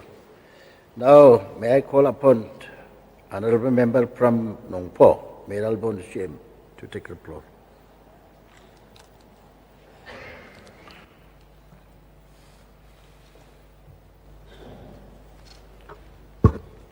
Honorable Deputy Speaker, sir. Thank you so much for allowing me to participate in the discussion on the general budget for the year 2025-26 that has been placed in the floor of the House. First of all, I would like to thank the Honorable Chief Minister for presenting the very comprehensive, people-friendly budget, and which is include with the nomenclature which focus especially on climate, on youth, on gender, emphasize on different issues which mark the dream and aspiration of the people of our state. Sir, I would like to congratulate also to the Honorable Chief Minister for the 8th consecutive time that he present the budget within this August House. And I noticed that each and every year, the preceding year, and as we advance from one budget session to another, we have seen there is a change, a ray of hope, the way our Honorable Chief Minister present the budget and to focus on different sectors in our society. So we have heard the voice raised by various members. I would like to express on one issue with regard to the comments made by our honorable member from Nongkrem, he's not here, with regard to different mission that has been launched. My opinion is that through you to Honorable CM Sir, you launch as much CM mission as you can as long as it reach to the people at large and it serve to the people at large, you please launch. If time permit, I will request the Honorable Chief Minister to please launch CM Nongpo Konstitusi mission, especially, so that there will be a special focus. See, the mission by the name itself, it focus. It has a mission, determination, the vision, and I'm not wrong to say that with different mission that has been launched, and we have seen at the ground also that it reached to the ground zero, to the producer group, to the farmer. This is very important, that this different mission that has been launched, and it is on a very positive mode.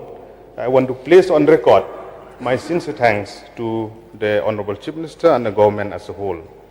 Sir, before I will elaborate on different aspects on this budget discussion, I would like to place on record my sincere thanks to the government for several developmental activities that has happened.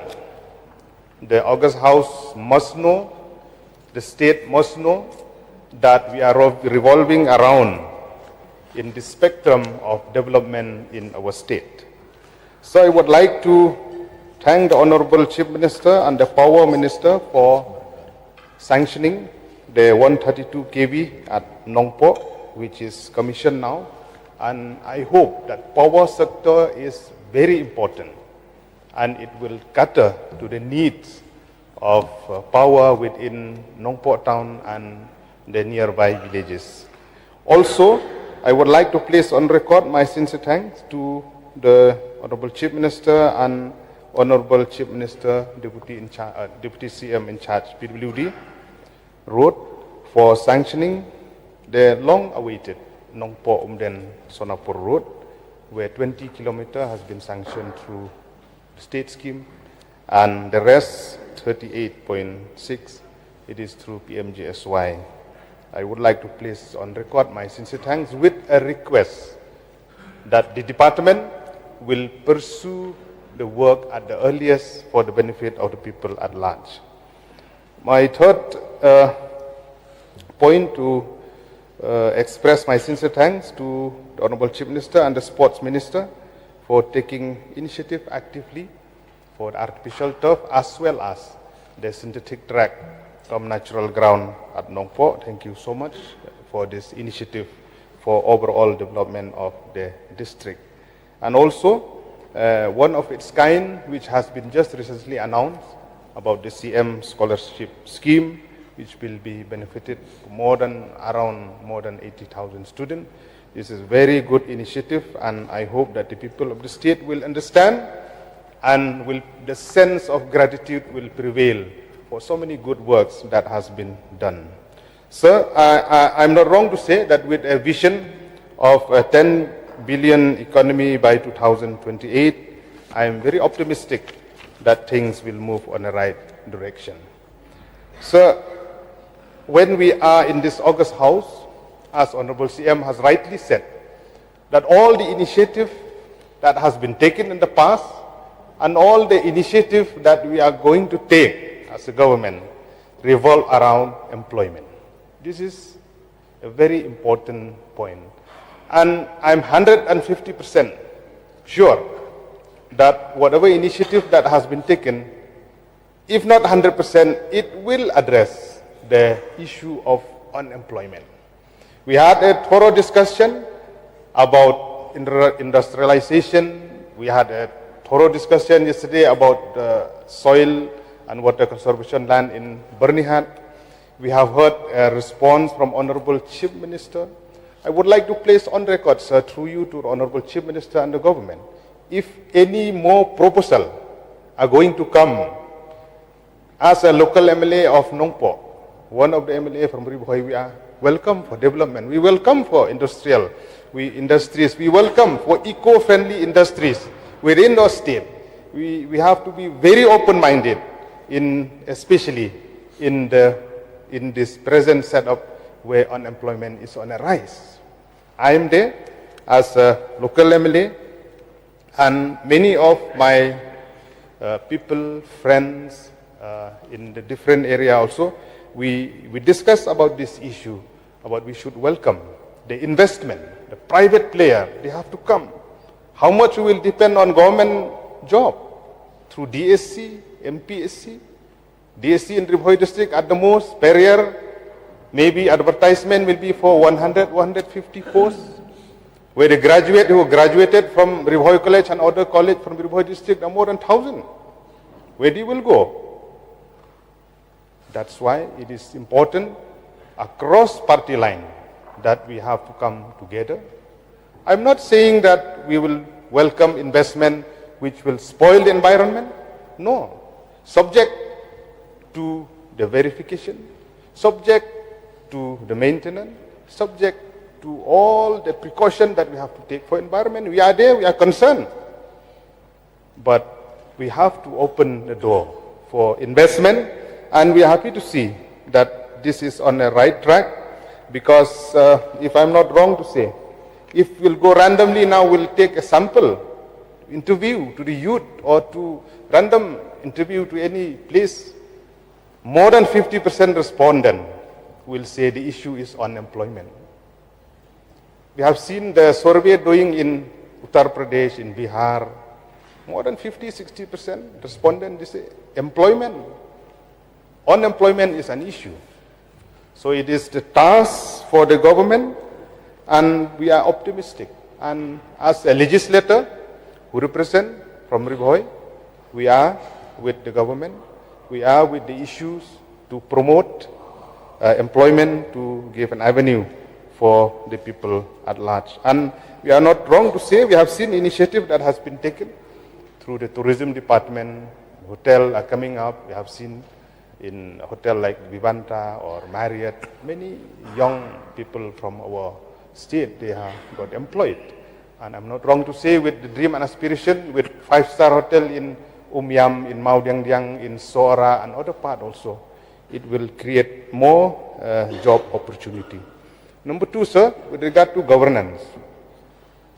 When we talk about governance, it is important that the services from the government, it will reach at the ground zero. For example, the performance of the ASHA worker to bridge the gap between the health system and the public at large. Now we are very optimistic, and we have seen at the ground the result also about the different initiatives taken by the government, the setup of civil subdivision, setting up of CNRD block, setting up of many division in PWD, PHE, and other department also. So that will bring governance, nearer to the people. This is important. On this note, sir, I would like to request to the Honorable Chief Minister, to the Honorable Minister in charge CNRD also, for the consideration at the right time. I'm saying at the right time, consideration for the creation of Umden CNRD block to carve out through Umling CNRD block, which has more than 223 villages, one of the biggest block in Ribohoy. So with regard to another aspect, with regard to agriculture, horticulture, with the farmer, we have seen in the budget about many processing unit has been set up, especially through Prime Hub.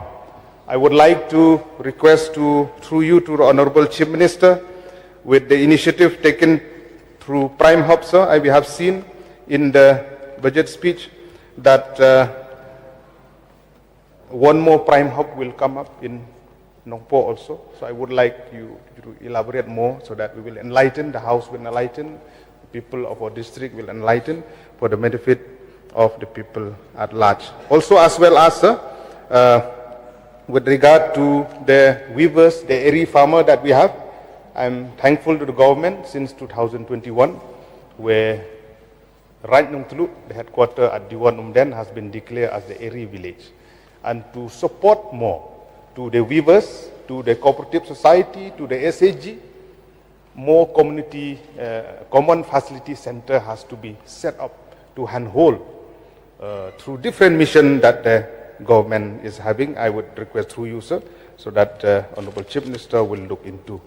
With regard to the sports, we have seen there are initiatives taken to improve more grassroots level infrastructure, where we have seen through CM football missions that has been launched, and considerable amount of fund also has been earmarked. So as my able friend from Mausan Ram have said, that to improve the quality, we will improve the quality, the talent of our young boys and girls. We should improve more grassroots level facility to coach, to train our boys and girls for the benefit of our state. So with regard to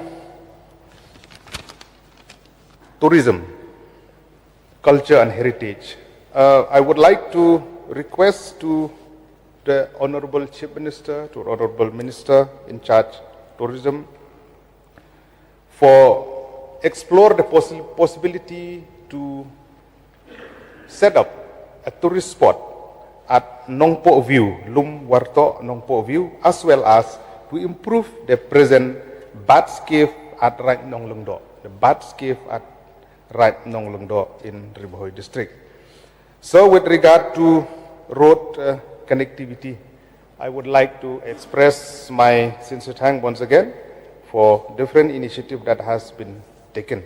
I would like to express through you, sir, to the Honorable Deputy Chief Minister, with regards to the business corridor.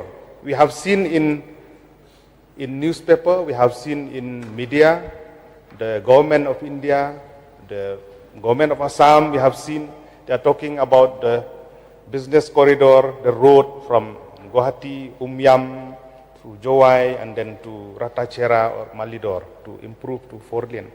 My request is that, through you, that if the government could initiate for a 6-lane road from Jorobat to Umyam. Now, presently, we have the 4-lane road. If the state government could initiate with the Ministry of Surface Transport, Government of India, to initiate for a 6-lane road in days to come, and keeping in mind that if the 6-lane road will come from the same alignment, that it should bypass the Nongpo town, because that is the only way to connect, the highway to connect this side to Shillong from Guwahati. So we should have alternative so that the town wouldn't be congested in future, that if the 6-lane road will commence, then my suggestion is that it should bypass Nongpo town. And also, sir, with regard to, we have discussed in the cut motion also, we have heard the discussion about maintenance of road. This is one of the huge liability. We have seen more than 48 crore liabilities, but 41 crore today it has been passed. But in days to come, we have seen many internal road and state road which is not in a good condition, that the state should focus more how to maintenance on this road. And we have seen that in the budget speech there is the CM Rural Connectivity Program. We would like to hear more on this, sir. Who will be the implementing agency for this program, how it will be implemented, if it the PWD roads or other agency will implement. We would like to know more, sir, with regard to CM Rural Connectivity Program in the state. With regard to urban, sir, we're happy to see that in the budget speech where new landfill will be there for Maukhanu and Shillong, Maukhanu, and then in different district headquarters also. And I'm happy that through a discussion with Honorable Urban Minister also, he had assured, and I hope that the new landfill in Nongpo, because the previously solid waste management which is there, which is non-functional till now, so we would see the light of the day with the new landfill so that we could maintain cleanliness within the town itself. At the same time, sir, I would like to request through you to the government to increase more fund allocation to the ID scheme, the infrastructure development scheme that is given to different census town within the state. So I would request you to please consider for more fund allocation on this. At the same time, the urban department will explore more by appoint more town planner, and with a special emphasis for Nongpo town, where they will plan about the drain, about the random dumping of soil, where consultation with community leaders will be there, where they should set up community hall, where they should set up school, where they should set up playground, where they should set up different activities. It should be planned accordingly in days to come, because this is the right time that we have to plan. Otherwise, when there will be congestion, many population, many household will come. It is not easy for the department to explore the possibility. Sir, with regard to water supply, I have one suggestion with regard to how to improve the source, and because we have seen most of the JJM scheme, Jal Jeevan Mission, especially in the pattern of retrofitting and augmentation, I must confess that most of the retrofitting, it is fail. Most of the villages, they complain. I'm not wrong to say, or the friend legislator also, they will agree that most of the retrofitting project, they fail. So it needs a special focus, initiative from the department to look into how to address this issue, to ensure that we'll have a proper source, we'll have a proper main line so that the water will reach to each and every household. So with regard to another issue, with healthcare, I would like to express my sincere thanks for the government through you for the speedy implementation and inauguration of the office of the District Medical and Health Officer in Nongpo. It has been inaugurated and utilized in full swing. So now I will urge the government for speedy inauguration of the trauma center, which has been occupied by the DMNHO office previously. So the trauma center as well as the dialysis center, to speed up so that it can cater to the people at large. Sir, with regard to education, I would like to stress on one point, that is with regard to EMRS, Iklabia Model of Residential School, which has been completed, 99% to 100% completed. And with regards to the vacancy for the school, for the grade 4, grade 3 posts, I would like to request through you, sir, that the filling up of this post will be done through the state government, through that residential committee that has been set up, in consideration with the local people, in consideration with the villages who have donated the land free of cost, especially for the village Pamsim and Rait Nongpo. They have donated the land free of cost for around more than 16 acres of land. So this school EMRS is completed, and I hope in days to come it will start. And for filling up of the posts, to consider for local people for the benefit of the people at large. At the same time, sir, one old issue that has remained with regard to the deficit school teacher, with regard to the enhancement of the CRG from 3.5 lakh to 10 lakh, this also is still pending, as well as the pension for those who have joined before the 31st of March 2010. This is specific for the deficit school teacher of the state. So I would like to see that the government will look into and to be specifically address this issue. Thank you, sir, for allowing me to participate, and I hope the point that I have raised will be taken note and will be addressed accordingly by the government. Thank you so much. I will resume my seat. Thank you. Now may I request Sri Albinston B. Manak to take the floor.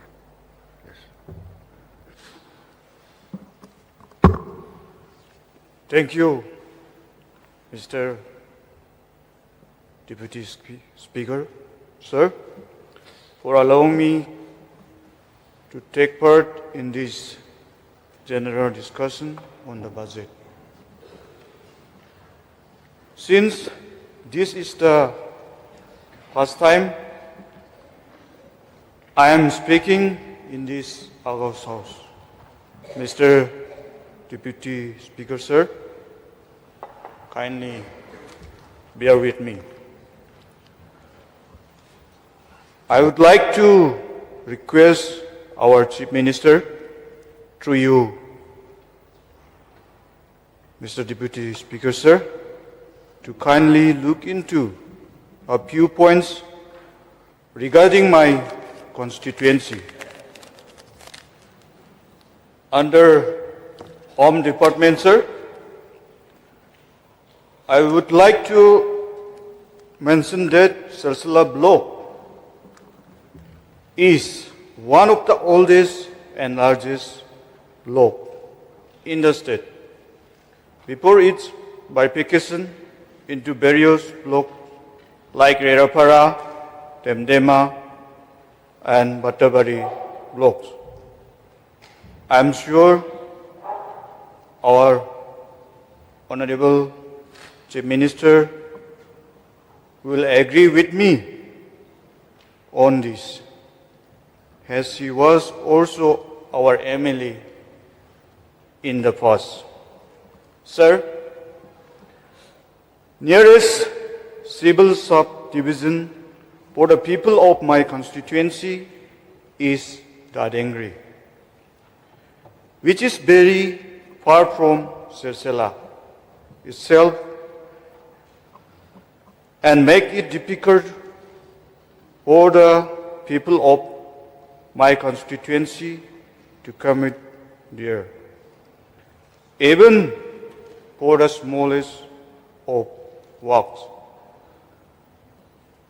It has long been the aspiration and need of the people that Sersela be named as a civil subdivision, so that many hardships that the people are facing now will be solved.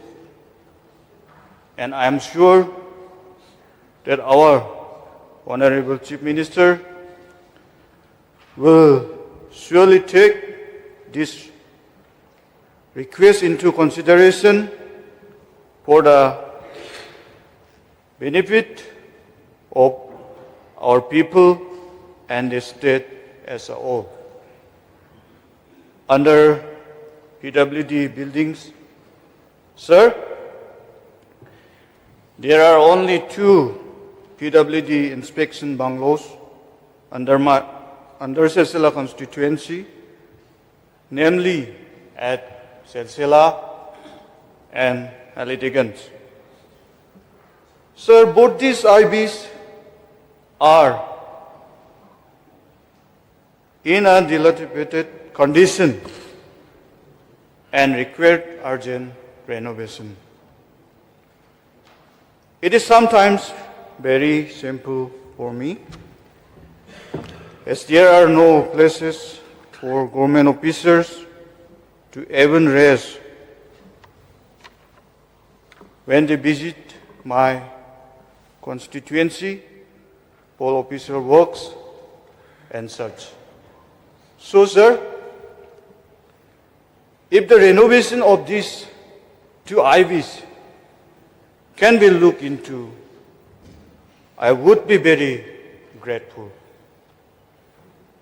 Under PWD road, sir,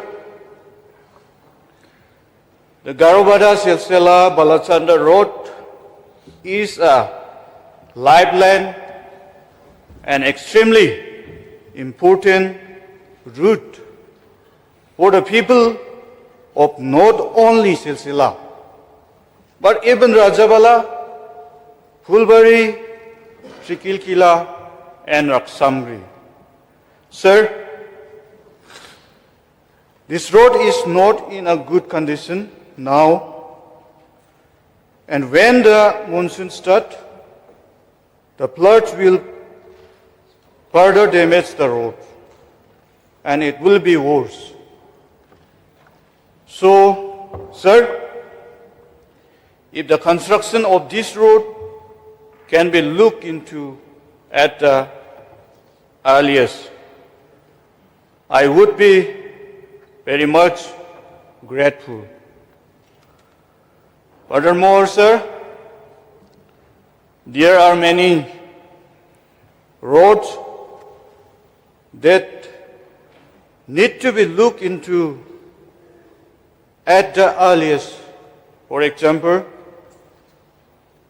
Baklagri to Ramjongri, Nokatgri to Rajangola, Silsila CHC to Silsila TPC Higher Secondary School, Jildupara to Rochonpara, Dokagri to Rangidari, Asamgri to Sampalgri, Silsila Damalgri to Mangapara, Rochonpara to Akantagri, Okangri to Junkipara, Rongchigri to Boldakri, Haripul to Konachor, Mangchum to Jengjangri, Holibari to Galwanga Tumbugridi, and many more. I am confident that the government of the day will definitely look into all these roads in the very near future. Sir, when it comes to floods, Silsila not only consists of hilly regions, but also plain belt areas. During the monsoon, sir, even if there is not much rainfall, this plain belt region gets inundated by water, and it creates a lot of havoc for the villagers residing in these areas. Sir, since Silsila is always affected by the flood, I would like to request the government of the day, through you, Mr. Deputy Speaker, sir, to kindly come up with a permanent resolution to curb this flood menace. Sir,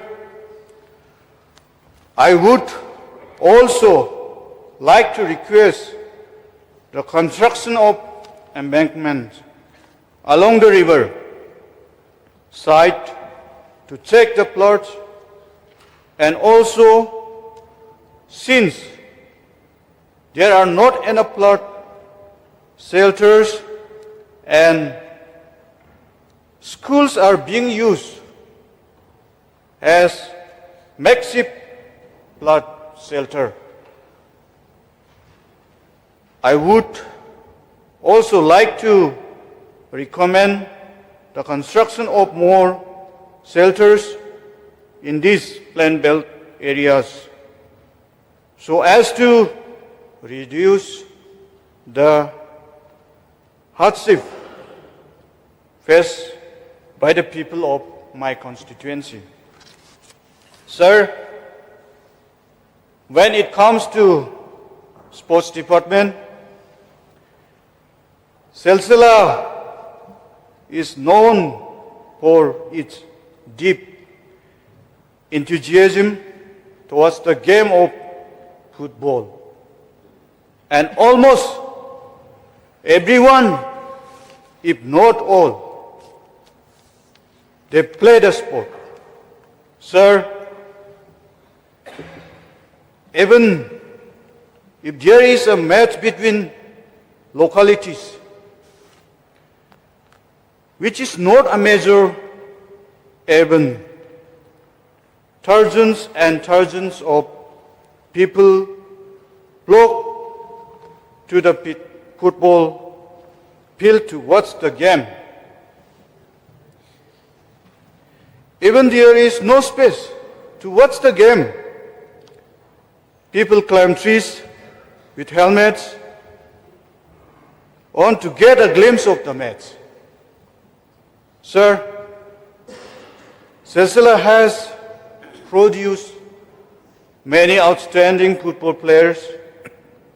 At least one or more individuals from Silsila is always present in almost all football clubs in the Garo Hills region. Sir, keeping this in mind, I would like to request speedy construction of the artificial turf football stadium at the earliest, so as to encourage the people and the youth to get into sports and to further develop their talents. Sir, under the Water Resources Department, 90% of the population in my constituency solely depend on agriculture for their livelihood. Keeping this in mind, sir, I would like to request certain infrastructure under the Water Resources Department to better the lives of the people in my area. For instance, sir, the Kalchingpara Dam, Jigabari Dam, Silsila Dokagri Dam, all need immediate renovations. Also, sir, I would like to request a few more places for new construction of dams, namely at Petangpani, Chismokri, Nisnipara, Balangchirang, and Jaldupara areas. Sir, under Health Department, I would first like to thank the Honorable Chief Minister and also the Minister in charge, Family and Health and Family Welfare Department, for sanctioning the renovation of Silsila CHC. The works have already started, and I'm sure it will be completed at the earliest. Apart from this, sir, a few more health infrastructure need attention, like the upgradation of the Jeldupara PHC to CHC, Rochonpara Sub-Center to PHC, and Mangchum Sub-Center to PHC, and quite a few more. Sir, if this can be accommodated, it would address the scarcity of beds in these areas, and people could get treated in the constituency itself and would not need to travel far. Under tourism sector, sir, besides many things, Silsila also has to offer great tourism attractions. For instance, Nawaldari is a very famous picnic spot, and if this spot could be beautified, it would attract more tourism from not only the state but also from outside. Many more such tourist attractions, such as Ansidare, Rangidare, Oldibari Buddhist Monastery, Charantola Kali Temple, which attracts lakh of people from the state as well as outside, which in turn generates a lot of revenue for the state as a whole. Under Home Police, sir, many people from outside the state, especially people from Assam, freely enter through Silsila constituency to travel to various other states. So keeping this in mind, sir, Silsila requires proper police infrastructure. To name a few, sir, Silsila police outpost needs to be upgraded into a full-fledged police station, so the police can do a better job in checking illegal entries into the state. Furthermore, sir, Zonkipara outpost still function without a proper building and requires immediate attention. Also, sir, fire service station is urgently needed at Silsila and Halediganj to prevent any untoward incidents as swiftly as possible. Under Education Department, sir, the government of the day is doing very well under the leadership of our Honorable Chief Minister, and under Silsila Block 94 government LP schools have been renovations and will be completed soon. And I am extremely grateful to our Honorable Chief Minister and the Minister in charge Education Department for this.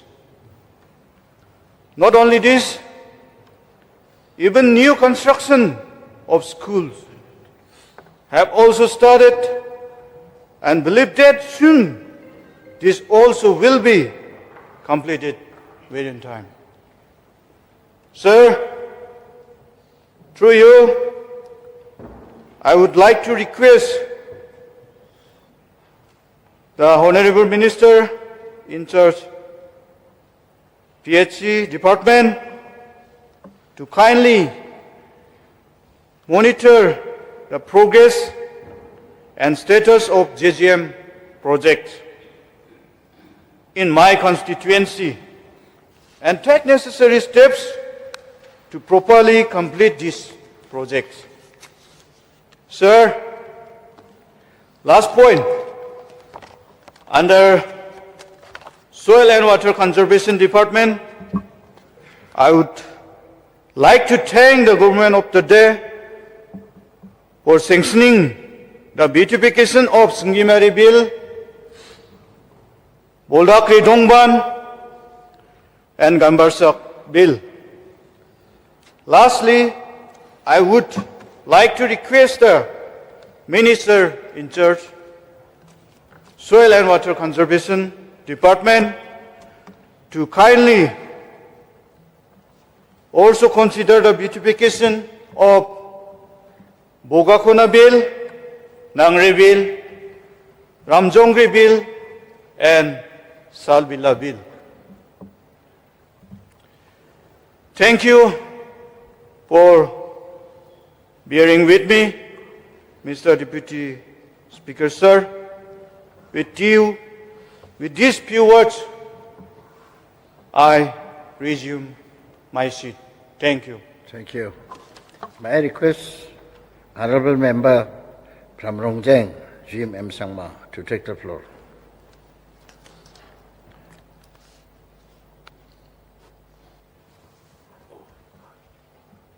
Sir, it is only 4 minutes left now, but I'll try to finish up. I'll speak a very few points only. Thank you, Deputy Speaker, sir, for allowing me to participate in the budget discussion of 2025 to 26. At the very outset, I'd like to thank our Chief Minister, and again I'd like to thank not only the Chief Minister but the Council of Ministers also and the government as a whole. I'd like to express my appreciation to especially the Chief Minister, who is also the Finance Minister, for presenting a such huge budget for our state for the year 2025 and 26. Sir, it is really a huge budget. It's almost covering all the sectors, all the major sectors and all the development for our state. Deputy Speaker, sir, I would also like to thank government of the day, because under the able leadership of our Chief Minister,